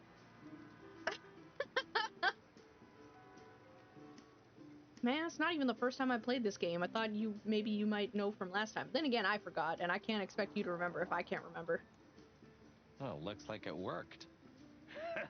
I'm too much for them, lads. Or I'm just too famous around here to get rid of. We could say Ibn's almost almighty, but he avoids scandal like rats avoid fire. That's a good one. I'm a poor nobody, my lads, but my name still carries meaning. This place has always belonged to my family. If my dead body had been found here or in the Times, it would have caused a scandal, even without any evidence. So, he usually listens to reason. When I talked to him tonight, he seemed confused, dissolute, and impetuous to me. That's uncharacteristic. Are you sure it was him? Are you joking? Ibn Wessler's not usually confused with anyone else. Of course I'm joking. Beaver humor, you know? Nobody gets it. Not even the beavers. Good one again. Hey, Martin, my lad, what's up? How's that beautiful wife of yours? Laura's perfectly fine, thank you. It's crazy you could grab an amazing woman like her, son. Are you blackmailing her with something? I missed your famous beaver humor. I'm just messing with you, son. Anyway, you look good. You're in good shape. You look more like a turkey than a rooster, if you ask me. Thanks. This is priceless. Thanks, Hercule. We'll be back again soon. Yeah, sure will. Nice girl. She used to come here for a while, but I think she moved downtown. Yeah, she's the poster girl for workaholism. She lives in an apartment across from the PD, but sleeps at the station, if she sleeps at all. Some animals just race and race through the years of their life until someone stops them and makes them wind down. Is there someone like that waiting for everyone? Indeed there is, somewhere. Usually not where we're looking for them. Yeah, right. How's Desiree? Why do you pronounce everything so strange? What about her? She's still beautiful, and she's still my wife, and I still don't get why she hasn't left me already. Because she's too much like you stubborn old dam builder. You see, you're right about that, sonny boy. And, the cubs? Cubs? More like jumbo cubs. Johnson's a hotshot lawyer in Galadia, and Timmy also left Clawville to try his luck in Grassmore. But who could blame them? Good move. Ah, yeah, but they visit me often, though. They're good kids. I know, pal. They're from a good litter. If you say so, sonny. You know anything about a woman named Natasha Katsenko? Sonny boy, what have you gotten yourself into again? That lass is Ibn Wessler's protege, to put it politely.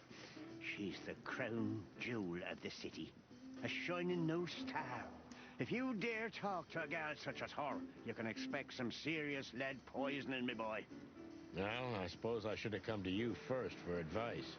Doesn't matter now. We're in it, Uncle. Up to our combs. If you'll accept the advice of an old shaggy beaver, get to the end of it as quickly as you can, and try to make it out with all your feathers. Yeah, that's the plan.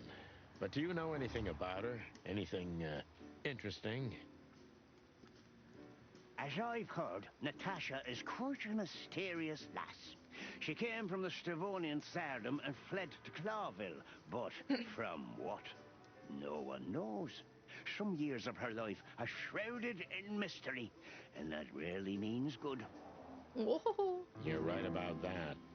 So... At least, sonny boy. And one more thing. What's that? Never fall in love with a woman like her.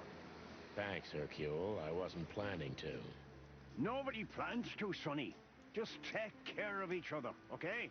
And always carry a good gun in your pocket. Oh, I always have one in every pocket, old-timer. Yes, from his harem. I know, Martin. I know. Harem. What's up, old man? Is everything all right? Me bones are creaking. My eyesight's getting more and more blurry, and sometimes I hear sounds that aren't even there. I think I'm getting old. Or maybe I've gone crazy already, but the old ticker's still ticking. So, here I am. Ah, it's good to still have an old familiar spot in the city. Ah, nothing lasts forever, boys. So, what is this dirt you've ended up in again, eh? Just a simple case, strumming personal strings. That's why I couldn't refuse it. You know the tune. Well, yeah. Same old song, eh? Yeah, it's a classic.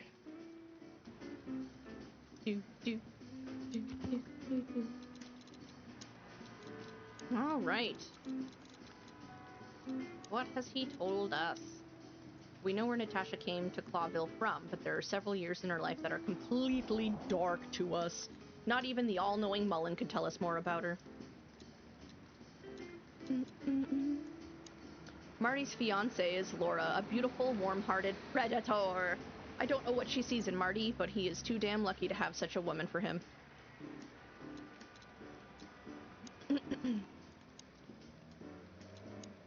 Ibn's dirty little paws reach every dark corner of the city. Even good old Mullen was approached by his men several times.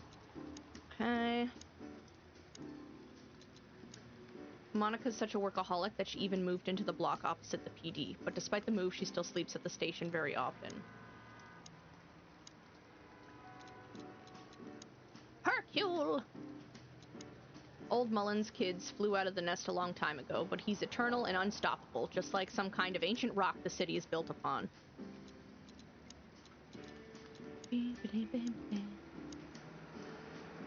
Grassmoor! Grassmoor is a savanna country that had been one of the colonies of Clawville for 2 centuries before gaining its freedom in 792. Grassmoor is mostly inhabited by peaceful, herbivore animals of exotic species. Maybe that's where Deborah was from.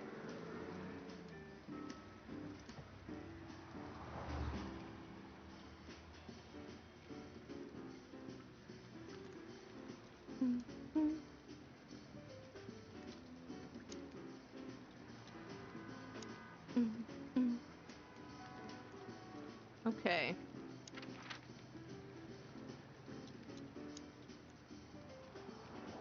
Let's go back to the Czar Club. So what are we doing here again, Sonny? I don't know. Maybe we could question Natasha. Do you think she's here? Who knows, Marty? We'll see. Worth a try. Philmar. Maybe he knows something. Yeah, maybe he's not drunk as a skunk. Stop projecting onto others, old chicken. Ah, shut the clock up, Marty. Oh, I'm sorry I hurt your precious feelings, Boss Bird. Oh no, what? Leave! Hey, old bird. What are you waiting for out here in the rain? Is that you, boys? I'm a little, tired. I can see that, pal. Oh, it's all right. I just can't find my car. I don't see very well in the rain. My eyesight's pretty bad. I should wear glasses. Imagine that. A hawk wearing glasses. Yeah, it's funny. There ain't nothing funny about it, Snowflake. Whoa, all right. Sorry. Have you seen Natasha or Ibn since we left? Ibn? He scampered off a long time ago. Natasha, I haven't seen her. Thanks anyway, pal. Good luck with finding your car. You want some help? Could it be that I didn't come here by car? What do you think, Sonny? Old friend? Well, I wouldn't know that, Phil, but you take care, all right? Ah, you're telling me? Oh, that's funny. I feel like maybe you should give him a ride home.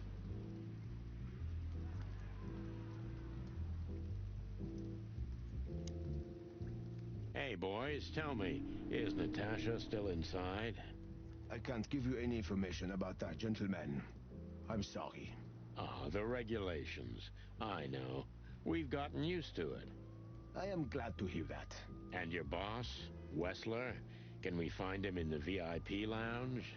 I'm afraid I can't tell you that either. But we can take a look for ourselves, right? No problem, gentlemen. Thanks, Wooly. Your friend's not the talkative type, is he? He understands what we're saying, right?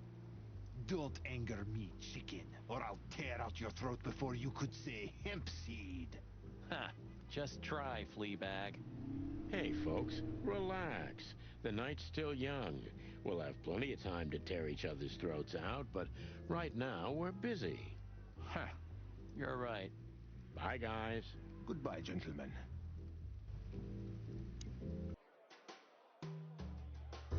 He ain't here.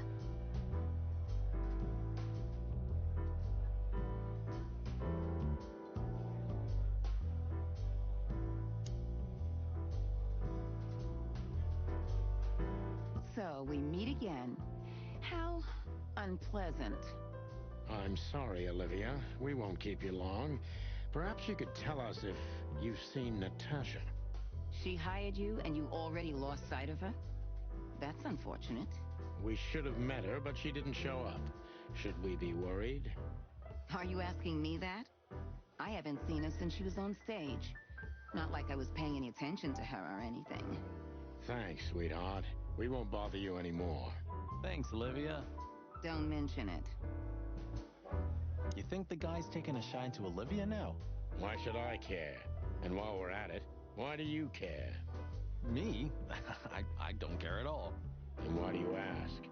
What? Stop bugging me.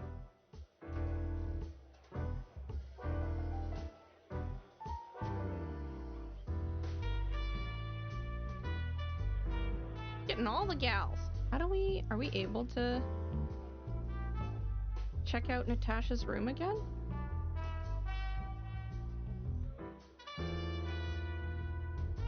No? Hello again, Bojack. Bojack Horseman? Please don't call me that, sir. You're right. I'm sorry. What's your name again? Well, if you really must know, I'm Lance, sir. Okay, Lance. Listen, it's very important. Oh, please, sir. Don't get me involved in anything. I just want to get my shift over with and go home to sleep. Relax. There won't be a problem. Just answer the questions honestly. Oh, if I must, let's give it a try. Right, kid. Lance. Lance. Yeah. So, have you seen Natasha since her performance? Oh, no. Don't ask me anything about Miss Kitsenko and Mr. Wessler. It could cost me my job or even more. Hey, it's a matter of national security. It could be. Yeah, see? It could be. So, if you help, you won't only be helping us, but the crown and the whole city of Clawville. Oh, okay, all right. Just stop that chicken shit, will ya? I saw Natasha, yeah. She came down, spoke with someone, then stormed out the front door. And then what happened?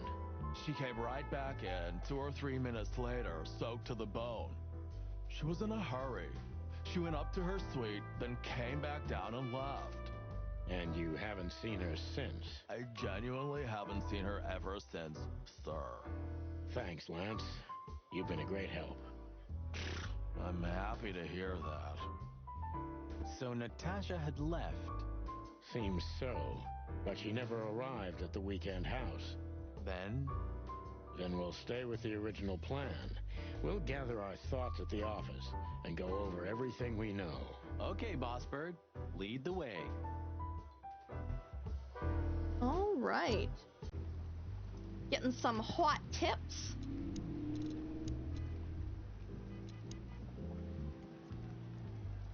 Let's see. Was Olivia where the other thing was? Marty dated Olivia for a short period of time. That's it. I don't want to know more about this. Yeesh. And now she pretends like she don't even know him. All right. We had no choice but to continue the investigation where it started. In that shady little apartment I called home. The only lead was the list Fillmore gave us, with all those imposing names on it.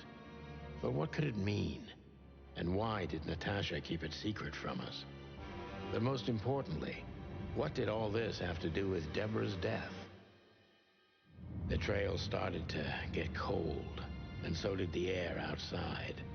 There was something unsettling in the black clouds, hiding all the stars. I prayed that they didn't bring an early snowfall. The night was already painful enough. So, what are we doing here? If your tips are hot for more than 4 hours, consult a physician. Thanks, Gruticus. That's a helpful tip. I will be sure to follow that, should my tips have extended high heat. Trying to calm down. I'll have a shot. Sure you will. And we're trying to put the pieces together, of course. Figure out what's next. And what is next, Boss Bird? Let's take a look at what we've learned so far. So, how did this whole case start? All right, Foxalicious, you wanted the board with the strings. Here we go. I don't know if there are strings, but we got a board. So how did this whole bit case start?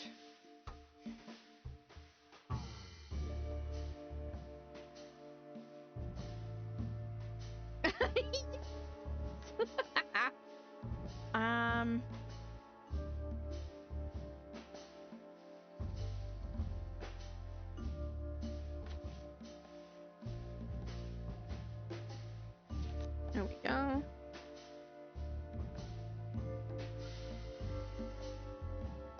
Yeah, yeah.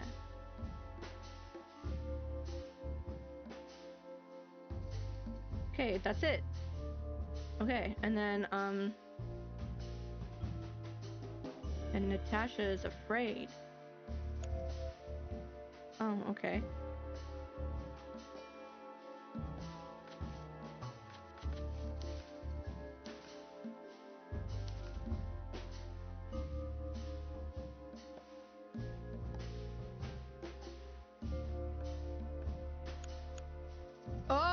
Oh, okay, there we are. There is string. Maybe not in her eye. That's ominous.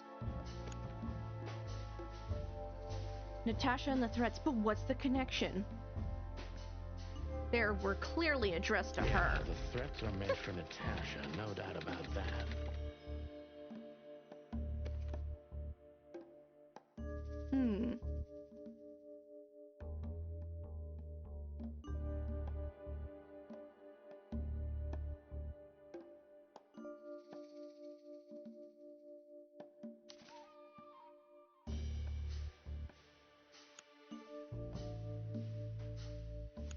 No? Okay.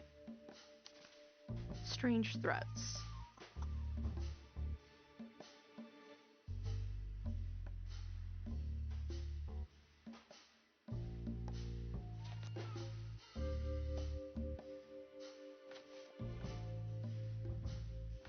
Okay, so it has to be one of these. Okay.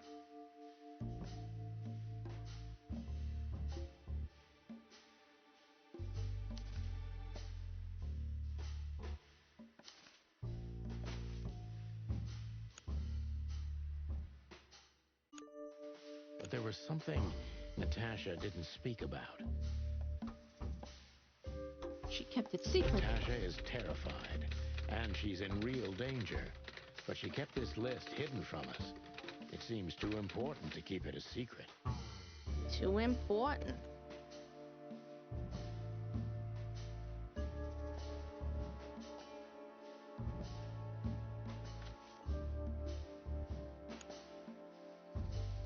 No?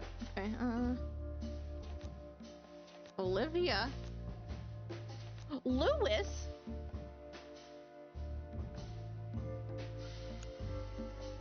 But what can we do with this list?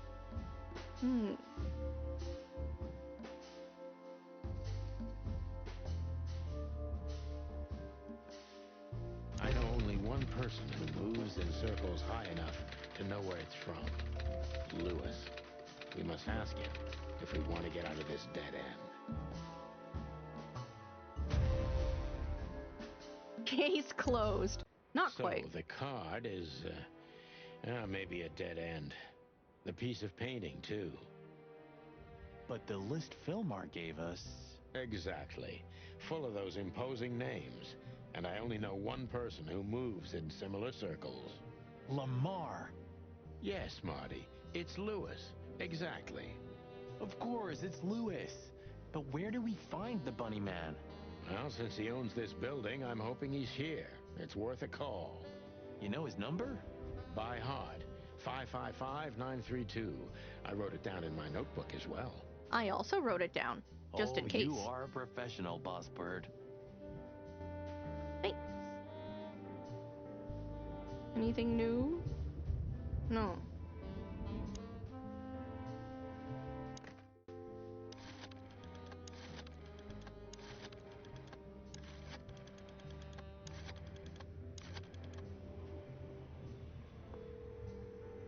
Ringity dingity.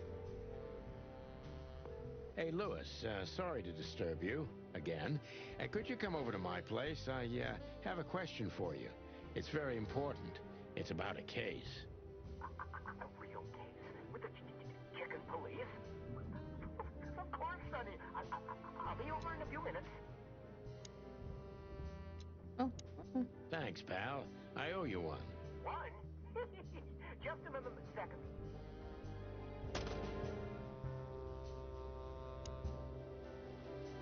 He real fast. Thanks, Lewis. Again. Oh, don't mention it. Besides, it was my big dream to help you with a serious case. Well, let's hope you can help. What can you tell me about this list, old pal? Well, these names. I know half of them personally. Maybe even more. I knew it. But I have no idea what kind of list this is. Here we go. But these are all members of the upper class. Politicians, business people. Oh my. Even the commander of the Royal Guard. Damn. But I really don't know what it means.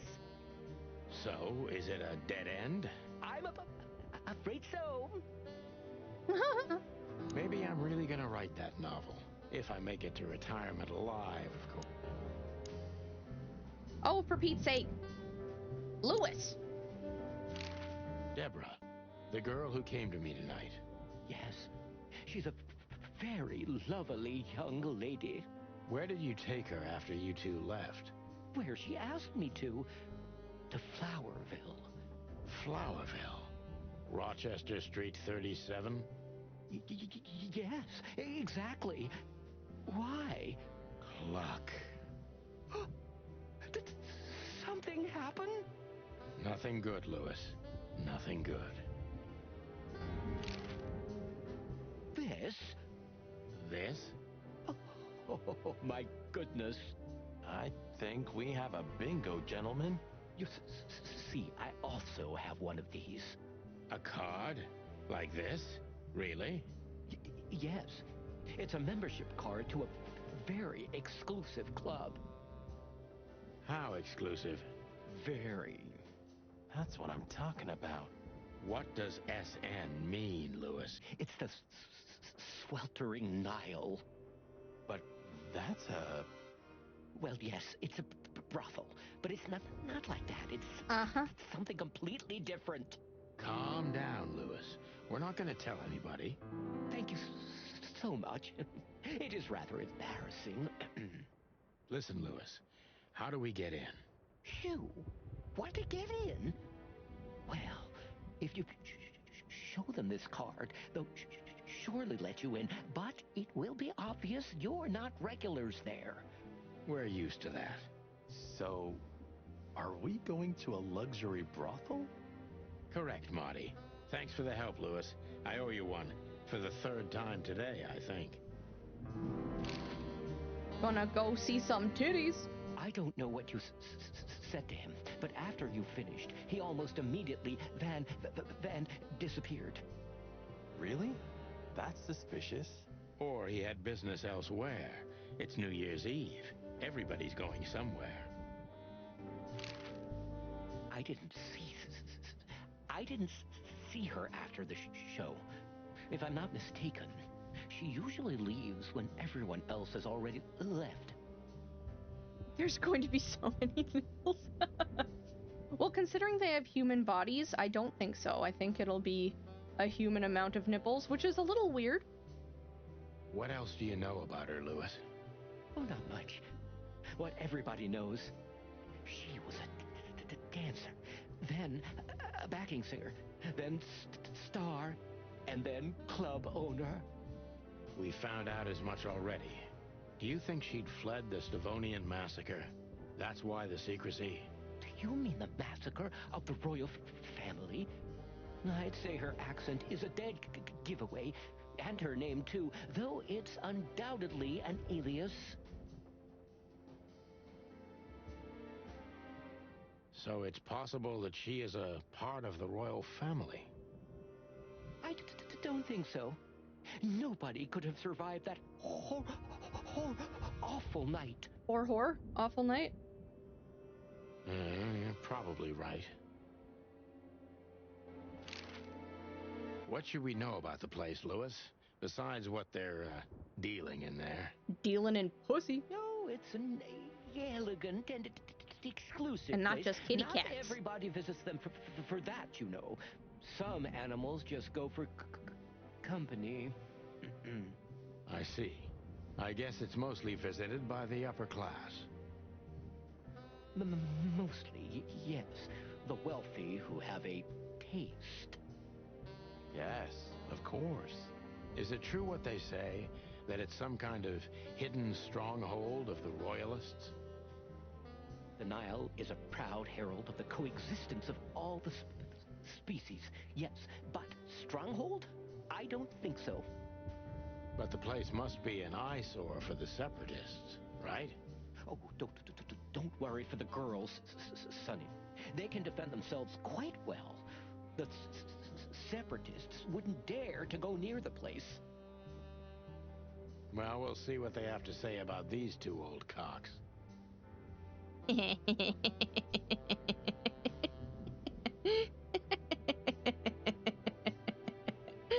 Oh, chicken humor. That was a little bit, equivocal.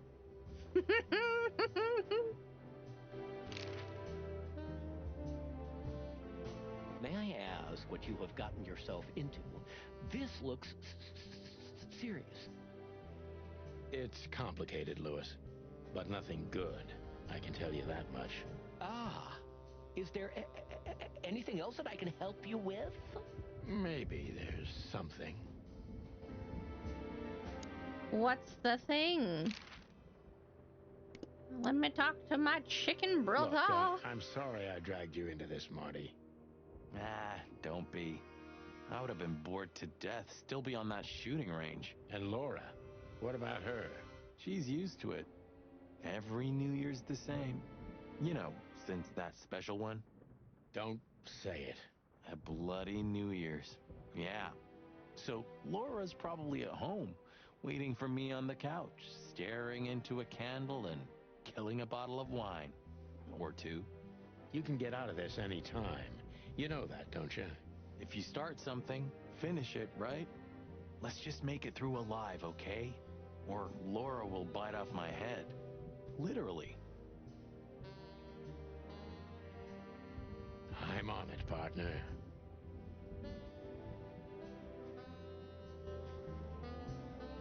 Okay, let's see. What do we got? We have a new clue. The card we found on Deborah is a membership card of a luxury brothel, the Sweltering Nile. Lewis goes to the Sweltering Nile. It seems old Thumper likes to kill time in a very luxurious way. An almost legendary luxury brothel that is visited mainly by members of the upper class and by Lewis. There are 4 more locations. 8 more people that we can meet. Interesting. Technically 9 since we haven't actually met Dr. Bubo. But that's all good.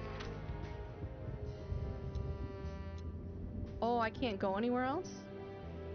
Well, alright.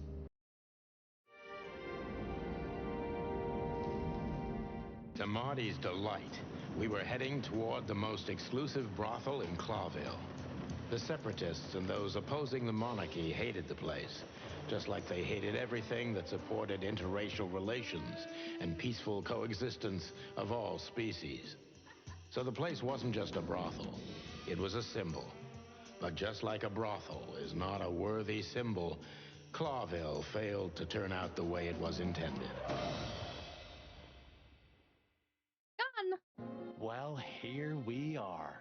The kingdom of long legs, silky skin, and fluttering lashes. We've arrived. Calm down, Marty. Watch your blood pressure.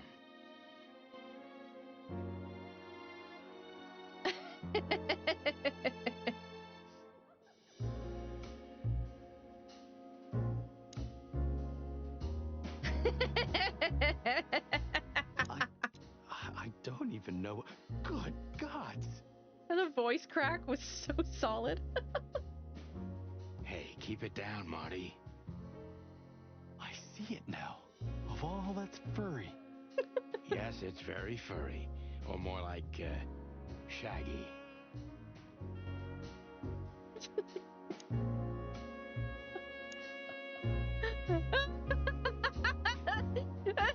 Snake lady. Holy fur. You swallowed so hard, the whole place shook. Are you kidding me? I've never seen anything like this before. Is this even legal? Why wouldn't it be? I don't know. Vice? You really must be joking. Vice in Clawville? Okay, I was pulling your leg. But still, it's a little hot in here. Now cool down, Marty. Don't even look over there. Remember Laura, your wonderful girlfriend, whom you love more than anything. You don't need to tell me. All I'm thinking about is her. With a hatchet in her hand. More like my nuggets. Chicken nuggets! Chicken nuggets!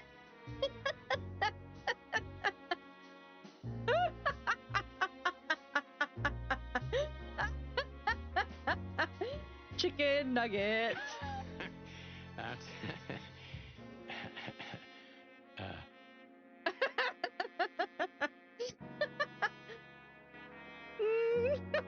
Laura.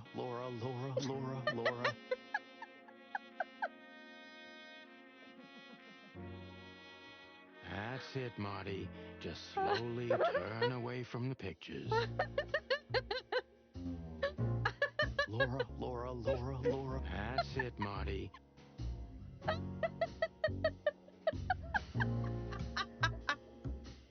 Oh, she got scales on her leggies, too. Oh, it's so funny. Oh, what about this one? Stripe it is. That woman, she's familiar. Do you think it's her? The broad from the Bloody New Year's? God damn it, Marty. Do you have to say it out loud? It gives me goosebumps. Chicken bumps, more like. Anyway, I don't know if it's Chicken skin. really her. I always get confused by the exotic ones, but yeah, maybe. Honestly, it gives me the creeps. Yeah, me too. Oh boy. So the Bloody New Year had something to do with a tigress? Oh, there's an eagle man back there. A bird fella. Very sinister looking. Foxy lady.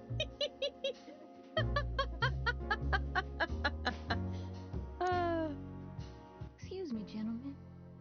Would you be so kind as to help me? With pleasure, ma'am. The zipper always comes down on my dress. Would you kindly zip it back up?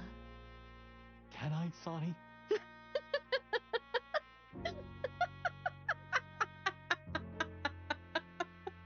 What am I, your mother? Do what you want, for God's sake. Just a mother hen. Happy to help, ma'am. Oh, what a gallant young man. Clucking lords.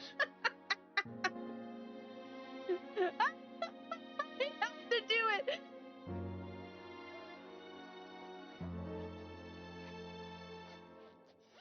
Don't make it too hot. Oh, thank you, honey. Marty, ma'am. Marty McChicken. Thank you, darling Marty.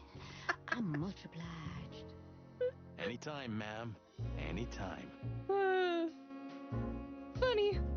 Okay, a dog These name. brides are elegant. Just like Laszlo said. Lewis. What do you think could be the old rabbit's type? Fluffy tails? Furry ears? A raspy tongue? Gentle. Oh, for the love of all the gods, stop it. But just think about it. Please, shut up, Marty. She's what I call an exotic beauty. Well, that's one way to put it. Hey, every animal's the most beautiful thing in the world to someone. Yeah, you're right.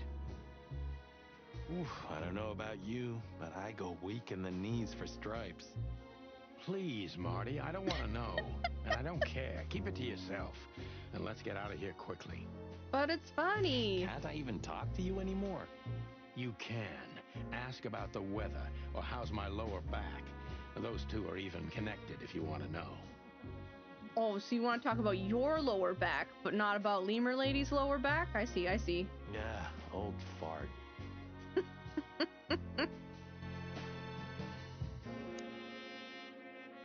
I think she must be the receptionist. Bravo, Mr. Detective. Why'd you have to be like that all the time? Well, sometimes I seriously can't decide if you've become totally stupid over the years, or it just entertains you to act that way. Well, you know, that's a good question. That's exactly what I mean. My name is Day-Night Diamond. Welcome to the sweltering Nile, gentlemen. Day-Night Diamond. Miss Diamond, I'm Sonny, and this is my partner, Marty. If I may, miss, you have a beautiful name and exceptionally wonderful stripes. Marty, not now. Do they go all the way up? Oh, thank you very much. Please excuse him. He doesn't visit places like this very often. Me neither, to be honest. Oh, nothing to worry about, gentlemen. There's a first time for everyone. You're absolutely right. We're just interested in a certain lady called Deborah. Deborah? We don't have any employees by that name right now, but if you want, any of our girls would love to be Deborah for a night. No. Excuse me, you misunderstand. She doesn't work here. I'm afraid I don't follow. It's kind of confusing, but let me try to explain. Please, I'm at your service. I'll gladly answer any of your questions. You hear that, Sonny? Any questions? Shut up, Marty. Shut up, Marty. Ah, okay, so one less person to meet. Day-Night Diamond. Species zebra. Female. Beautiful, calm, and professional. And probably a courtesan. Let's see. What's a new little tidbit. The night that changed Sunny and Marty's lives forever. It started with a strange call and an unexpected visit from a tigress, and ended in a hatching house where the duo had to witness an unprecedented massacre. Sunny became personally involved in the case when a strange figure in a top hat targeted his family, but escaped before he could have been apprehended. In truth, the case was never officially closed, but under the pressure of the Attorney General, the papers had reported as the glorious triumph of the chicken police. This is where the legend originates from, started by an unfortunate lie. Chicken police! Have you been working here long, miss? Almost 5 years, sir. And do you like your job? Very much so. I think it's only worth doing anything if you honestly enjoy it. You hear that, Sonny? You should take that advice. I'm on it, Marty. I'm trying to get myself fired if you haven't noticed. Yeah, and me too. Collateral damage.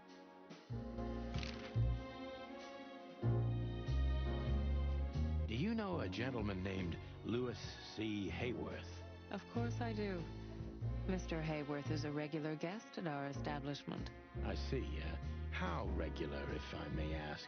I can't give you any information about that. House policy.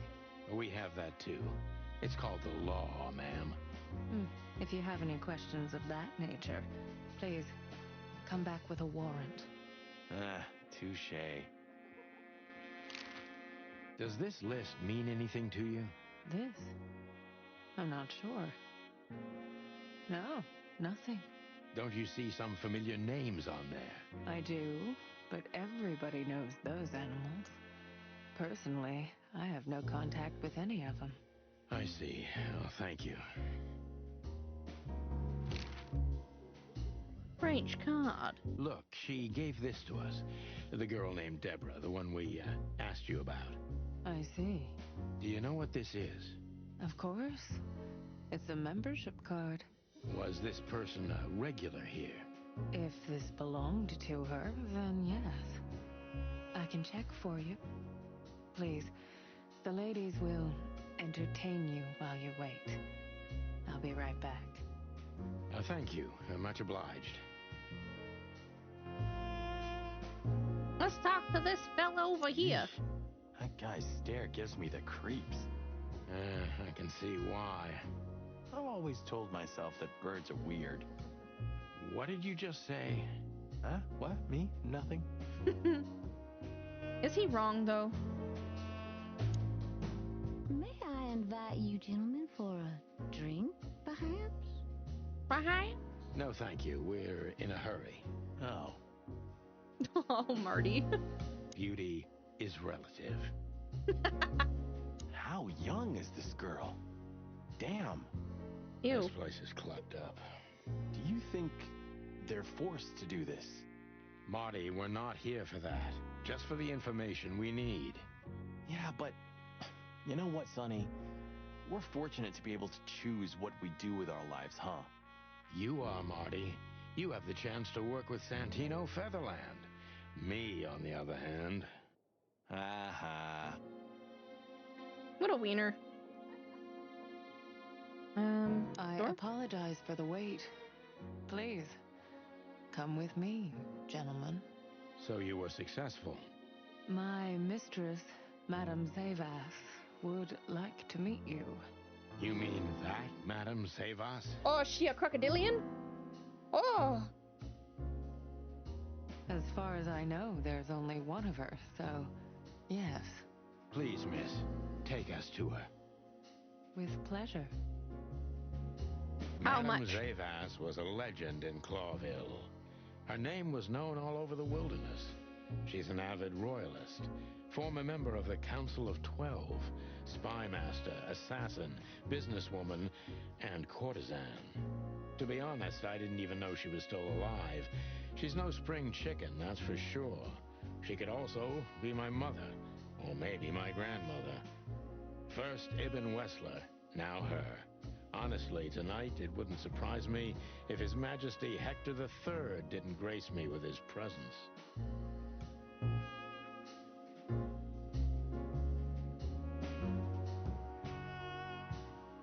Every kind of book. Every single book. Oh. There are books here on quite a variety of topics. There are books here on quite a variety of topics. Okay, don't be boring. Slime and punishment? Owls don't blink. 7 pieces of my mind. The death of the horse. Not the salesman. Oh, Miranda H. Marble. She's the one... Isn't she the one that... I think she wrote the Chicken Police books. 49 years of the reptile. One key to the animal mind. The red pig. This feels important, but not right now.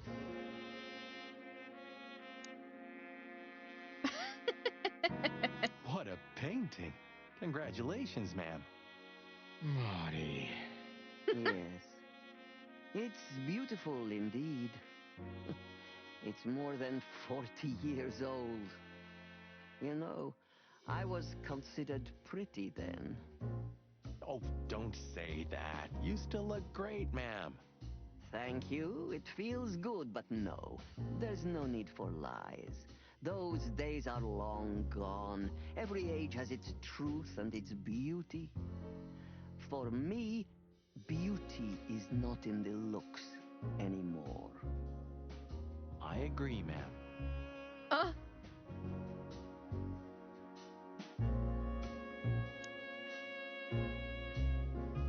Interesting pieces. Do you think so? It's the art of my people. Crocodiles? There are many kinds of crocodile in the wilderness, Mr. Featherland. This is the art of the Nilenites.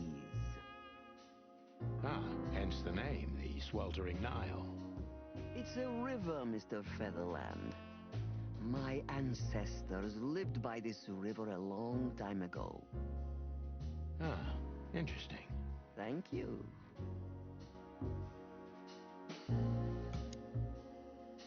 Is that the time already? Have you noticed your clock's not working? How observant you are.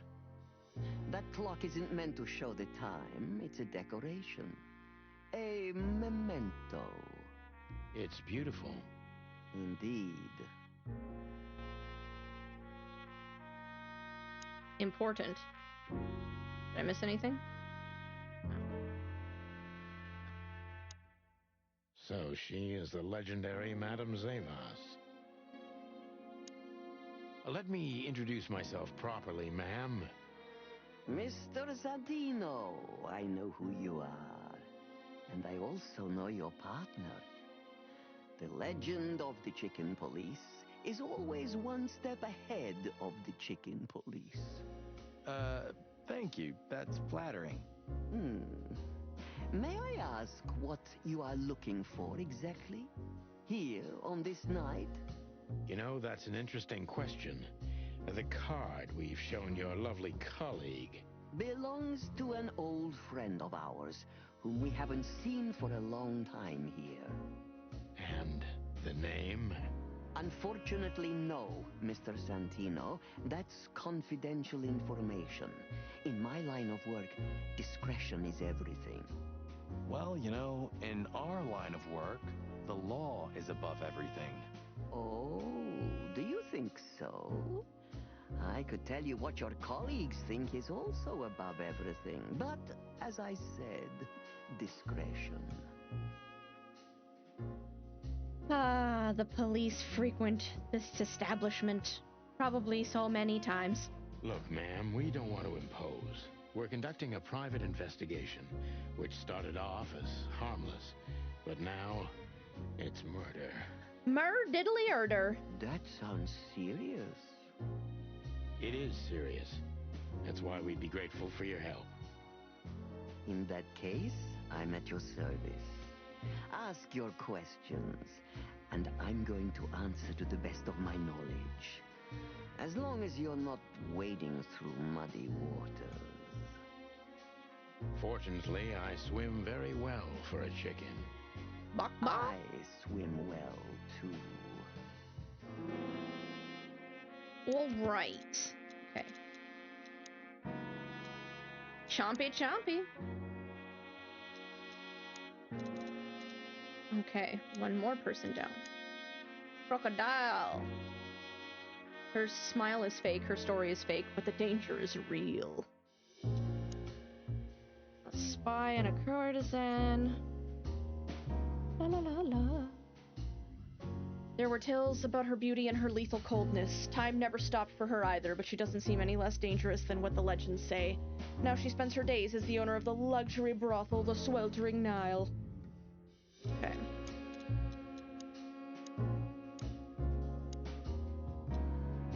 The Nilonites is the Nilonite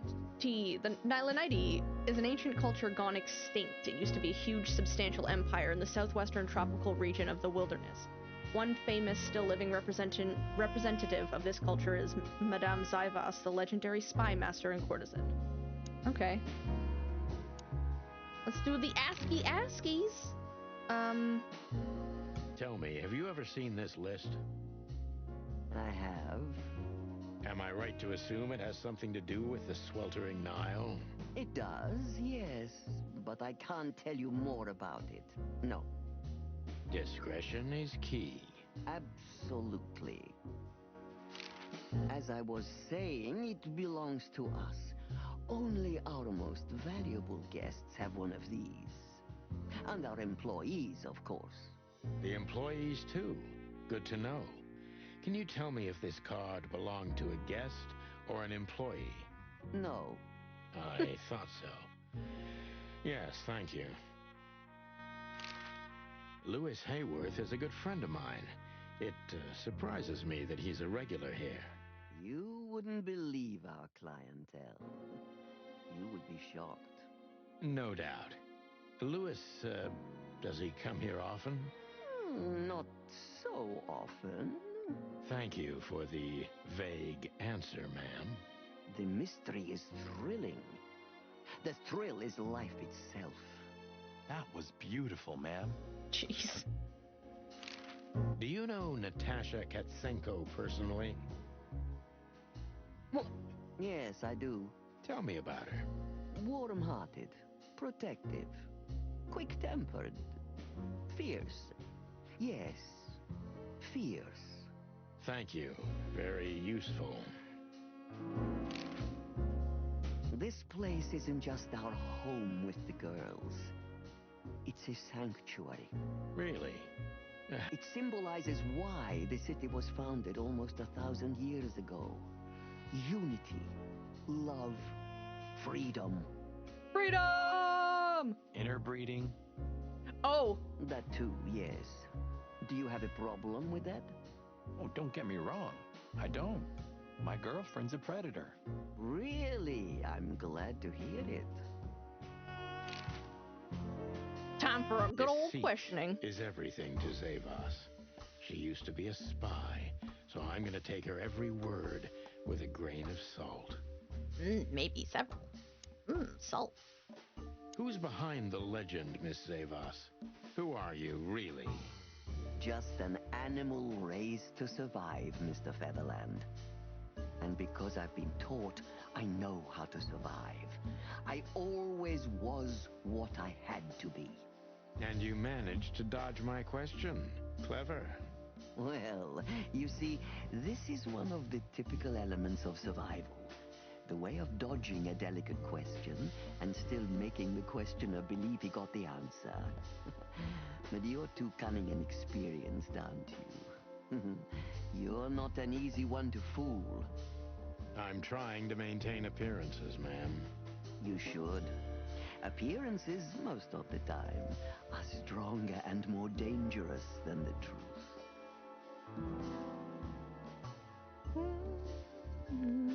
Isn't it dangerous being a royalist nowadays? You know, Mr. Featherland, those that are genuinely dedicated never care about danger. That's something you must know even better than I. Do you think it's my loyalty that motivates me the most? If you do, I'm sorry to disappoint you. Poo-poo. Maybe you're not loyal to the police, Mr. Featherland, but you are to your own principles and ideals. Am I right? That's true, but you're avoiding the question. Why did you stay in the king's employment After the scandals that are making half the city riot, what makes you still believe so much in the institution of monarchy? You know, I always adapt, but only to a degree where I still don't have to give up myself and my ideals for the sake of survival. You'd rather die then? Maybe it would seem too dramatic or even romantic to you, but yes, exactly. I'm sorry to doubt you, but I've always thought your kind was rather compromised. Do you mean spies or crocodiles? Spies, of course. I must disappoint you, but there aren't many groups as loyal and unwavering as the spies, Mr. Featherland. If you're telling me, ma'am, I believe you. -10. Why did you decide to open a brothel? You know, this place used to be an orphanage. Then after the Great Avian Plague, a hatchery. Then young mothers lived here who had nowhere else to go. That's when I took over. Young mothers and prostitutes. That feels like a sharp turn. No, it didn't happen like that, of course. The process took 20 years, but one thing remains the same. I wanted to help girls who had nothing and no one. And this was the best you could do, helping them sell their bodies. You see things very superficially, Mr. Featherland. We're a family who helped each other even at the worst of times, took care of each other, and what's most important, survived. Yes, survive, no matter the cost. And it's the cherry on top of the most treasured secrets of the rich and famous. Secrets of the rich and the famous. Very insightful, Mr. Featherland. There's truth to that. Knowledge is power, as they say. And we know a lot about powerful animals that could be used as weapons. Or the opposite. That could avert a war. If I guess who the card belongs to, will you tell me?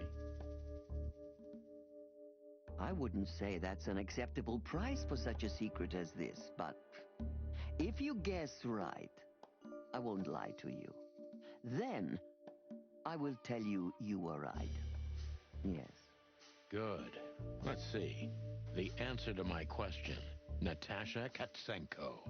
Well, Mr. Featherland, it seems the gossip about you is right. What gave it away? It couldn't have been easier. There's a beautiful woman with a mysterious past, trying to keep it a secret, while someone's threatening her with the exact same thing, leaving rather unmistakable messages behind. Plus, we found the card on Deborah, who was her best friend and confidant, so she was either trying to hide it or destroy it forever, so no one could find out the truth. Am I right so far? Indeed, Mr. Featherland. So if I'm not mistaken, Natasha used to work for you before she met Ibn Wessler. He fell in love with her, gave her a job at the Millions Club. The rest is history. You have talent, Mr. Featherland. I'm really sorry you're not working for the government. I am working for the government. I'm a cop. Are you sure, Mr. Featherland? Touché. Indeed. Ooh. Natasha used to work here. We can put it that way, but you know, this isn't just a workplace. She also lived here. She was part of our family, and we still love her very much. Right. That puts everything in a different light. Savas is a true survivor, always was, and she's proud of that even to this day. Maybe I can get her to trust me if I play to this part of her.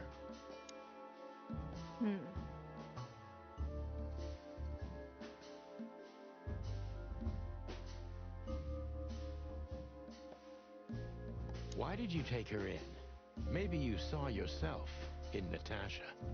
She was only 17 when she knocked on the rear entrance of the brothel on an unusually cold, rainy night.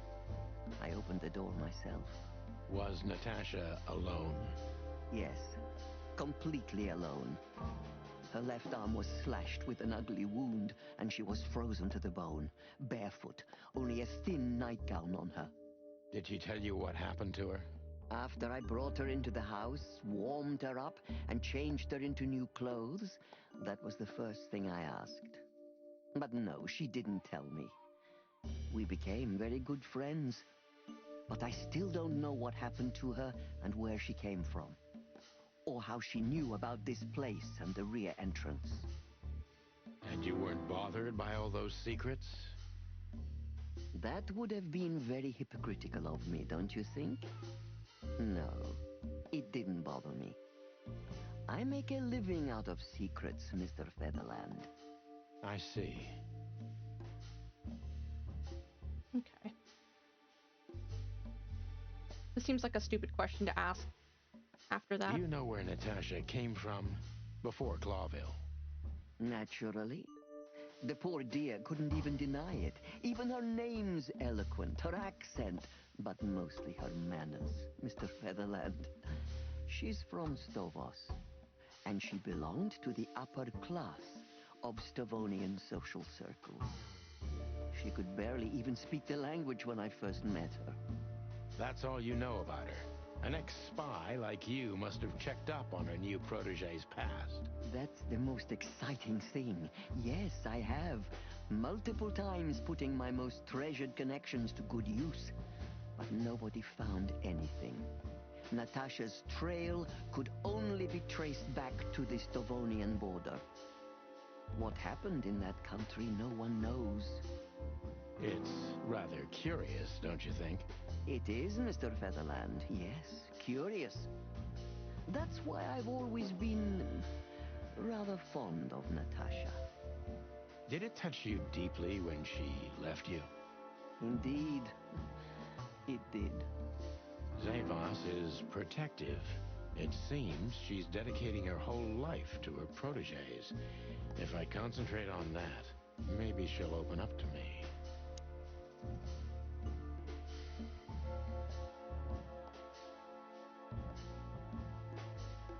Have you kept in touch? Only occasionally, Mr. Featherland. She writes to me every few weeks, and very rarely we talk on the phone. But I haven't heard from her in weeks. The truth is, I've started to worry about her. Did she give no sign of being in trouble? Never. No. Natasha's not the kind to talk about her feelings. Yeah, I've noticed that myself. Okay. When was the last time you saw her, Madame Zavos? Maybe around 2 months ago. There was a ball, attended by Ibn Wessler, his beautiful mate Natasha, and myself. Yes. Was she herself? Did you feel like she was afraid or worried about something? On the contrary, she was unrestrained, free, radiant. She was in love. Yes, in her own unique way. What do you mean? You know Natasha loves on a different level than most Clawville women. Or most women in the wilderness, in fact. Maybe it's because of the Stovonian origins. Perhaps it's something else. So you didn't notice anything strange about her?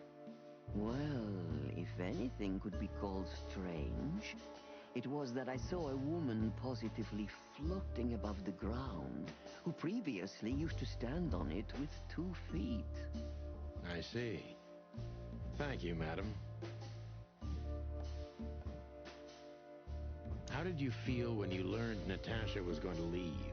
Honestly, I was very hurt. I loved her as a daughter. How would you have felt? I couldn't say. And I still couldn't stop her, and you know why? I like the texture of the speech box. Of course I do, because you loved her. You've been in my shoes before, am I right, detective? Yes, I can feel you have. This isn't about me, madam. Please stop changing the subject. I have Felt betrayed on a certain level. Yes, and offended, and alone. Even amongst all my friends. Were you disappointed in her? Only in myself, Mr. Featherland. But I have a hunch you know this feeling very well. Yes, you're right. Well, thank you for your time, madam. Anytime, detective. Yes, anytime. Oh! Yay! Final thoughts. The legendary chicken police back in action. Still a bit weary, but untarnished. Good work. Natasha worked at the Sweltering Nile brothel before Ibn Wessler discovered her and got her out of there. Please, gentlemen, wait here a moment. I would like to show you something that could help you. Oh, that's excellent news. Thank you. We will wait. Do you trust her? Not in the slightest. Even her smile is fake. This woman wallowed in other animals' secrets until she became one too. That's exactly how I feel. Anyway, now that we're here, we can take a better look around. Just what I was thinking. The clock and the books. Beautiful pieces for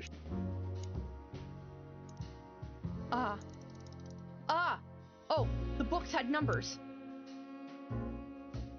Else don't blink. 749.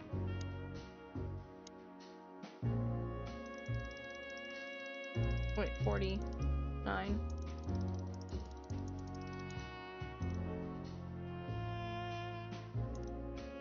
$7.49.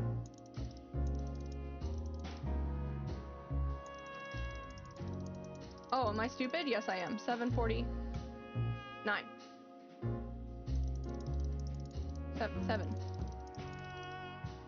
7:49.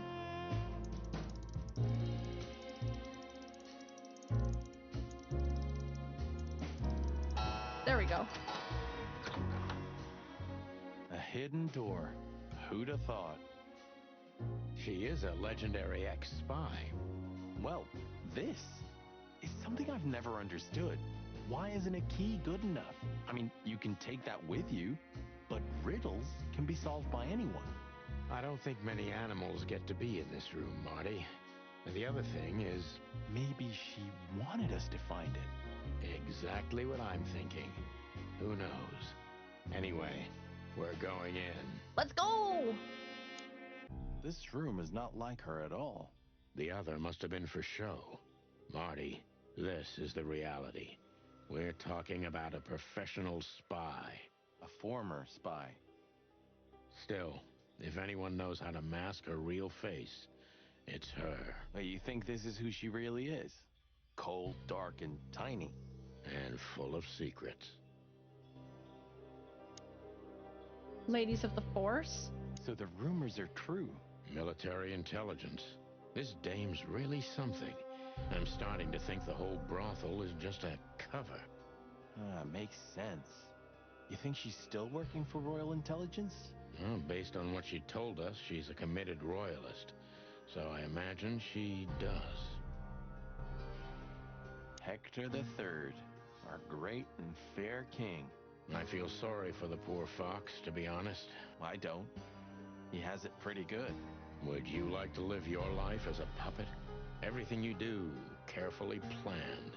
Your rule and authority, the whole thing, just for show. Even if he is just a puppet, Clawville needs a king. He gives strength and hope to many animals. I guess.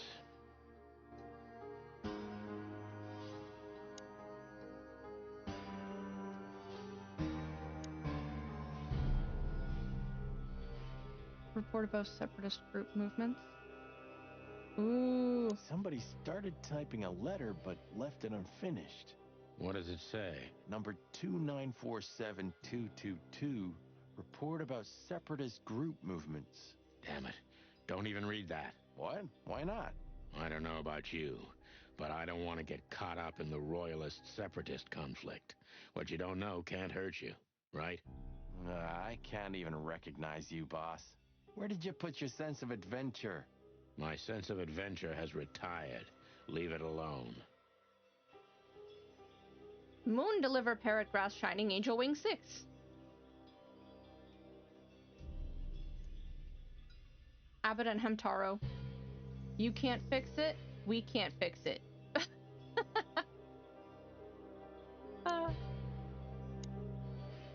Oh! This has got to be it, Marty. Look at the missing page. Oh, gods. And look at the names. Yeah, the ladies and their guests. Damn. What this means, Marty, is that the most influential people in the city had been Natasha's patrons. Some even from the royal family. This book could destabilize Clawville. At least the Clawville we currently know. You think this is behind everything? Somebody's blackmailing Natasha because of this? That could easily be the case. But something still doesn't fit. That piece of a painting. Sonny? If there's even a small chance of... Sonny. What? There's another familiar name here. What are you talking about?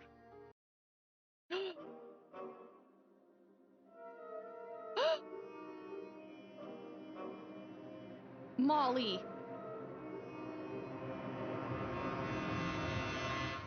She was further down on the list, too. Clucking hell, Sonny. Molly? She was working here, too. It's probably someone else with the same name. So that's why Natasha told me they'd known each other for a long time. Ba, ba, ba. Look, boss.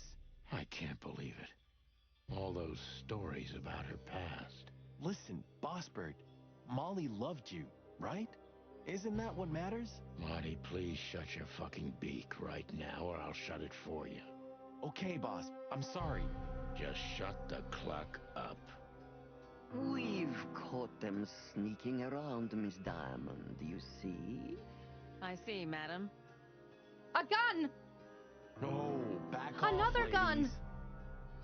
Violence! There's no need for this. We don't want trouble. No, maybe you don't. Unfortunately, trouble has found you, gentlemen. Oh no. Madam Zabos, we needed to know the connection. What this place has to do with Natasha.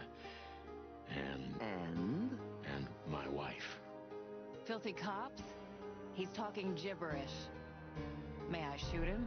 No, not yet, Miss Diamond. I'd be very sorry to put holes in your lovely striped skin, but believe me, baby, I will. I've always wanted to know if diamonds are bulletproof. Sonny be a cranky bird at the moment. Yeah, he do. Also, Marty, what the fuck? Always wanted to know if diamonds are really bulletproof. Please, madam. It'll all be over in a second. No. We have received different orders, Miss Diamond. Stand down. Oh, I see. The pony does tricks on command. Bro. Well, I'm not surprised. That's enough, Marty. You knew who she was, didn't you? What she meant to me. Well, well, Mr. Featherland. Aren't you interested in your case anymore? No? All it took was a name from your past, and your professionalism drowned in the mud. Stop playing games with me, Zavos. What does all this have to do with Molly? Nothing at all. No, she was just a little bird among the many who sought refuge here. You forced her into this. You'd love to hear that, but until she met you, she was one of us. Just another... You clucking... Sonny, no! Oh my goodness! Oh my goodness!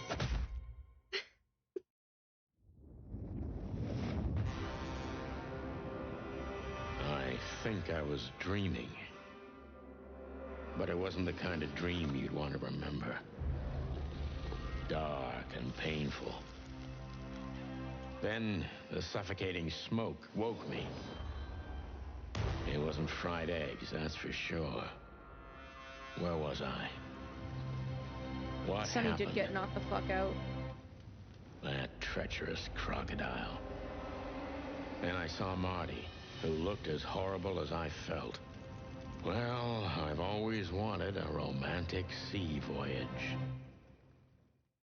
with your cock God brother. Damn it! I knew I shouldn't have gone along with this. Marty, I told you you could get out any time. And you knew damn well that I wouldn't. That I would never leave you in deep shit once I've joined you. You knew it, and you still asked me to do it. Marty, listen. You're a selfish bastard, Sonny, and you drag everyone around you down with you.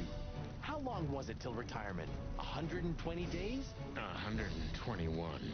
But you just couldn't sit still on your ass, could you? Well, take a good look around, boss bird. This is you. And this is what follows you. Just this clucking misery. And dead bodies. Do you understand? You have nothing else to offer but suffering. He mad? Marty. And feeling sorry for yourself. Oh, you're great at that. I can't believe this shit. We're gonna die here on a goddamn blazing ship like roast chicken. Well, it's dramatic at least, just like you like it. Mmm, yummy. Chicken. Marty. What? I've almost managed to untie the knot. But if you keep thrashing around like that, we're really gonna die here. Ah, for cluck's sake, fine. Work your magic. Until then, I'm gonna say all the prayers I know. You better.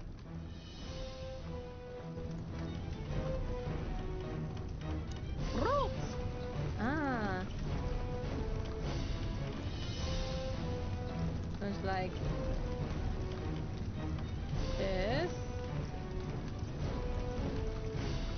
And then around here. And a loop-de-loodle. And then over around here. Another loop-de-loodle. And boop. So what now? Now we run and swim. I can't swim. Yes, you can. Well, you better learn fast or you'll die. I'm not gonna drag your fat ass to the shore if that's what you're hoping. I shouldn't have brought this many guns with me. Throw them away then. Never. Then they'll drag you down into the deep. I don't care. I always thought your gun mania would be your undoing. Oh no, don't insult his harem. Cluck you, Sonny. We have to survive this first. Well, after you, boss bird.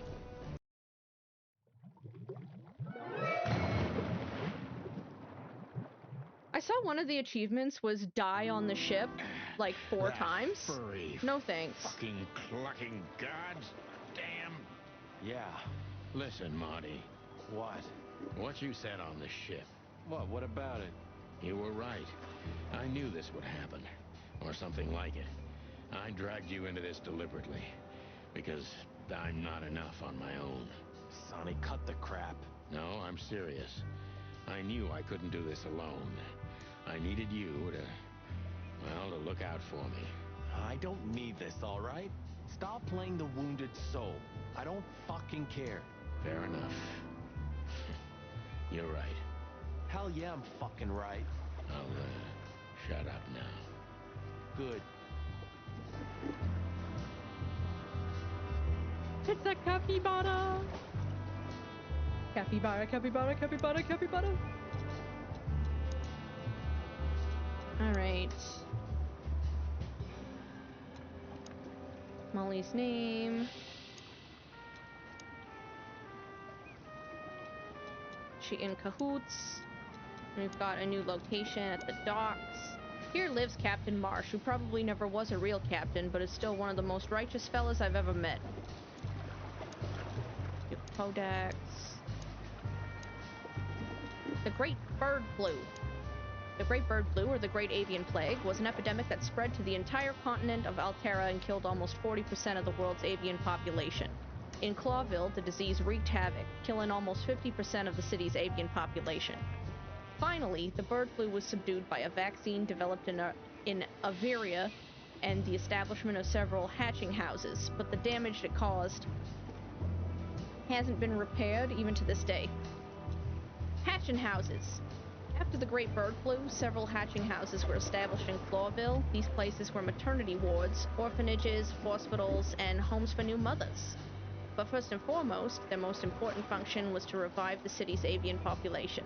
The enterprise was slow but successful, and today almost a third of Clawville's population consists of several different species of birds. Oh, yeah, okay, so 1, 2, 5. Only 5 more. Okay. Marty's right. I was an extremely selfish bastard. But there's nothing to be done now. We're already here. And I have a feeling he's gonna stand by my side until the very end, as always. That's why those other guys joke about you guys being bird lovers, just saying. You're just the best as buds, and they're used to being, like, cold and selfish. Okay.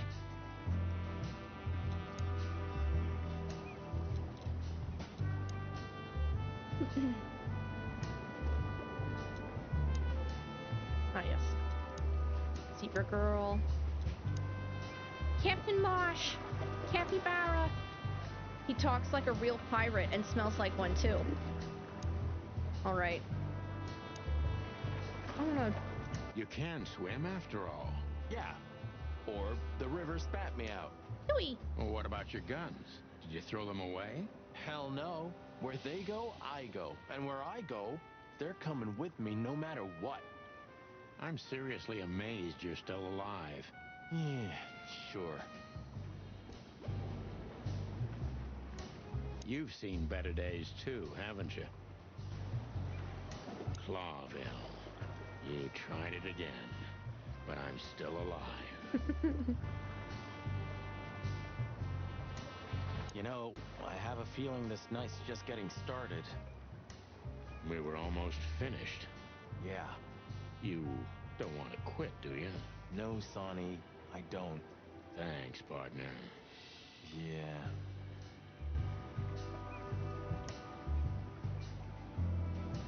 Aha! Cat catchers.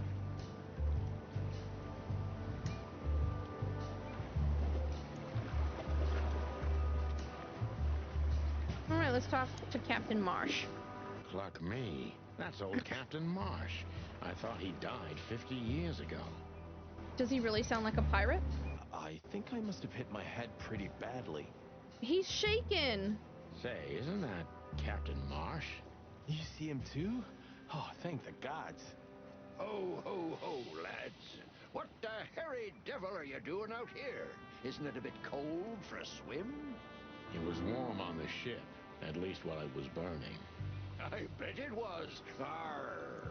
Hey, Captain, how's it hanging? It's hanging all right. Arr. What about you lubbers? What was all that ruckus, eh? Oh, I think someone tried to kill us, Captain. Again. He's just pointing his stick at them, trembling. Dear God. Come on, Boise. There's nothing new there. Boise. Yeah, old rust can't be scraped away. Did you see anything, Captain?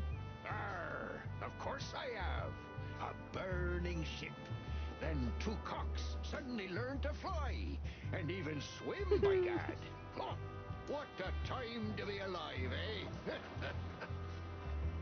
You haven't changed a bit, old man. Sure I haven't. I'm steady, like the Sea of Clawville. Yeah, except that Clawville doesn't have a sea. Of course it does, laddie. Just not here in Clawville. Okay, that's too much for me. I can ask. But what was the thing that popped up about him? The captain is a much greater legend than we'll ever be. Everyone just calls him the captain, though he most likely never left shore in his life. He's an innocent guy indeed, but maybe he saw something useful. Tell me, Captain, do you hang out here all the time? This behind me is me ship, lads. Or at least, it's a ship I'm living in at the moment. It's not mine, you know. And what do you do? I stand here and watch the sea. The sea? You mean the River Times? River? Arr, that was a good one, boy.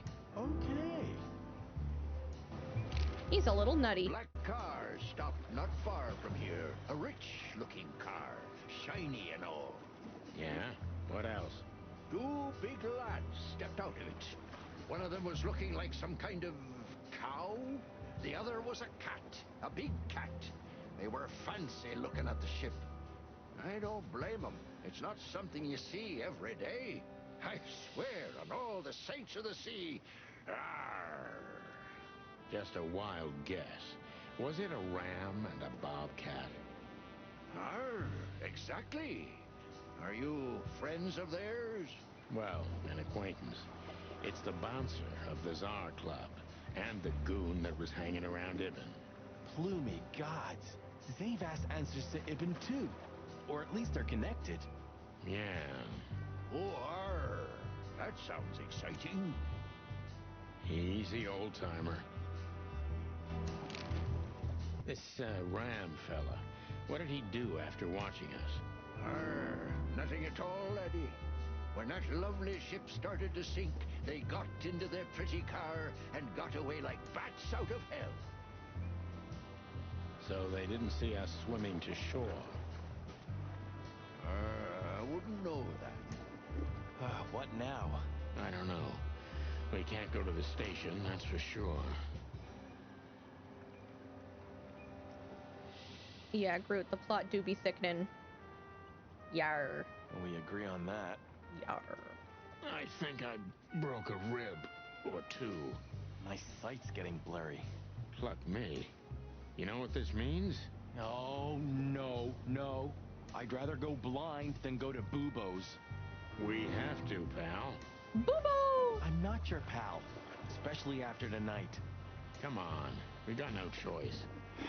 Well, we survived the burning ship. I guess we'll survive the madman too. Don't Insanity. be so optimistic. Alrighty. Ooh, mystery? Mystery? Hey.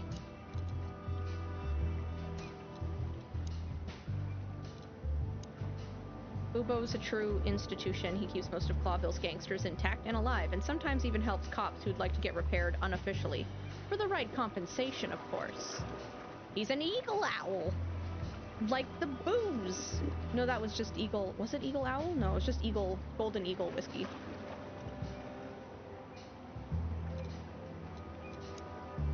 Ooh.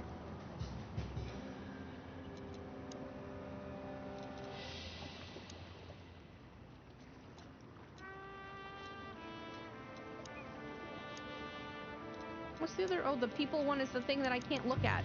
Because thingy. Bubo's place. Larn. Do you know anything about the place called the Sweltering Nile? Of course I do, me boys. But they don't really tolerate folks like me there. Not surprised. Wow. Have you heard anything unusual about it? Arr, sure I have. They have the most beautiful wenches there, laddie. Like sirens of the sea. And they're willing to do anything for you. If only I were a spring chicken like ye are, I'd be already running over there. Is it just me, or was that, like, close enough to a Master Roshi laugh? That it feels weirdly fitting that he's talking about a brothel. You know what I mean? Well, actually, Captain, that's where we came from.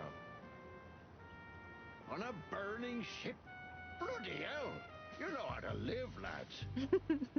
We're doing our best, Captain. Hey, you be. Arr. Have you heard the name Madame Zavas? Arr, when I was young like ye, they were talking about a gorgeous crocodile with that name. Aye, beautiful and deadly. Just how I like my women. Arr. Me too. It's her, yeah. Less beautiful now, but just as deadly. Arr, she has something to do with the burning ship, eh? You're quite the detective. Arr, so I've been told. Okay. But Does he have anything else to say? Have you seen anything? Arr, of course I have. I'm always watching, my lad. Okay, that's it. Well, anyway, I'm glad we both made it. Yeah, thanks. I must admit you were pretty dope with that rope. But still, cluck me. Am I right?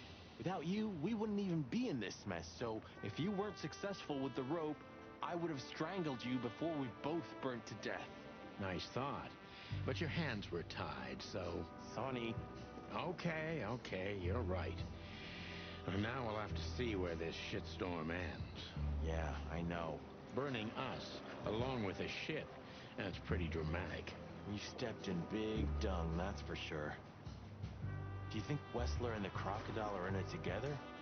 I get the feeling that whoever hit us wasn't a pretty gal. Yeah, figures. Was a not-so-pretty gal? Let's see, do we have any... Oh, we have no limited places. What's brown and sounds like a bell? Dong. Thank you, Gruticus. Poop facts.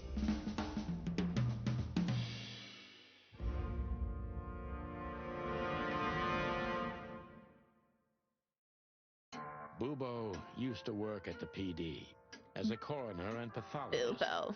Then a couple of limbs and organs went missing, and the morphine stock suspiciously depleted, so the force said goodbye to him. He then set up a private practice, but lost his license pretty quick. Now he's doing something that vaguely resembles medicine, fixing up gangsters and bent coppers. Or pigeons like us. I hadn't seen the doc since he had to pick a dozen pellets out of my drumstick. Thanks, Monty. Well. Look who the cat dragged in. The one and only chicken coppers in the rotting flesh. Good evening to you too, old owl. Aw. Has he shot you again? Not yet. Ha, it is to laugh. I just need a strong painkiller, and since we're already here, some information too. Well, then I hope your pockets are full. We just crawled out of the river, so if it's all right with you, I can pay with a pocket full of mud. Well, I owe you one anyway. One? Don't make me laugh, Bubo. You're indebted to us for the rest of your life. Okay. Tell me what's wrong and do it fast. It's a busy night. On New Year's Eve, animals love to shoot or even eat each other. Tell me about it. Tonight's starting to remind me of the bloody New Year's Eve. Or worse. Yeah. Blah, blah, blah. Did you come here to cry me a river? Spit it out. Then get your wobbly waddles out of here. Ursula will be home soon. Charming as ever, old bird. Bubo. Oh, yuck. It's soaked with blood. Blood! I was operating on someone a few minutes ago. Totally sober, huh? More or less. Probably less. My hands tremble if I don't drink, okay? Just leave me alone.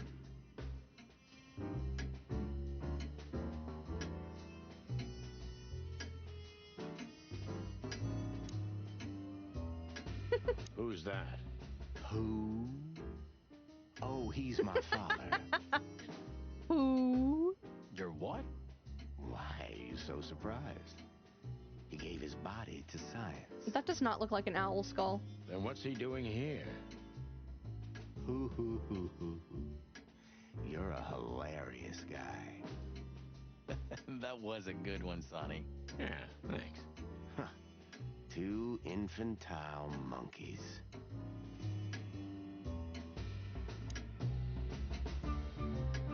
This is just for decoration, right? Somehow I can't picture you playing the classics. It's Ursula's, not mine. She plays beautifully. I can imagine. Hey, shut your beak or I'm gonna sew it shut for you. All right, calm down.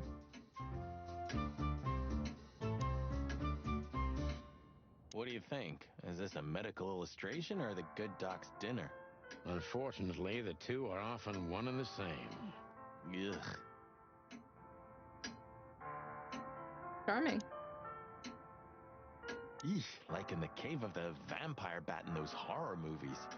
You're right. I think all of these are illegal, or worse. Occult magic. Demonology. Perverse desires. Unholy dealings. Would you two shut the cluck up?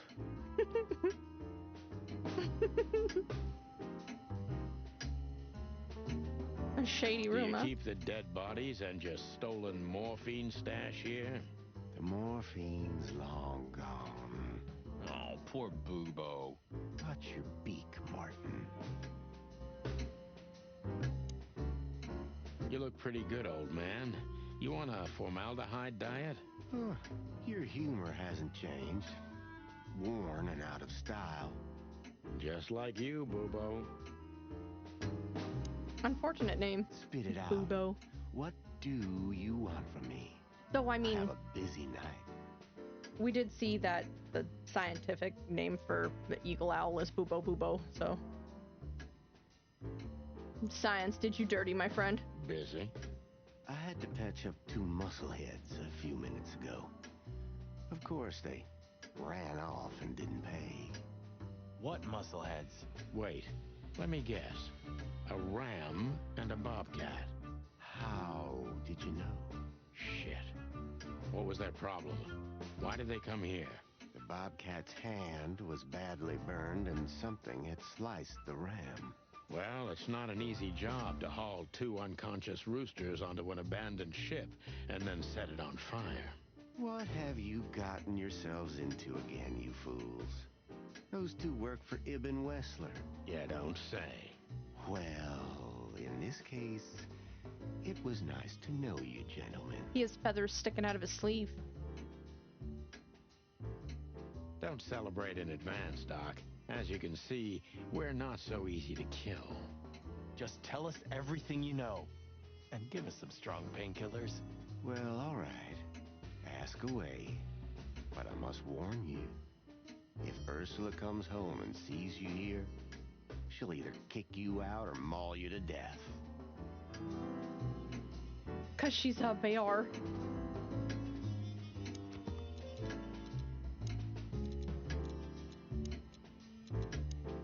Ursula, 'cause Ursus.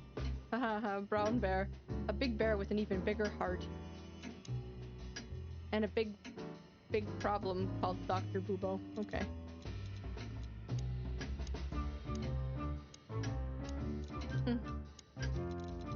Right. Shit. Oh, it's probably the ram. For whatever reason, it's not fluent in. Joking aside, how are you, Doc? Long time no see. Oh, you should get shot more often, then you'd see me more. Yeah, right. I'm on it. I'm still alive.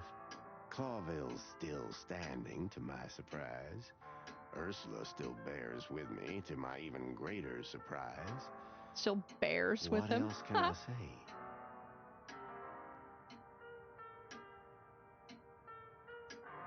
Owls won this evolution because now they can poop? Yeah, instead of, like, peeing and pooping at the same time, out of the same hole, because birds are weird. And also coughing up hairballs. Not hairballs, you know, the, owl pellets. You don't need anything else then, right? Now they can piss and poop separately. You know, I could use a big house, a normal job, and a ton of money. And it'd be great if that ridiculous King Hector would finally resign from the throne. So you still support the Separatists? Wow, this old owl's heart is beating. But your life partner is a bear. Not a problem as long as I don't marry her.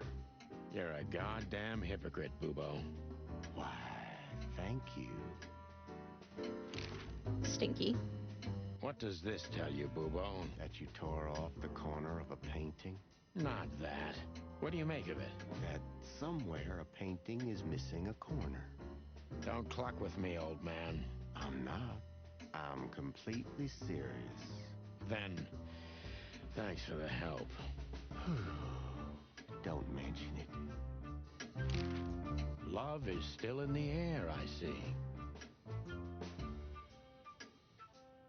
I'm a prisoner, boys. Yeah, the prisoner of your stupidity. Easy for you to say. You can't get rid of a woman like her so easily. Woman? Why? Because she's a bear and weighs a ton? No. Because no matter how much I hate her, I still love her more than anything. Oh, touching. Hold your tongue, McChicken. What do you know about Madame Zavas and her affairs? Zavas, huh? Whew. That woman's probably even more dangerous than Ibn Wessler himself. Oh, great news. Is there some kind of link between them? Ibn's contacts span the entire city, and his new girlfriend, that Natasha, worked in the brothel once. How do you know that? Everybody knows. Oh, great. We almost died for that information. Why didn't you ask? Just shut up, okay? So that Ram and his partner, did they talk about something? About their plans, where they're going next? The Bobcat didn't say a word, he just growled. But the Ram couldn't shut up, and he talks like a butler or something. He's got a very strange vocabulary, I must say. What did they say, Bubo? Get to the point.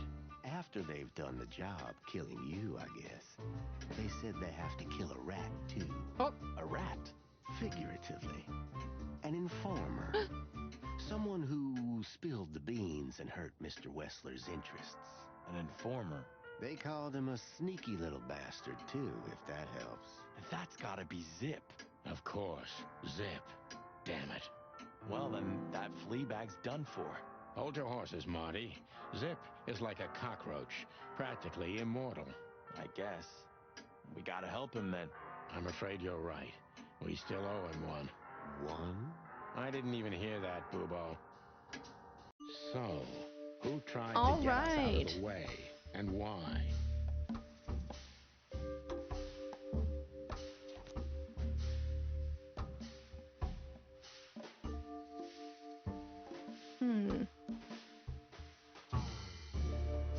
Oh.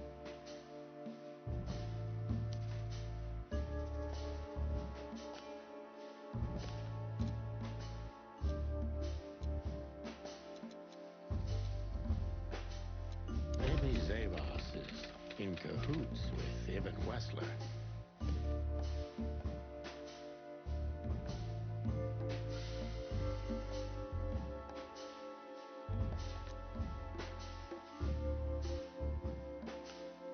But why?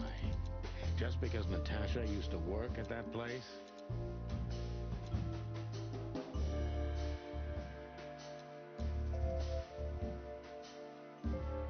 Ibn Wessler wants to hide the tracks leading to Natasha's past. Or maybe it was Natasha herself.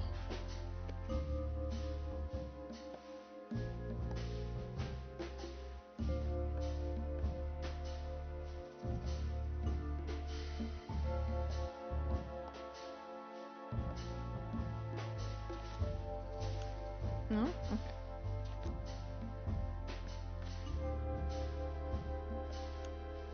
But what does it have to do with Zip? Why do they want to kill the raccoon?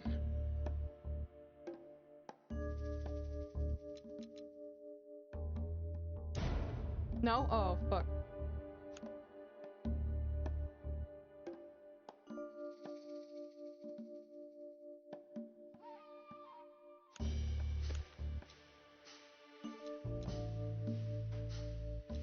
Zip knows something or has something that can unveil Natasha and Ibn's secret. We need to find out what it is. Sonny, there's something else. Your car's here behind the building. Ursula covered it with a tarp. What? Why? She saw it in front of the brothel. And she also saw the madam's girls trying to take it apart. Furry gods. What did she do to them? Well, a couple of dames with guns are not enough to scare my dear Ursula, that's for sure. But relax. She didn't tear them to pieces. She just chased them off and got away with your car. You know, for once, that's wonderful news. Yeah, I wore my legs down to get here. Warmest regards to Ursula when she gets back, Doc. She may have saved our lives. Of course I will. Now, cluck off, will you? Ah, you're the best, Boobo. I know. Will you kindly get lost? Any more things? No? Okay. What are we learning?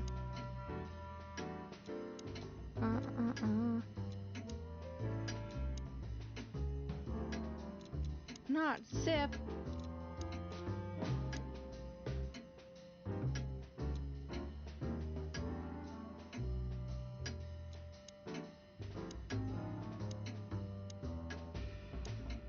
Okay.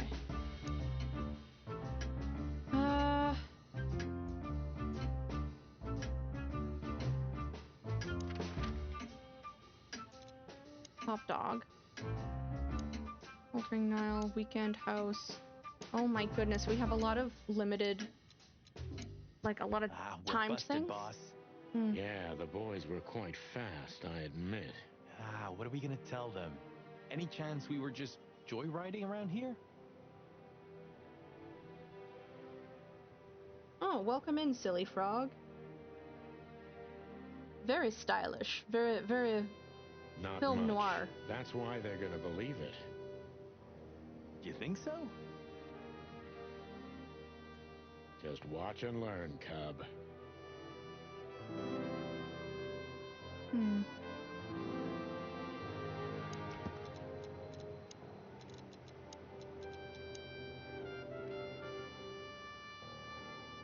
At least they're suitable garden gnomes, okay. Oh, wait, no. There's gotta be one other thingy for this guy. Okay. Let's see what they're been up to. Hey, boys. I see you're working hard. Hey, what about you? What the hell are you doing here? And we were just driving through when we saw the party. Party. And who are you trying to feed that bullshit to? Yeah, we're not eating that, Sonny. This isn't your neighborhood. So, out with it. Why are you here? Pull back the spikes. What's going on? Just fill us in, Phillips. Oh. Young girl, around 25 to 30 years old. Pretty? Some kind of dough or something? Impala, you moron. She was an Impala, indeed. Dummy. Wait, how do you know that, Marty? One of the officers mentioned it. Don't blow your top, okay? Carry on. We don't have all night. So, the girl was naked. There's no trace of predation. We don't even know how she died. It's the coroner's day off. Of course it is. Another thing that only happens in Clawville, huh? Which reminds me, what are you even doing here? We're securing the area. Yeah, I can see that. I beg your pardon, Marty. I said have a nice time doing nothing, boys. I mean, securing.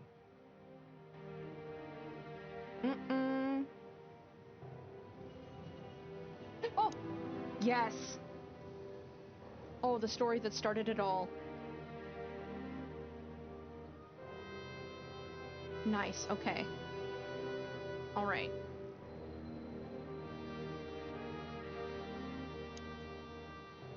Sorry, guys. Crime scene. You can come in if you want, Marty, but unfortunately, Sonny counts as a civilian. It's all right, Bosco. We understand. Anyway, I don't think whatever's in there would surprise us much. What? Why'd you say that? Oh, nothing.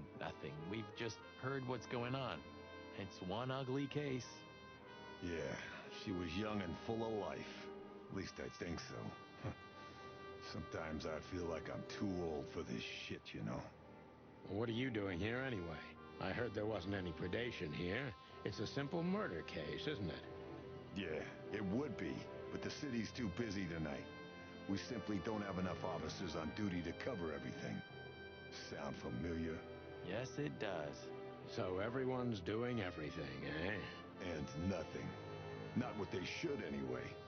But you know, I'm not even here. I just stepped in to take a look at the case for the boss. I'm already heading back to the PD. We just happen to be around here, too, so, we'll be on our way now. See you soon? Yeah, afraid so. Don't be mean. Okay. Should we blow out the tires, boss? What the hell's gotten into you, Marty? Huh?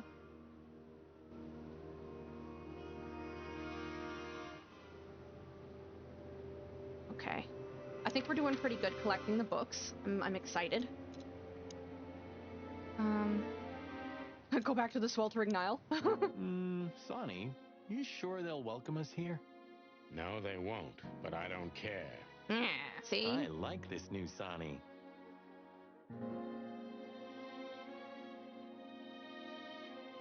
You know, since the incident with the burning ship, I see these girls in a different light.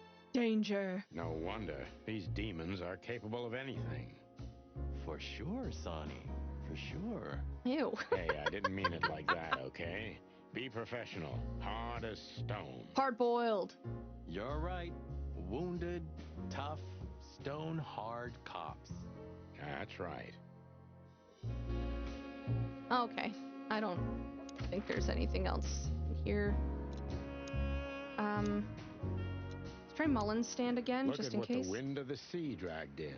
Our gull friend in the flesh. Ah, Timothy Seawater. I can't believe it. Is this guy everywhere? Saltwater? The gull sees farthest who flies highest, Marty.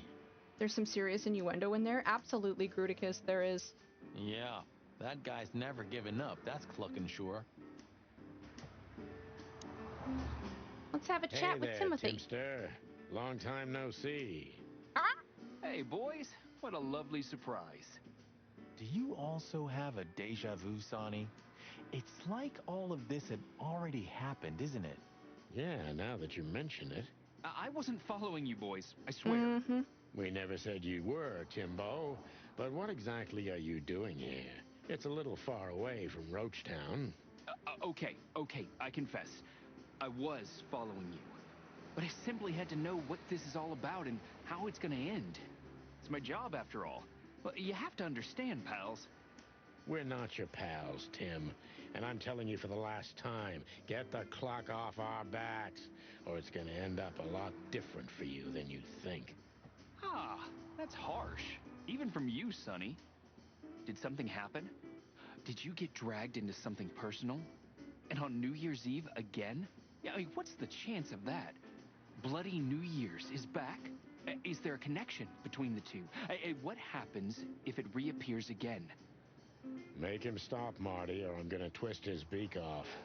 Hey, okay, I get it. Yeah, my beak is sealed, and I'm gonna keep it low. Very good. You're not so stupid after all, Tim. You must have been just pretending. That's a good one, Sonny. Okay, so I know we're supposed to go to Zip next. At the Hop Dog, see him. But I've been streaming for over 6 hours now, so I think I'm gonna call it for now. I still gotta figure out... Oh, pardon me. I gotta figure out what my screaming? Gotta figure out what my streaming schedule is gonna be for the next week. But obviously I'll be finishing this game. Gonna have to. Can't leave you hanging. But yeah. I hope everyone is enjoying this as much as I do. I really, really, really like this game. I think it's a silly good time. The music is great. The characters are fun. So, yeah, I'm gonna call it a night, and I'll see you guys next time. Thanks for hanging out with me. It's clucking great. You know it. You know it. Now you're seeing what I'm seeing. All right, I'll try to figure out my streaming schedule over the next day or two, and I'll see you guys in the next one. Have a wonderful night. And oh wait, hold on. Is anybody streaming? Can we raid out?